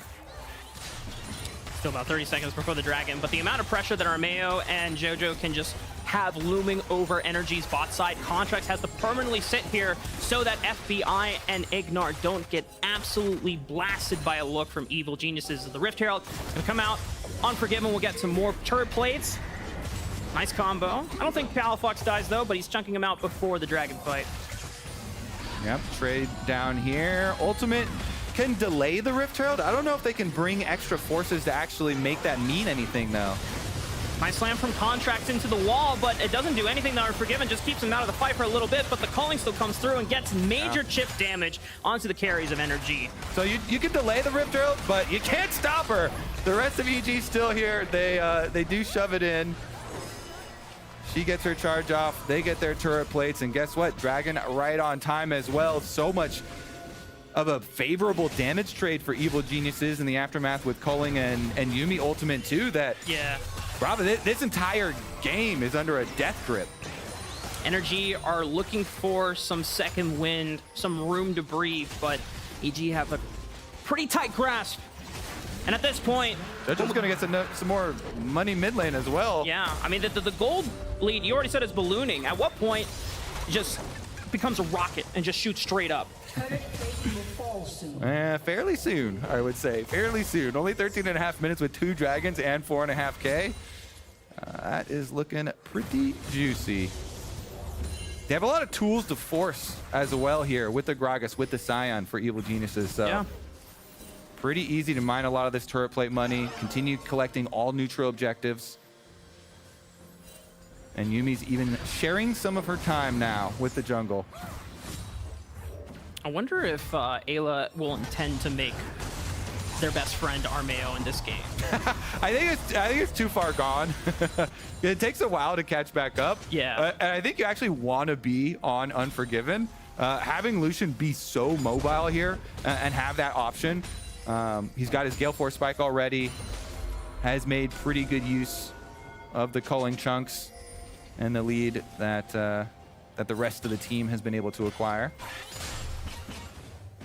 Damn, NRG really can't do anything. I think at some point the game will also start spewing out the pity prizes as well, the objective bounties. They're like, hey guys, looks like you're in a rut. You need some help. Yeah, okay, we got a stun combo, Armeo 50%, but should be able to walk away. So that's the hope, right? Because if you're looking, all right, we need to stall, we need to go late game. Hopefully, NRG can make some trades here and try and collect some of those objective bounties, because them being up is one thing. Yeah. But these towers are also so healthy. Actually collecting one of those, being down 5,000 gold, is very difficult. Maybe they can pull a brute force play on the other side, but bottom's already been pushed in by JoJo. He's level 11 on the Gragas with his teleport, with his flash, and his plays have been on point thus far. Interrupting Ornn to try and get second cast of ultimates off, you know, popping Palafox back. You know, that is actually one thing we'll have to keep track of JoJo for the arc of summer, because I think in spring, even though his mid lane dominance was never questioned, his time on the side lanes in the mid game and just knowing where to be and not overextending himself was always a criticism that we had for the young player. But JoJo so far, he's been pushing out lanes, he hasn't been getting caught out, and he's even looking proactively for roams, and it puts pressure on NRG. So even though it doesn't look like anything is happening, there's a lot of mind games and just pressure points that are being applied by Evil Geniuses that prevent NRG for even looking at opportunities. All right, well, that Rift Herald, that juicy objective bounty, which is bigger, by the way, than the outer turrets. It's a full 500 base. For the second Rift Herald objective bounty, if you're able to collect it. That one immediately deleted from the map as well, so that one not an option either. And if they are aiming to get one, it'd probably be on in 2 minutes when Dragon spawns on bottom side, and NRG, if they could like overload top side and try and make a hard early push towards that top side turret, maybe scrape together some gold for FBI if they're able to get him up there and try and grab that top side turret objective bounty. But barring that one, is going to be pretty hard for them to get some leverage here. And I think that Evil Geniuses will be very well aware of that as well and try and play a stopping play on top side, which are a lot easier to pull off with hex gates on the map too. Yeah, you're already starting to see the vision line from Evil Geniuses slowly bleed into the top side of the map. Now, Dragon is coming up in 1 minute and 20, but their pressure is felt universally on the Rift. A teleport in from JoJo means that they're looking for this mid turret right before the Dragon. Contracts gets caught by the explosive cast while channeling that Keeper's Verdict. Great punish from EG. Oh my god, the beat drop of Poppy's own ultimate was actually a Gragas ult killing you. That was just, oh, it's actually painful to watch this beat down, Rafa. JoJo, the easiest ult of his life on that one. Gets him right into the center of the team. They take down Poppy. They take down topside with the Rift Herald too. This team is just easily marching forward. All right, now we're just looking at what time. That's right. Because we're approaching 18 minutes here, approaching 30 seconds on this Dragon. That's going to be a pretty quick Dragon number 3 for Evil Geniuses. That's right. And since they're already able to shove back out topside, take down that topside turret, they should be able to deny Energy the trade play. Yeah, Evil Geniuses are on track for Soul pre-25 minutes at this point. So, not gonna lie to you, Kobe, for any Energy fans in the audience or at home right now, it's looking rough. You're hoping that maybe FBI just goes crazy and Evil Geniuses mess up and blunder big time, but Evil Geniuses, how clean can this win be? That is the next mark that they have to achieve, because they've already done a great job early game. Mid game is going great, and Dokla is punted back by the explosive cast from JoJo. All right, Gragas ultimate down is actually big. They go for the flash play. Palafox. Uh-oh. Oh, and the teleport's coming in. Revenge, who is your target? Who do you want to look for? Palafox is isolated out. He doesn't have to do anything. The unstoppable onslaught hits FBI in the face, and it buys time for the rest of Evil Geniuses to follow up. Armail was looking for a flash as he had the stun from the Annie as he possessed, but they can just kite on back. Dokla already used the Call of the Forge God to slow down the fight, but it's still a numbers advantage, and JoJo Pure Body Slam Flash! Oh my god, it's beautiful from Evil Geniuses! Decimating Smash on top of it as well! They are wiping the floor with NRG! Yeah, they can take whatever they want now. The front door is open. Dragon will be collected by Armeo, and JoJo once again will lead the charge into enemy territory. He still had the flash, even without the ultimate, goes for the big play, gets another one for them. Evil Geniuses, can they also deny this red buff? There's no way. Contracts has smite at least Energy can get their own red. They've got a little bit of constellation prizes at the end of it, but man, this is almost a 10,000 gold lead under 20 minutes, Kobe. And this team just got put together. So really, really big ceiling for the Evil Geniuses squad. And here's a look for it. JoJo just got ejected by the Poppy ultimate, so he's not on screen right now, so EG have to kite. Armail is able to use his ultimate, get out of range there, so Dokla doesn't chop him back in, but then JoJo has re-arrived, and they've got the numbers advantage. Easy body slam flash. They get the re-engage. FBI's down. That's the heart of the team there for Energy. He's down, means there's 0 damage left, and EG can run it straight on forward. I'm really trying hard to not get overhyped for Evil Geniuses, but this is a damn good start, Kobe. Yeah, I think it's very exciting considering, you know, how fresh this squad is, how little time they've had together. Especially though, everybody is going to focus on JoJo, and rightly so. Going into full Grind Lord mode during the break there, and coming out in his first game on fire. Summer JoJo hits different, man. Motivation at an all-time high. JoJo already showing what he can do when he's at the top of his game. Oh, what a beautiful wombo! Explosive cast into the CC bounce house that is the Evil Geniuses composition, and the resets are coming in for Armeo as he possesses contracts. No jungler, no mid laner for NRG. That's a free Baron if I've ever seen one. Yes, sir. Evil Geniuses. Holy, rumors of their demise have been greatly exaggerated. Where are the haters now? That's, man. Oh, this is going to be a great summer split, Kobe. I was also in the camp of like, man, you're losing out on so many players. I mean, Inspired left such big shoes for Armeo to fill. But 5-0-4 in the Viego? That's hella good, man. Keep it up, bro. It is indeed. All right, Baron acquired 11,000, the gold lead here for Evil Geniuses, 3 Dragons 2. Definitely very, very good start for them. So we always track and we'll always try and be critical on how quickly and cleanly you can end out games like this. You know, as we've seen already, even a couple games today where there are stragglers getting picked off even by the team with a large lead. That simply has not happened to Evil Geniuses here. They have not given any space to NRG, and they have been able to outplay on every confrontation. So Arctic the Graggy boy coming in, right into Revenge. Que bellissimo, oh my Scion ultimate there for a nice little double bouncy. And they're pretty much dead. I mean, they have so much CC to just lock down and pick off targets one by one. Doku, I'm sorry, buddy, but that jungle no longer belongs to your team. The only extent that you can be extended on is in your own base. And at this point, NRG are clumping up as groups and cores, because if you don't have a friend, you are going to die. All right, looks like topside minion wave. Get there first. Take down topside first. They can get some damage over there. I guess Revenge is going to go test out the damage on these towers. Doesn't feel like much. Walked up and was like, hey guys, how much can I shield with 1W? Damn. Soul Furnace is doing He's great done work. the calculation. Now watch the payoff. That's right. He's going to have a big payoff play here where they just... He's got contracts under 50% in front of his own tower. All right, they're going for it. A flash from Palafox. He finds JoJo, but he goes golden with the stasis. Contract penny with the body slam, him with the heroic charge. Oh, it's the wombo bounce out once again. There's just no point. NRG, they're throwing everything they got, but everything they got is just not enough against Evil Geniuses. All right, let's see it. There are 2 members up for NRG. Can they defend here? Evil Geniuses, they've got Baron, so they should look for the end.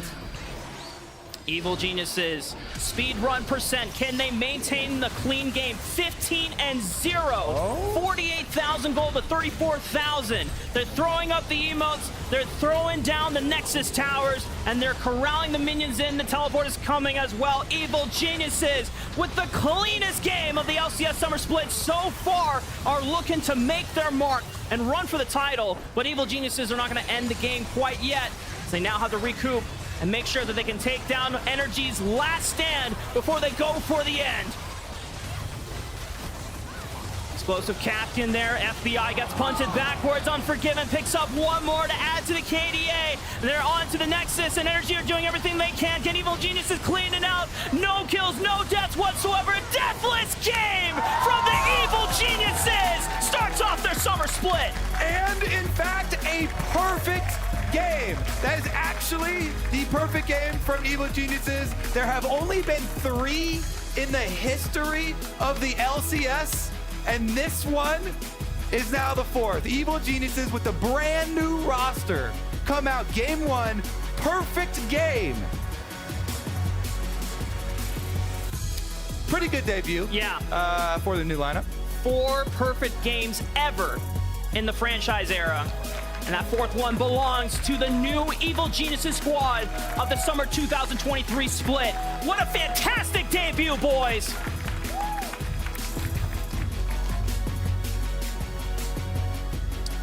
All right, back to the drawing board there for Energy, though. Yeah. That was a rough one. They went a lot of scaling, but honestly, they got outplayed. Yeah.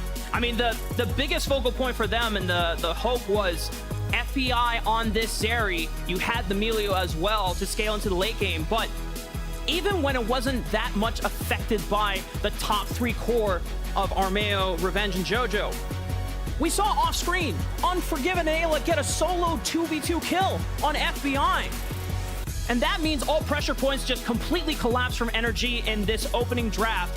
And it probably just mean for them that they severely underestimated Evil Genius's firepower at the start of the split. And they're gonna have to rethink about that when they get to the next game. All right, here's a look at how it ended. At this point, Energy know they're very desperate. They're so far behind, they've got to go for something. So they make the play on the top side. They eject one player. They go for the Dokla ultimate here, but Contrax was already 50% health from mid lane there from Zion Chunks. And after that engage is Zonya's. Not really any follow-up. Not much hope left for them. Plenty of time there. Evil Geniuses then can just push it forward with the power of that Baron buff. They end that thing every single day. All right, let's re-examine our power rankings. Quick little maths here. We got to change a few things. Evil Geniuses looking quite nice. That's right. Well, we're going to be joining Jat and JoJo Pyun for a Verizon post-game interview. Take it away, and congrats on a nice win today, JoJo. Yeah, thank you very much, JoJo. There's a lot. There's a lot to unpack here.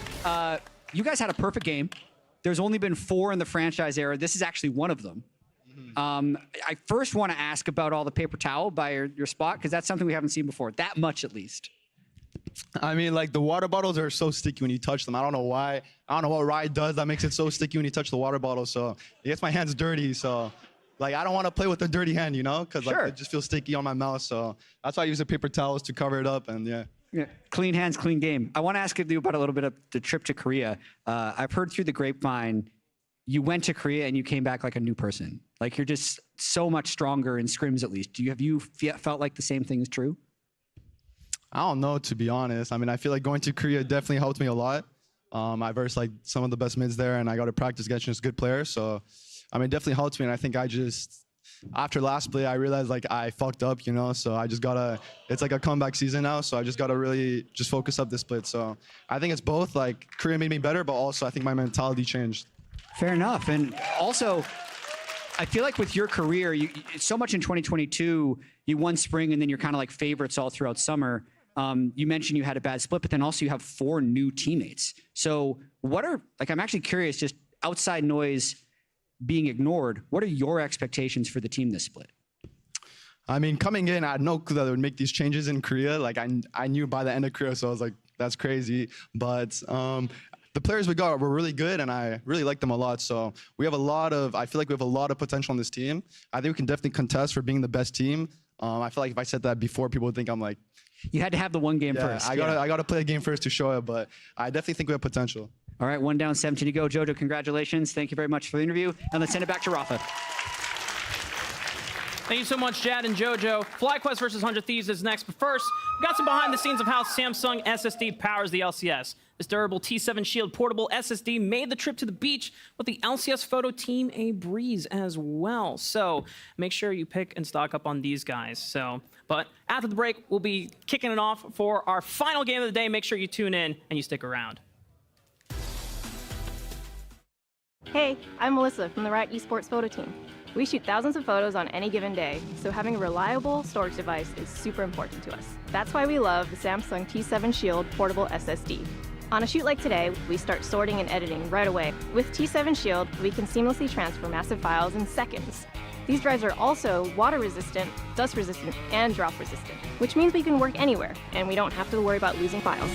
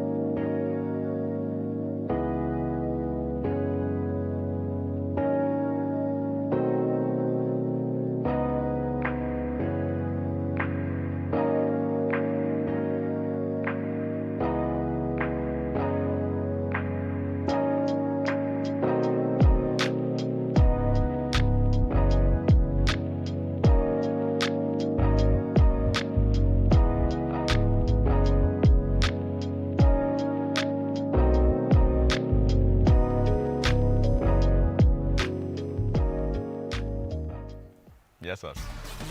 Welcome, everybody, to the best match of the day. Do what you will of this. All right. Best remaining match. Best remaining match of the day. Go! Best match. Depends on the perspective. Depends on the perspective, and there's a lot of perspectives because of this match. A lot of storylines, we care about. I will start with me and you, Emily. Yeah. So, what do we care about? All right, so I know people are like, oh man, Quid's not here. Yeah. That's sad. He couldn't get here in time because of visa. He's on his way. Yeah. But in the meantime, Nuke Duck is starting. So I want to present the Week of the Duck. Week of the Duck. I feel like he's only going to be here for a bit. Quid did say that he was going to land. It used to be the Year of the Duck. Now it might be the Week of the Duck. Yes. Day of the Duck, I like the alliteration. Week of the Duck, if he performs well enough, can it become the split of the Duck? Or no? No. Maybe. Who knows? It could actually become the Year of the Duck, right? Because he also stepped in to coach 100 Thieves previously, now subbing in. We're seeing some of his insane highlights, right, from LEC. And there he is, counting out his coach. It's the Week of the Duck. What's the context for people who are not familiar with the Week of the Duck, Year of the Duck mean? Explain it like I'm new to League of Legends, Raz. Well, let's just say, way back in the past, Deficio in particular. Who's Deficio? Martin Deficio, an iconic caster at the time with the LEC, turned GM, was a big fan of Nuke Duck and his level of play, right? And so it was the Year of the Duck, kind of like Year of Lorlo. Who is Lorlo? I don't want to hear this. League of Legends. Wait, I don't want to hear streamer. This. Yes, exactly. He's the streamer. Okay. So we just expect him to play at the highest level at the time, and now he's back. The funniest thing too, internally you hear about how Nuke Duck is as a coach, kind of like laid-back players type of coach that will criticize extensively how you play a champion, and now he gets to literally come up with an example. Yeah, I mean, also just win lol was the classic Nuke Duck advice. We'll see if he can follow his own advice. For me, the most interesting thing about this matchup is actually the someday Hall of Fame unretirement. I'm not even quite sure what to call it, but if people missed it in the offseason, Someday had been around with 100 Thieves since they started off and became a team in the LCS, and then they sent him away with a very nice Hall of Fame baby induction ceremony. This was very recent. This was a couple months ago. This was at the start of the year, basically, 6 months-ish ago, that they did this kind of Hall of Fame ceremony. They gave him a jacket. They put a mural of him on the building. They sent him off. He is a beloved member of the community of 100 Thieves. And now he's back. And I'm like, so what do you do after you put someone in the Hall of Fame, put him on your building, and he's a Hall of Famer. Yeah. Have you watched wrestling? Does he have extra clout over the rest of the team now he's back? He's like, that's me on the wall over there. Absolutely. I don't see you on the wall, okay? Exactly. At the time, it was so heartfelt. He teared up. Nate Shot teared up. Everyone in that moment was like, damn, it sucks that, he would be leaving at this with how beloved he was. He was here when 100 Thieves came in to the LCS, and now, welcome back. I agree. Yours are funny, but you're kind of just picking the memes. We're talking about FlyQuest versus 100 Thieves. Prince versus Doublelift is still the most exciting story. Prince destroyed Doublelift in their games last split, but overall, Doublelift actually played pretty well. The all-important stat to me in this matchup is the fact that Prince won 2 Player of the Weeks and Doublelift just won 1. Doublelift is going to try and make that better this split, but honestly, it is still a bot lane meta. FlyQuest is still going to be playing around Prince. I think this extends to the fact that both of these guys actually got roster additions that will help them succeed. Yep.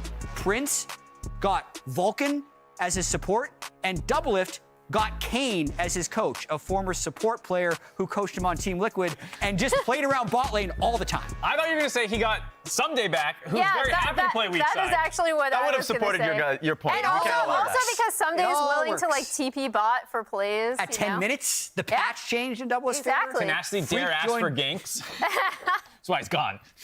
Oh no. It's not true. No one run with that narrative. I don't think that's true.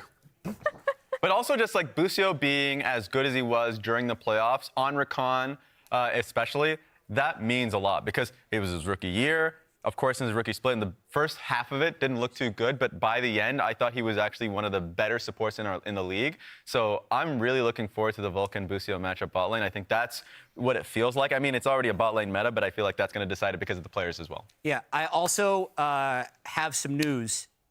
Mark, good news? Okay. We've been scouring the internet, and we have a very relevant comment for you. So you need to actually walk over towards this 3-wall. Oh, God. Get over there. Oh, no. Get over there. Yeah, you need to walk over across the street. What is this? I appreciate anytime there is a post talking about our attire. And what did this post say? It was producers? I think it was Mark's sweater can't decide if it's a ripe or unripe mango, was something like that. And is the top an overripe mango, or what's going on with the red part? I think it's just kind of in the middle. It's like, I don't know. I didn't sign up for this, by the way. Yeah, so that is what we zoomed in too far. We can't see the comparison. But I think I'm more on this side. I think it's a little more orangey. yeah, and Mark, you need to go away to I have to go cast cast, the game so I'm now. gonna go over there. Yeah, as Mark heads up, I am actually curious because who had 100 Thieves highest in their power rankings? Ooh, Flowers did. Okay, it wasn't you. But I had it fourth. He had it third. Okay, you have them fourth. So Yes. that gives them a pretty good chance against 100 Thieves. Like, what are your? I believe we all predicted FlyQuest to win this game, but I think it has a good chance of being close. Yes, it does. And I think for me with 100 Thieves, it's going to be a bot lane centric meta. And I think Someday, people don't appreciate Someday for how good he is as a player and how flexible he has become. I think he has been able to play carries for a while, but now able to communicate that to his team. And now alongside closer is going to be meaningful. So that's my take. Fair enough. I'm just seeing, I see 100 Thieves' GM on the stage at the moment. I was going to make a point about Kane, but I haven't seen him. He's been in all their videos. He's double his previous coach. They may have multiple visa issues, Raz? They may have multiple visa issues. We'll figure it out. But for now, the casters will be the ones to inform us. So that's going back to Mark, by the way. So I appreciate the casters to also continue to hail nonsense on Mark. Go ahead. What's up, y'all? Hey, we have third edition. Marks is joining us on the cast. Mango Mark. We got a tri-cast going on now. Yeah, so what is going on here? It looked like you were thrilled with the previous outfit. I mean, I like it, but I don't pick my outfits. Everyone tweets at me and they're like, "Where'd you get that sweater?" And I'm like, "I don't know." Where'd you get that dumb face? I don't know. Yeah, I didn't pick it. It just showed up here. It was found in the wardrobe. It was given to me. I didn't go to like get it touched up or anything. I'm super excited for this matchup also because I just saw Bjergsen is here also with a 100 Thieves jacket on. He might have gone to get some food, but he's in the audience now I don't too. believe it. I don't see him. So, there he is. He's back there. Yeah, there he is up there. So he's here to support. Support. He probably also hates that you did that because I saw him roaming around Worlds during the time. He was wearing the jacket and he just walked on stage. Okay, maybe less. He was trying to be really incognito at Worlds. He would have like his hood up and try and blend in. But, very happy to be here. Good to see Bjergsen in attendance. Miss you, King. Anyway, 100 Thieves FlyQuest. Some new faces on 100 Thieves. I mean, technically. Yeah, Coach Face. Coach Face, yeah. Nuke Duck subbing in while Quid is still getting his way over from visa issues, but Someday also being back. I mean, that means this is, hopefully for 100 Thieves, a reinvigorated roster. Yeah, I mean, so currently we are at 100% win rate today for coaches who turned players. Armeo just won. Armeo won. Let's see if Nuke Duck is also going to have the same sort of success because he, kind of like Armeo, was very recently still playing too. You know, it was a year ago on XL in EU. So it's not like super far removed. He can still jump back in. I've been seeing him, when Champions Queue was still running, in Champions Queue games, so he was definitely still playing, still keeping the fingers warm. I just really liked the meme when he got moved up to head coach and they just started winning and it was all about his advice of just win. Just win the early game and just win the late game. Yeah, he's got to follow his own advice here. Sweet. And it's also not like a shock that he's on stage. It wasn't like suddenly there were problems with Quid's visa or, they knew for a little bit of time. So hopefully he is prepared to go. And I'm really excited to see where this goes because so far today, the games have been so stompy. There's been one perfect game, but there were a couple close ones where it was like just a single turret or a couple of kills going in favor of one team. Yeah. I hope we get an actual back and forth matchup between these two because I know a lot of people are very excited about the changes that came through for 100 Thieves. I was more on the pessimistic end in terms of the power rankings. Where did you have them again? I don't remember. I think I had them fourth. Yeah, so we were the opposite ends of the spectrum on where we thought they would land. All right, Nico off the table. No surprise here. Bottom lane wide open. Zeri, Yumi, Aphelios. How can you be be about bot lane when it's a scared? Oh, it was a gasp of panic, not a gasp of excitement. There's a lot of energy there. Right. I got you. My bad. Okay, so it looks like they're gonna they double ban the playmaking mids. Annie and Nico, the two most popular here. So they are really focusing bans here onto Vikla to try and open up something for the Duck. I do like the focus a little bit around mid lane, given that you have Nuke Duck subbing in, making sure he gets a matchup that he's most comfortable on. That's a little less explosive than some of the Annie, Ahri, Vi kind of matchups that you can see where people are just getting insta-give. That doesn't mean it's safe, though, because you saw last game, Jojo was absolutely popping off still, with just Gragas making things work. So we'll see if that's where FlyQuest want to target, pick on the sub in Nuke Duck.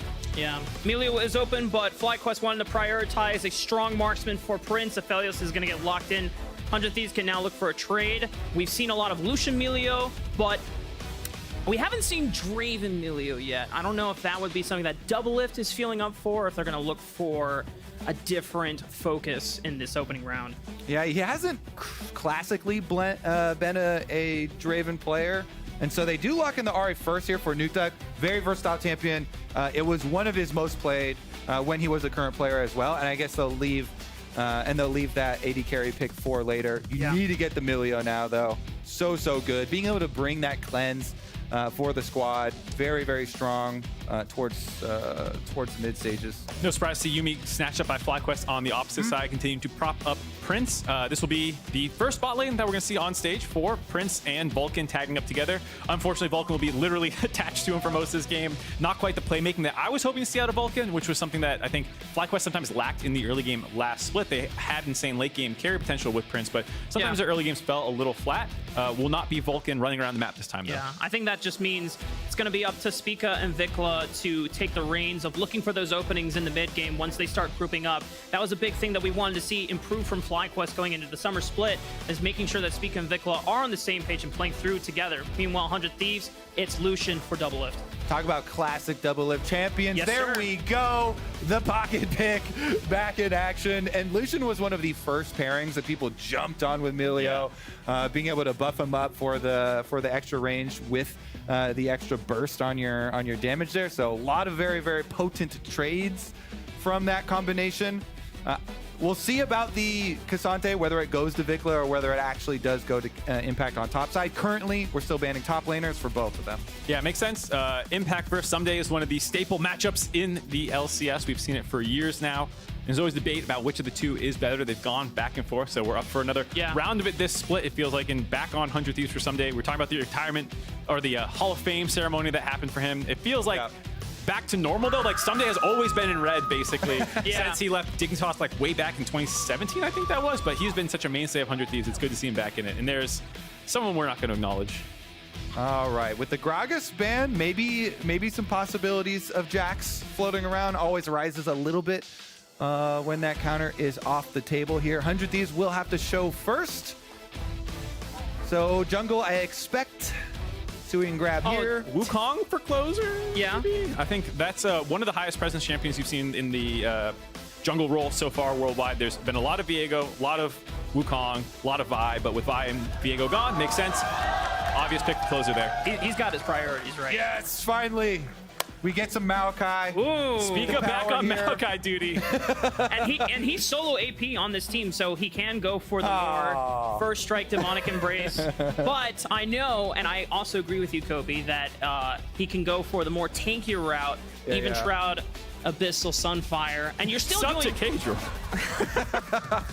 Pog, let's go, man. 100 Thieves now locking in their top laner match against this Cassante, and it's the classic Renekton for Someday. Well, 100 Thieves, decent range with the Lucian and the Ahri, have playmaking potential with the Cyclone. You want to look through duo mid and jungle for the mid game, whereas FlyQuest, you have a lot of team fighting power. Definitely feels like a small scaling advantage in FlyQuest's favor with obviously Aphelios, Yuumi coming in, the Maokai, all this front line that you're going to have to play around it. And it does feel like that'll put pressure on 100 Thieves to try and make some plays around the bot lane.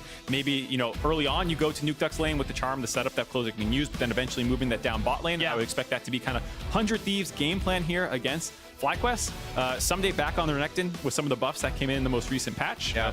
And as you're saying, this is Someday's champion. This is the classic Someday. Even back to KT Rolster days, this is his most played champion of all time for his whole career. So he is ready to use those buffs. You know, for 100 Thieves, they're, for the most part, rolling back a lot of just staple comfort champions. Lucian for Doublelift, Ahri for Nuke Duck. Even Wukong for closer as well. Between that and Viego and Lee Sin, I feel like those have been some of his most prowess picks that he has locked in his career while being in the LCS. But on FlyQuest, all about Prince, man. If you have the front line set up, you get the poke ready from the Jace, Prince will roll over all on 100 Thieves.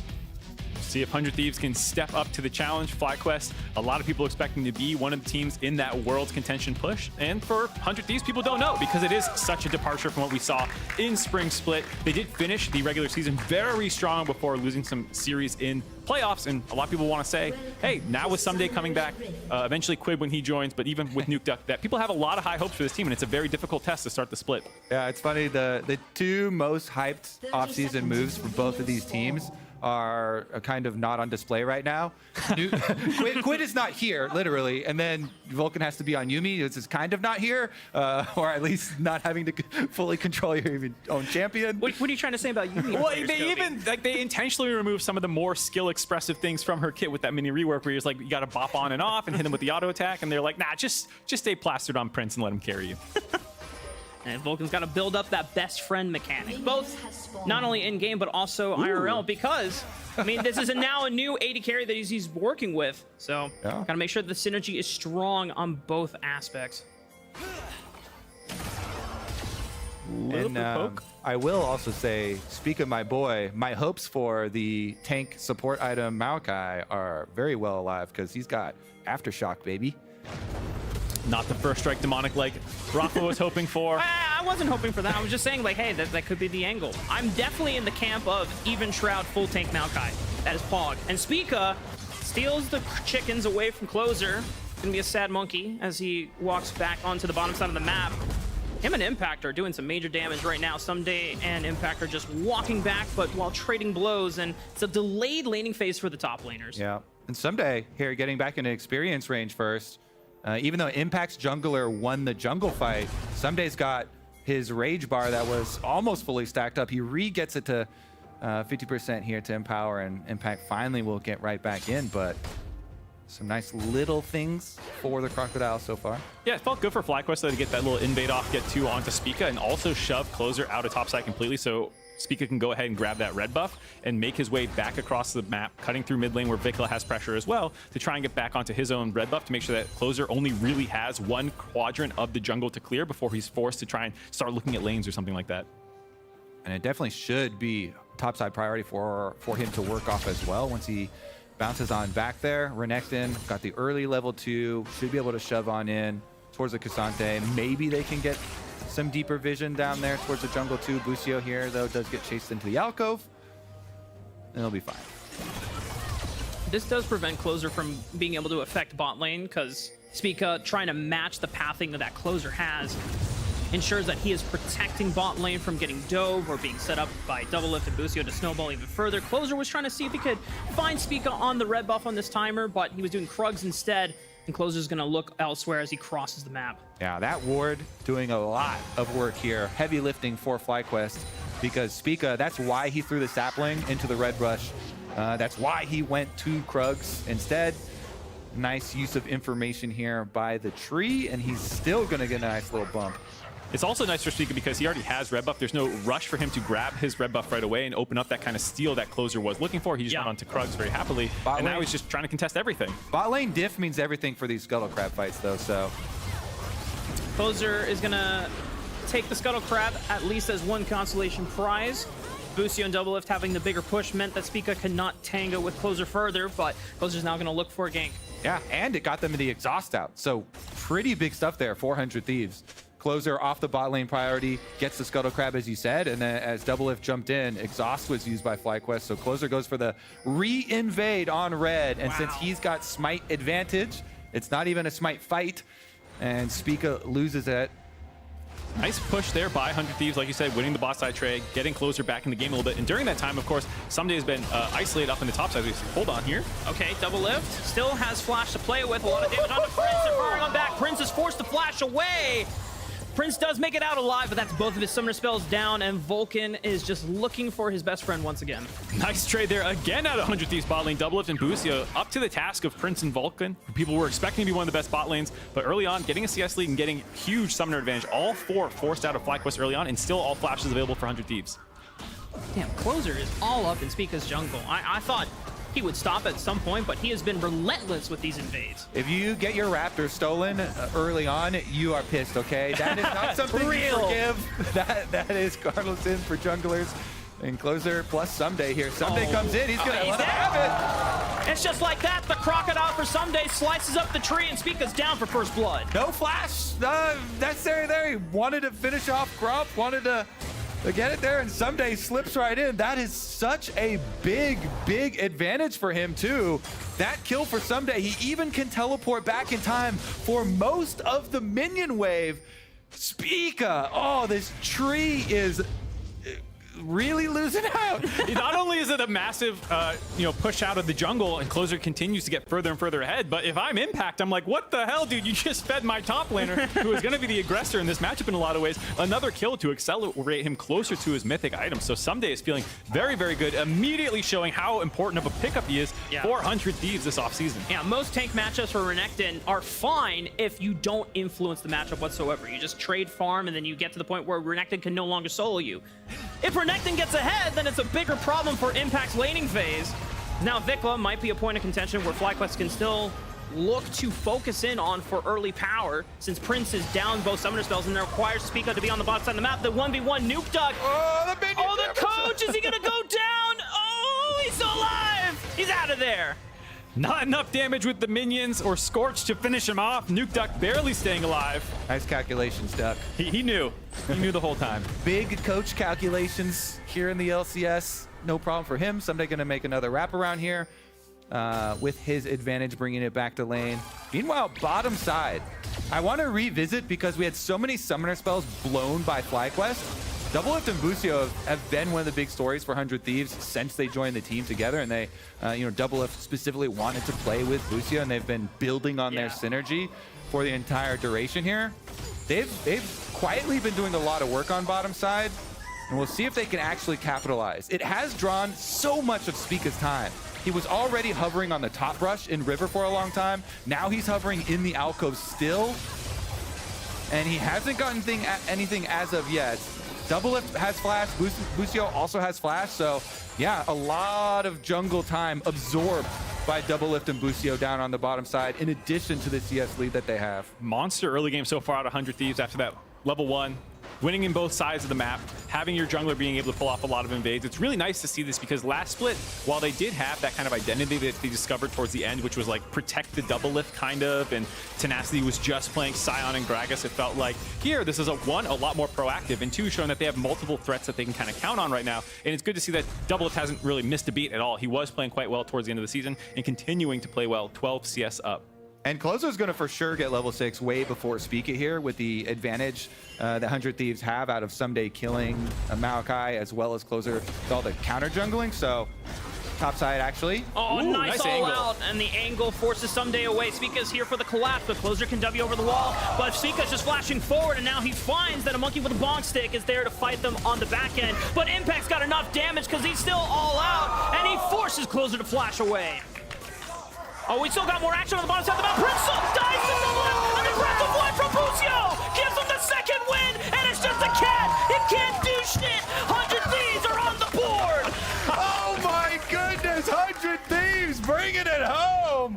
Despite the Cassante things going on the top side and some flashes being blown, now Impact is under attack again. Man, looked like such a good trade initially for FlyQuest on the top side. The fact that they were able to kind of bait them in. Impact forces multiple flashes out on the top side, but then the entire time in the bot lane, they were continuing to be aggressive. FlyQuest looks like they're constantly looking for these trades, but 100 Thieves side is just playing it better, and then the level up that came in. Yeah, getting the ult for Busio. I still want to see the replay on that bottom lane skirmish because that was really nice from the 100 Thieves side. It is going to be a startup on the Rift Herald here, but Impact is under tower. He has no ultimate for this. Meanwhile, you've got Yuumi on Vikla. Mid lane going to be able to be the extra support that they need to secure this Rift Herald. And they do have plenty of time to get that Rift Herald charged up. So this actually does a lot for keeping FlyQuest competitive in this game. Spica going to be able to pick that up. He really does need it. They need that Maokai level 6. He's got to catch up a little bit here to Closer.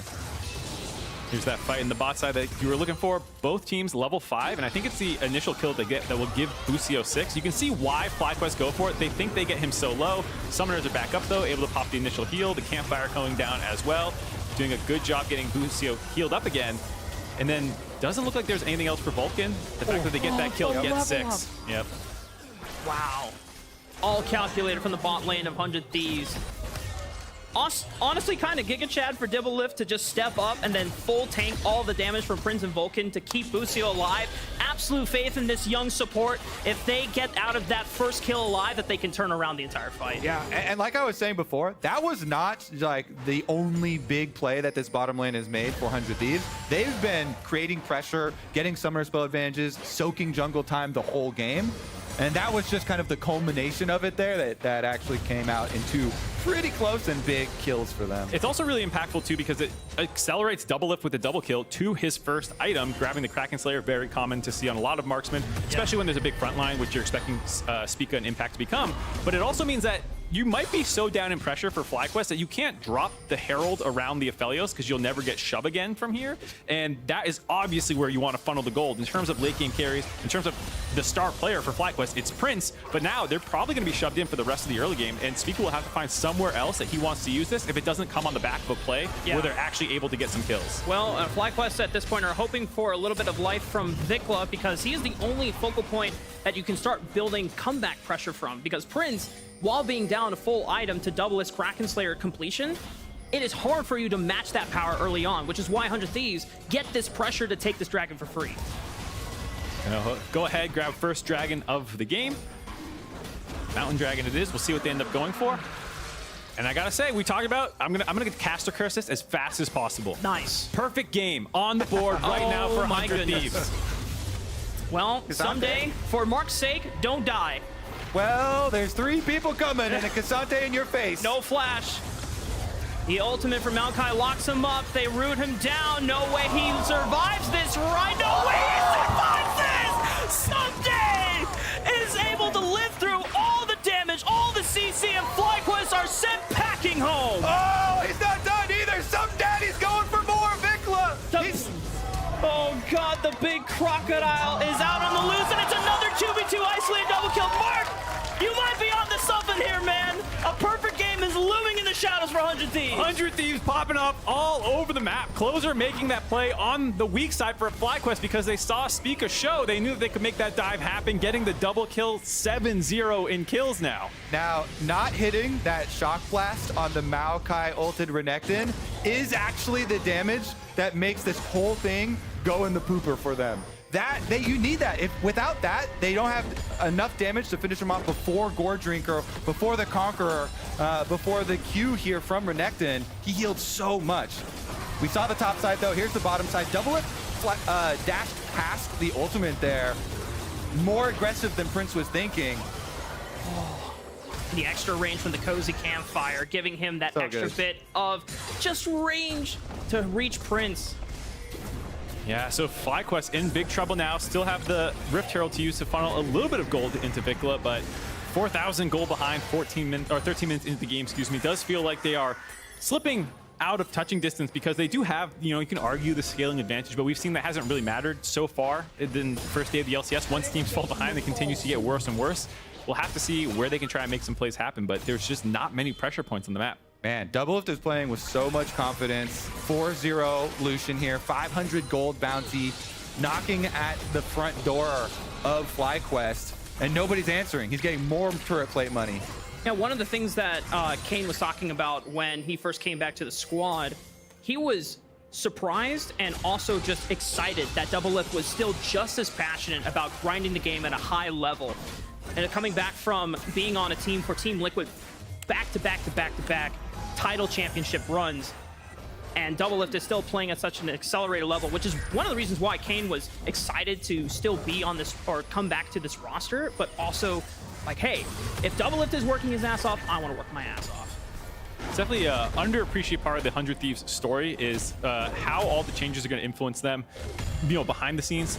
Coach Kane coming in after they had a coach swap in the middle of the last split, a little bit more stability, familiarity, like you're saying, the fact that they had worked together before. Also, Someday being a returning voice. I think it was Closer in one of the interviews talking about how he missed some of the shot calling that Someday was able to provide. Yeah. So a lot more stability, it feels like, and players who had used to play with people they liked before coming back together. Yeah. I mean, Someday even offering a lot of good insight in post-match feedback as well and review. So 100 Thieves, I mean, this is a great start for the summer split. Yeah, I like how, you know, the big thing about the Hall of Fame and about him moving on, and like you go through all that effort for the breakup, and then it's actually only like a 5-month little break. You know, one of those cycles where you're like, you know what, I think we actually both should try it again. Like, that was actually pretty good now that we've been apart. They just needed to see other people, you know, like try something new. If you love something, you let it go, and it'll come back. That's why it's important to have a good breakup and not burn bridges. Always leave on good terms, y'all. Life lesson here in the LCS. It's not just about video games. As 100 Thieves are now getting ready for the second Rift Herald of the game. And it looks like they should have complete control. Massive gold advantage, 4,000 to their name, and almost everyone is in position to defend. Yeah, I feel if they want to contest it, you know, you do have Aphelios and Yuumi hovering around, but not much you can really do about it. No teleport on Cassante either. I feel like now is not the time to risk it all. 4,000 gold lead, and Rift Herald getting pushed in. Seems like farm a little bit for late here for FlyQuest. Calm it down. Dragons actually won't be too quick this game either, so at least they have that. Yeah, objective bounties are on, so I can kind of see Spica hovering around, seeing if they get really sloppy with the take. Maybe you can somehow sneak that away. Not the case, though. 100 Thieves doing a good job. Getting control, grabbing turret as well on the bot side of the map, just from some days' pressure. And like you said, you had double-elimination already working down the mid lane. They're dropping that quick. Speaking of sneaking around, the top lane, they just had Jason Maokai moving up through the brushes to sneak around. See if they can get behind. Oh, they go a little bit early. Nukeduck has arrived. He won't be surprised, but they are eyeballing that low health turret for the objective bounty. And Nukeduck is just playing outside of W flash range as well. He's too smart. He's a coach. Yeah. He knows he's on the weak side. He's not going to step forward and contest there. Nukeduck wasting the time of Spica, never actually stepping too far forward. He still had flash ult available. Big LCS coach play. Big brain right there. It would have been a very difficult play to make work anyways with flash and ult available. You know, Ahri is notoriously slippery. And during that time, 100 Thieves just continue to rack up neutral objectives, working down the second dragon of the game. Yeah, I mean, you want the objective bounty. You also want to not get perfect gamed. So that'd be nice. You can start doing some disingenuous stuff to like, oh look, we didn't get perfect game. We sent 5 top at 20 minutes in the game to. Realistically, that top tower and that objective bounty on it, that's the juice. Someday gets the red buff. Nothing is going FlyQuest's way. Damn. This is really tough for FlyQuest. I mean, we talked about it before at the start of the game state. For Prince, he is going to be the guy that has to rip through all of 100 Thieves. But he's behind the curve. 2 items have been completed for double-elimination, while Prince is still working on that second one. And his front line is not really a front line yet. They're only on 1 item apiece, and Demonic Embrace is not going to be the tankiest item for Maokai to set up. Yeah, I mean, a lot of difficulties here for FlyQuest, and so they kind of have to play those brush camp little pockets of fog of war plays, try and surprise somebody. Problem is, and one of the most annoying things about Milio, yeah, we've seen the prowess so far, you know, with the range and the burst damage he's giving to double-elimination, all his speed for chase downs and the shields, but walking around with the champion that can cleanse everybody behind you too is like, okay, now it's even harder to make our surprise pick plays. We have to constantly track this Milio, and it's really, really difficult to make plays onto this champion with the knockback, with the ultimates. Yeah, he's a champion that it still feels like there's a lot to be explored about with synergies as well. You heard at the top of the day, Blabber kind of talking about the Kindred synergies with it in terms of being able at the end of it to cleanse everyone as the Kindred ult drops down, drop the extra healing, and make sure that you're ready to completely reset that team fight. Yeah. He's a really interesting champion with a lot of these like unique little mechanics that more and more people will unlock these synergies. Lucian being one of the first ones found with the extra range advantage for these double taps and these kinds of things that make your trading patterns so much more potent. Yeah. And it's like, Lucian has always been a strong champion, even with a 500 range. But, the fact that Milio gives you, I think, an extra 20% at rank 5? I mean, and then it allows Lucian to step up in a lot of matchups and team fights that he normally would not be able to exist in. So for 100 Thieves, they are all set up for success. And for FlyQuest, I mean, the only other person I can look at that maybe you can find an advantage through is Vikla, because he's building a lot of lethality. He's got the Moramana stacking. Oh, they're teleport play. It's not completed yet. Oh no, Vikla doesn't. I mean, he knows Closer and Nukeduck are right there, but he's forced to flash away. Dodges out in the Everfrost, but Closer with the Flash Cyclone sends him back to the fountain. I have to ask, was that blue buff worth it? Well, probably not, especially with Baron coming up. I mean, 100 Thieves are actually far enough ahead that if you get a pick right before 20 minutes, you might be able to get more. Currently, it's dark. They might look for the start on Baron and then turn if FlyQuest come over, or even try and burn it. Some days even going for the preemptive 1v1 on bottom side while doublelift is pushing towards mid. The one saving grace for the side of FlyQuest is it was both ultimates committed by the mid-jungle combo, and that is a large portion of their turn should they try and start this. They might still do it just because they feel strong enough that, like, hey, there's no way FlyQuest can fight. You know, we're at the point as casters where you're like, well, the scaling for FlyQuest, and that's about all you can say for their team comp because it is very much in 100 Thieves' hands right now what happens in this game. Yep. 100 Thieves just looking for the mid-prio push, but FlyQuest have it first. They look for the engage on Spica, and he forces to throw out the Nature's Wrath. And because they're not in immediate danger, Busio doesn't even need to use Breath of Life to cleanse the root that was coming out. FlyQuest now lose a huge disengage tool after the skirmish. Yeah, no Maokai ultimate means we are not going to make our stand. We are not going to make our one team fight to try and come back into this. And if he loses his flash here too? Oh no. Ult coming up for Nuke Duck. Cyclone almost available as well for Closer. The charm connects. He's charmed up. Orbit Deception forced to Twisted Advance, but the Breath of Life keeps Closer alive and doesn't go down from the burst. And pretty good stuff here for Spica. He's able to get out without blowing that flash. Without that too, they really would not have hopes in the attempted comeback team fight that they go out with. So honestly, out of that situation, pretty good escape for them. All right, here's the copium angle for FlyQuest fans. You're able to survive that little gambit there, where if he dropped or even maybe lost his flash, they can go back onto the Baron. There's a couple ultimates down. Doublelift doesn't have his. Busio down. Yeah. You're going to buy some stalling time. Dragon's coming up. You're probably not going to contest the third dragon. You're going to wait for Soul Point, and then it's about surviving through the Baron pressure. Up 7k. Honestly, 100 Thieves can easily just repeat trying to get FlyQuest to face check around Baron. But if you can stall that out, get your second item on Prince, then you start going for the Soul Point fight. You know, realistically, that's like 6 minutes from now. And if you can survive all that, you have a chance, Kobe. Did I sell you? Did I sell you? You ready to buy that? Love it. I am not buying that. I counted like 6 steps in that whole... It's like a parlay bet, you know? You just keep slapping on another conditional. You could be like, oh man, and they have so much CC for their team fight, but yeah, okay, yeah, well, they got frontline. The Dragon is here. Yeah, and then 100 Thieves have Melio, and then that cleanses all of it. Dragon gonna get burned down though. You don't want to lose the game over that for FlyQuest. If you're gonna lose a game over something, lose it over Baron or your Nexus. I think a Cannon Creep's a good thing to lose a game over. I've lost a lot of games over Cannon Creeps, felt pretty good. You and me both. Closer is in the deep part of the fight, but he cyclones his way out. Nuke Duck is caught up, but he still has got a Spirit Rush and a flash away. TP from Impact cuts off the rest of 100 Thieves. And to their credit for FlyQuest, they got a lot of damage down on both the mid laner and the jungler. They did get a bunch of damage. As you said, though, rightly so, the teleport is a pretty big investment because now someday you see the Crocodile pushing in the bottom side. You get that bottom side push, and then all of a sudden, you're the ones who can cross map there. You're the ones who can put even more pressure towards Baron with the threat of someday teleporting up. And he technically, right as of now, has the 2-level lead. Impacts will be able to at least cut that down to 1 pretty shortly here, but is going to sting for quite a while. It does suck that teleport did not work out, but I appreciate what FlyQuest was looking for there. They haven't had many good angles, and that was one where you had gotten Closer's ultimate out, you were kind of on top of the Ahri, winning the fight thus far.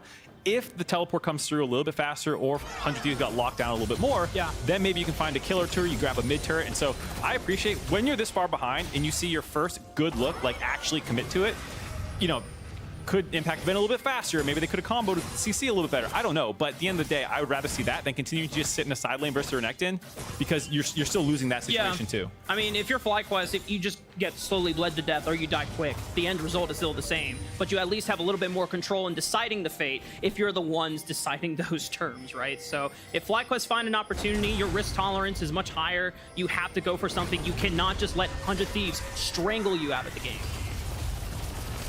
We got another fight here. Oh my god, Prince is just deleted. Well, that's the main part of the damage. Vulcan is also gone, and 100 Thieves are just running around and taking out every single member of FlyQuest in their warpath. Spica's got nowhere else to run. Triple kill for doublelift, and the Baron is there going to be their prize. FlyQuest get a little bit too greedy around the mid lane, stepping up, trying to get some damage down that turret, and 100 Thieves collapse, annihilate 4 members of FlyQuest, and set themselves up for a very easy Baron take on the tail end of that. Yeah, Double Lift is 3 core items to Prince's 2. He is massive. That is now 7 kills for Double Lift, 1 more for Legendary. That culling damage, he just runs him right off the tower, 100 Thieves. That's going to be all they need to wrap this one up. Just look at it. It was all him. Closer's able to jump in at towards the end and chase down the extra kills, but this game has been so much about the 100 Thieves bottom lane. Massive, massive showing from them, as well as Someday in the top side. And now being able to leverage that into Baron makes the pushing towards the other side of the map a lot easier. They get the reset on 3 champions here. Double F wanted to get 1 more wave, it looks like. Wonder if there's a breakpoint that he's trying to hit. All right, does get the shard, plus the Zeo picked up. Oh, he goes stop. He sells it, goes or refunds it, goes back for the stopwatch. I like that. Oh no, Someday, the perfect game for 100 Thieves. It could be gone. No, no, no, wait. Is he out damaged? He's out damaged at all! This crocodile is huge! And you can't take him down if you don't have the equipment necessary. Somebody's still gonna live! Welcome back, Someday, to your home! 100 Thieves welcomes you graciously with open arms, and now they will look to take more damage off of these turrets and into the base of FlyQuest. The Hall of Famer for 100 Thieves survives the 3v1 until the backup could arrive, finding the kills on FlyQuest and setting up the continued perfect game here for 100 Thieves. Unfortunately, Mark, I just got word it is no longer a perfect game because FlyQuest got the first Herald of the game. Oh, but it's still a pretty damn good game from 100 I've been Thieves. saying it this whole time. I forgot about the Herald. We've both been griefing. It's okay. 100 Thieves definitely aren't. They're playing magnificently in the open of the summer split as they look once more for Closer. He's got the decoy, the breath of life, and he gets the movement speed for the cozy campfire, and Abusio's gonna escort him to safety. They outrun the Nature's Wrath, and 1 inhibitor falls for FlyQuest. So Someday's gonna finish up the topside towers too. They may leave the FlyQuest base for now, but they leave it broken.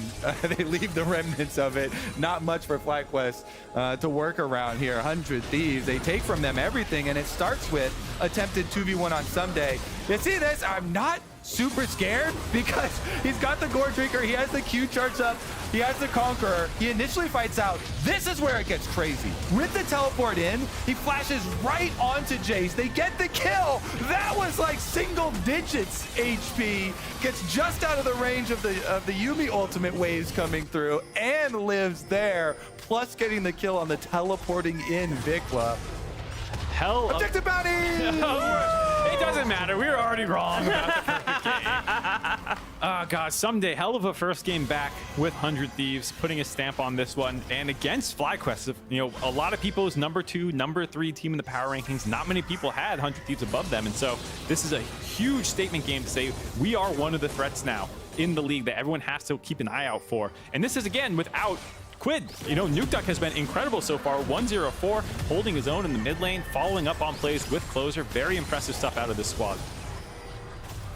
Mark, what does that say about our power rankings for 100 Thieves that we did at the beginning of the split? I don't know what you're talking about. You two a little sussy here. We may have undershot how good 100 Thieves are going to be. You go for the traditional sports like, oh, well, they wouldn't have been so good if I didn't doubt them. I gave them the bulletin board material. True! Yeah. That's also my code.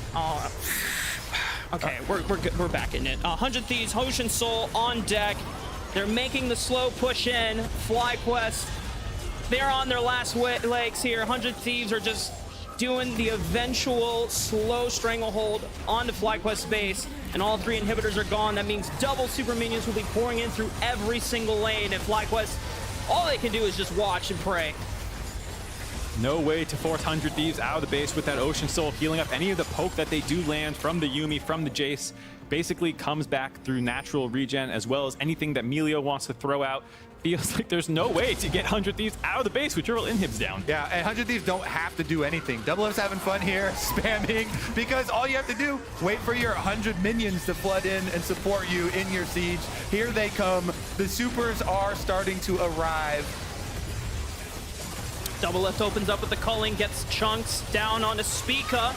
3/4 of his HP is gone. Nuke Duck looking for the Everfrost, doesn't find the root, but Prince is still keeping himself alive. He's got white and red guns on deck. If there's a chance, it would be now, but Double It preemptively flashing what Impact was looking for on that third Tofu strike. Nuke Duck charming up Vikla, a lot of damage down. Spica's healed back up to full HP, but 100 Thieves are just taking this time slowly, playing off the super minion waves as they look to continuously chip down the Nexus turrets. They've got nowhere else to be other than ending this game, and if it takes them a while, they will do it eventually. But for 100 Thieves, they've got all the control in the world. They've got the minion waves, and here comes the crash. FlyQuest trying desperately to hold on as the double super creeps start pounding away at the turret. A flash on a double it, but he goes golden. That stopwatch paying huge dividends as he dashes back, and now he's in safety range. Guns down Spica, looks for impact. He's forced to run. Vikla and Prince step up to look to do damage. The kill force, but it's not enough to cleanse the flash. Some daddy's here, baby, and he slices them all down. The Nexus turrets fall, and 100 Thieves, just like EG, will walk away with a deathless game to start the summer split. Monstrous performance out of 100 Thieves, destroying FlyQuest. 17-0. 17-0, 30-minute game here from the Thieves. Coming in hot. Every single member stepping up, looking incredible. Someday, of course, the spotlight out of everything, but you have to look back and remember the early game out of Double Lift. Closer bouncing back off that level 1 invade. Nuke Duck holding it down the mid lane. All 5 members had incredible performances. I can't even really point to a single mistake even this game that they made, it feels like. It's hard to think of anything. Yeah, I mean, obviously the late game, the flashiest moments with Sunday just never dying, living to the very end and just using all that Omni-Vamp he had in his kit. But man, everyone having such a great showing. And Closer, I want to give this guy even more credit and marks. It's not fun when someone invades your camps and takes away Raptors away from you and your red buff, but he's persistent and he continues looking for relentless invades and he just continues pushing through, and Spica can't do anything for the rest of the game. I think what Kobe said was right. Got him angry, got him fired up in game 1. When you get into space and you force him off his red buff, he's like, all right, I'm gonna make you pay for that. Also helps when you've got Someday on Renekton topside, invading and killing your enemy jungle for you. Love that. The 2v1 bully tactics for the counter jungle working out for 100 Thieves. This is a fresh look for 100 Thieves side, as you know, a lot of the fans were wondering what kind of look they would have here. Soren cheering on A his former team. bunch of coaches up there. That's the coaches row. I'm pretty sure I saw Revenge up there. Just chilling. Revenge's like, hey, what? Promoting. Oh man, that was a fun game, guys. And what a fun first day. But we're gonna be joining Emily and Nuke Duck for our Verizon post-game interview. Congratulations to Coach Duck on his first LCS win as a player. Let's go, baby! Woo! Welcome, and yeah, congratulations. I made this sign for you where I crossed off year and put week. Thank you. Thank you. But in all seriousness, obviously, congrats. This is your first stage game in quite some time. So just going into it, what was your prep like, and how does it feel to be back on stage? My prep was that I played Scrim since we came back from Korea, and I just didn't enjoy any solo queues. I didn't practice like too much, but yeah, I was mostly just scrimming with the team and like trying to integrate myself. Yeah. Okay. How much say, because obviously you are also a coach of this team, how much say did you have like in the draft? Are you still kind of commandeering or taking charge of the pick ban as well? Or do you take more of a backseat? I took more of a backseat. Like we had Kane and Joe, where Joe was stepping in as coach. So they were mostly dealing with the draft. But yeah, just I chip in on, my pick and, what I like. And yeah, I just chip in with my opinion. Okay. As, again, someone who has not only played with the team, but was with them in Korea when you guys were playing with Quid, how has this team been coming together? You obviously had an incredibly dominant performance today against one of the top teams in the league, we're thinking. But how's the team been gelling, communicating, etc.? I think they're gelling well. It's like sometimes a bit hard for me because I'm used to play a certain way and they like to play a bit differently. But everyone is like very reasonable, and so even if we have different opinions, everyone's like, yeah, they can understand each other. And I have kind of a dumb question, but as you know, Uzi made his debut, like his re-debut last night. He played Lucian. And I was wondering if Doublelift was like to you guys, like, guys, I got to play Lucian. Like, you know, Uzi played it last night. Like, I'm going to stomp on this champ. Yeah, I don't know if that's why, but he said something like that, yeah. All right, because obviously they had an incredible performance in the bot lane, so. Yeah, they smashed it. All right, well, thank you so much for joining me. Congrats on your return as a player. And good luck with the team going forward. And now we're going to send it back to, I believe, just Raz and Jat at this point, because I'm here and Mark was casting. Quick maths. There it is. She was deducing the fact that we're the ones left here. But yeah, it's been a day, hasn't it? It's been a fast day. Yes, it has. That's 5 games in under 4.5 hours. It's kind of crazy. We got 2 shutouts. It's like a 3.5-hour golf round. It's the same equivalent. The U.S. Open is happening like 3 miles from here, so I'm going to throw in golf analogies for the next 2 days. Are you going to be able to go there at least at any point to watch? It's like a lot of money for Saturday, Sunday, so we'll watch it on TV. All right. Well, it's done. We're done for day 1. Let's check out the POG updates just to see what we got here. Day 1. It's going to be a lot of ones. We only played 1 game, but Blabber, Summit, Kenvi, Jojo, Pyunt, and Someday are able to get that one. I actually didn't know that Someday won that one, so congratulations to him. Yeah, absolutely. Blabber and Summit had the closest games of the day, weirdly enough. The last 3 were speed runs. 1 death for Immortals, 0 deaths for EG, 0 deaths for 100 Thieves. A really, like, I think as far as my predictions go, only 1 upset, which was that final game, but a shocking day in terms of how one-sided all those games were. Yeah, it's crazy. Like, Kenvi being there, getting the POG is great to see, but he was also the 1 death on the team. Like, that was one of those things where every game felt, and you mentioned TL, that should have been a stomp. Like, 7K goal lead off the first 8 minutes was wild to see. Let's take a look at the standings as you would expect. Only 1 wins piece, but just like, really telling wins. 100 Thieves beating FlyQuest just now was a big one. Yeah, their boot camp seems to have paid off. Like, the teams that have been to Korea and come back have looked very good. So 100 Thieves was there for weeks. JoJo, as EG was making all the roster changes, dipped in there. Team Liquid didn't go to Korea, but they did an off-season boot camp in Europe. So the preparation that a lot of these teams took during the break paying off in day 1. Yeah.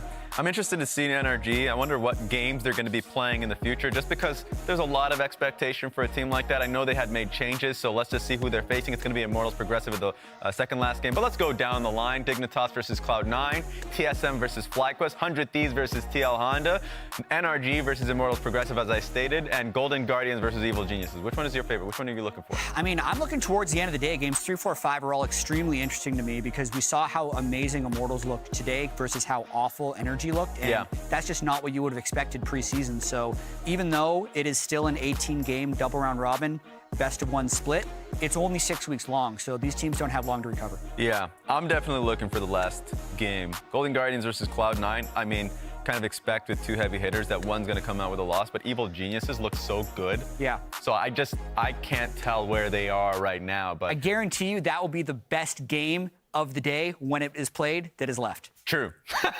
That's a factual statement. I dare you to challenge it, but that's going to be it for us, guys. We'll be back tomorrow at 5 p.m. Eastern, 2 p.m. Pacific, so we'll be there. That's done for the Wednesday game. Now on to the Wednesday Thursday. We'll have more games, though. Yes, but remember, guys, Wednesdays, all right? Be back on the Wednesdays. We're playing Wednesdays. We're playing Thursdays. We're playing Fridays. Then we're playing Wednesday. Then we're playing Thursday. And then we're playing Friday. So you know the trick. Take it easy, guys. Yeah. Bye.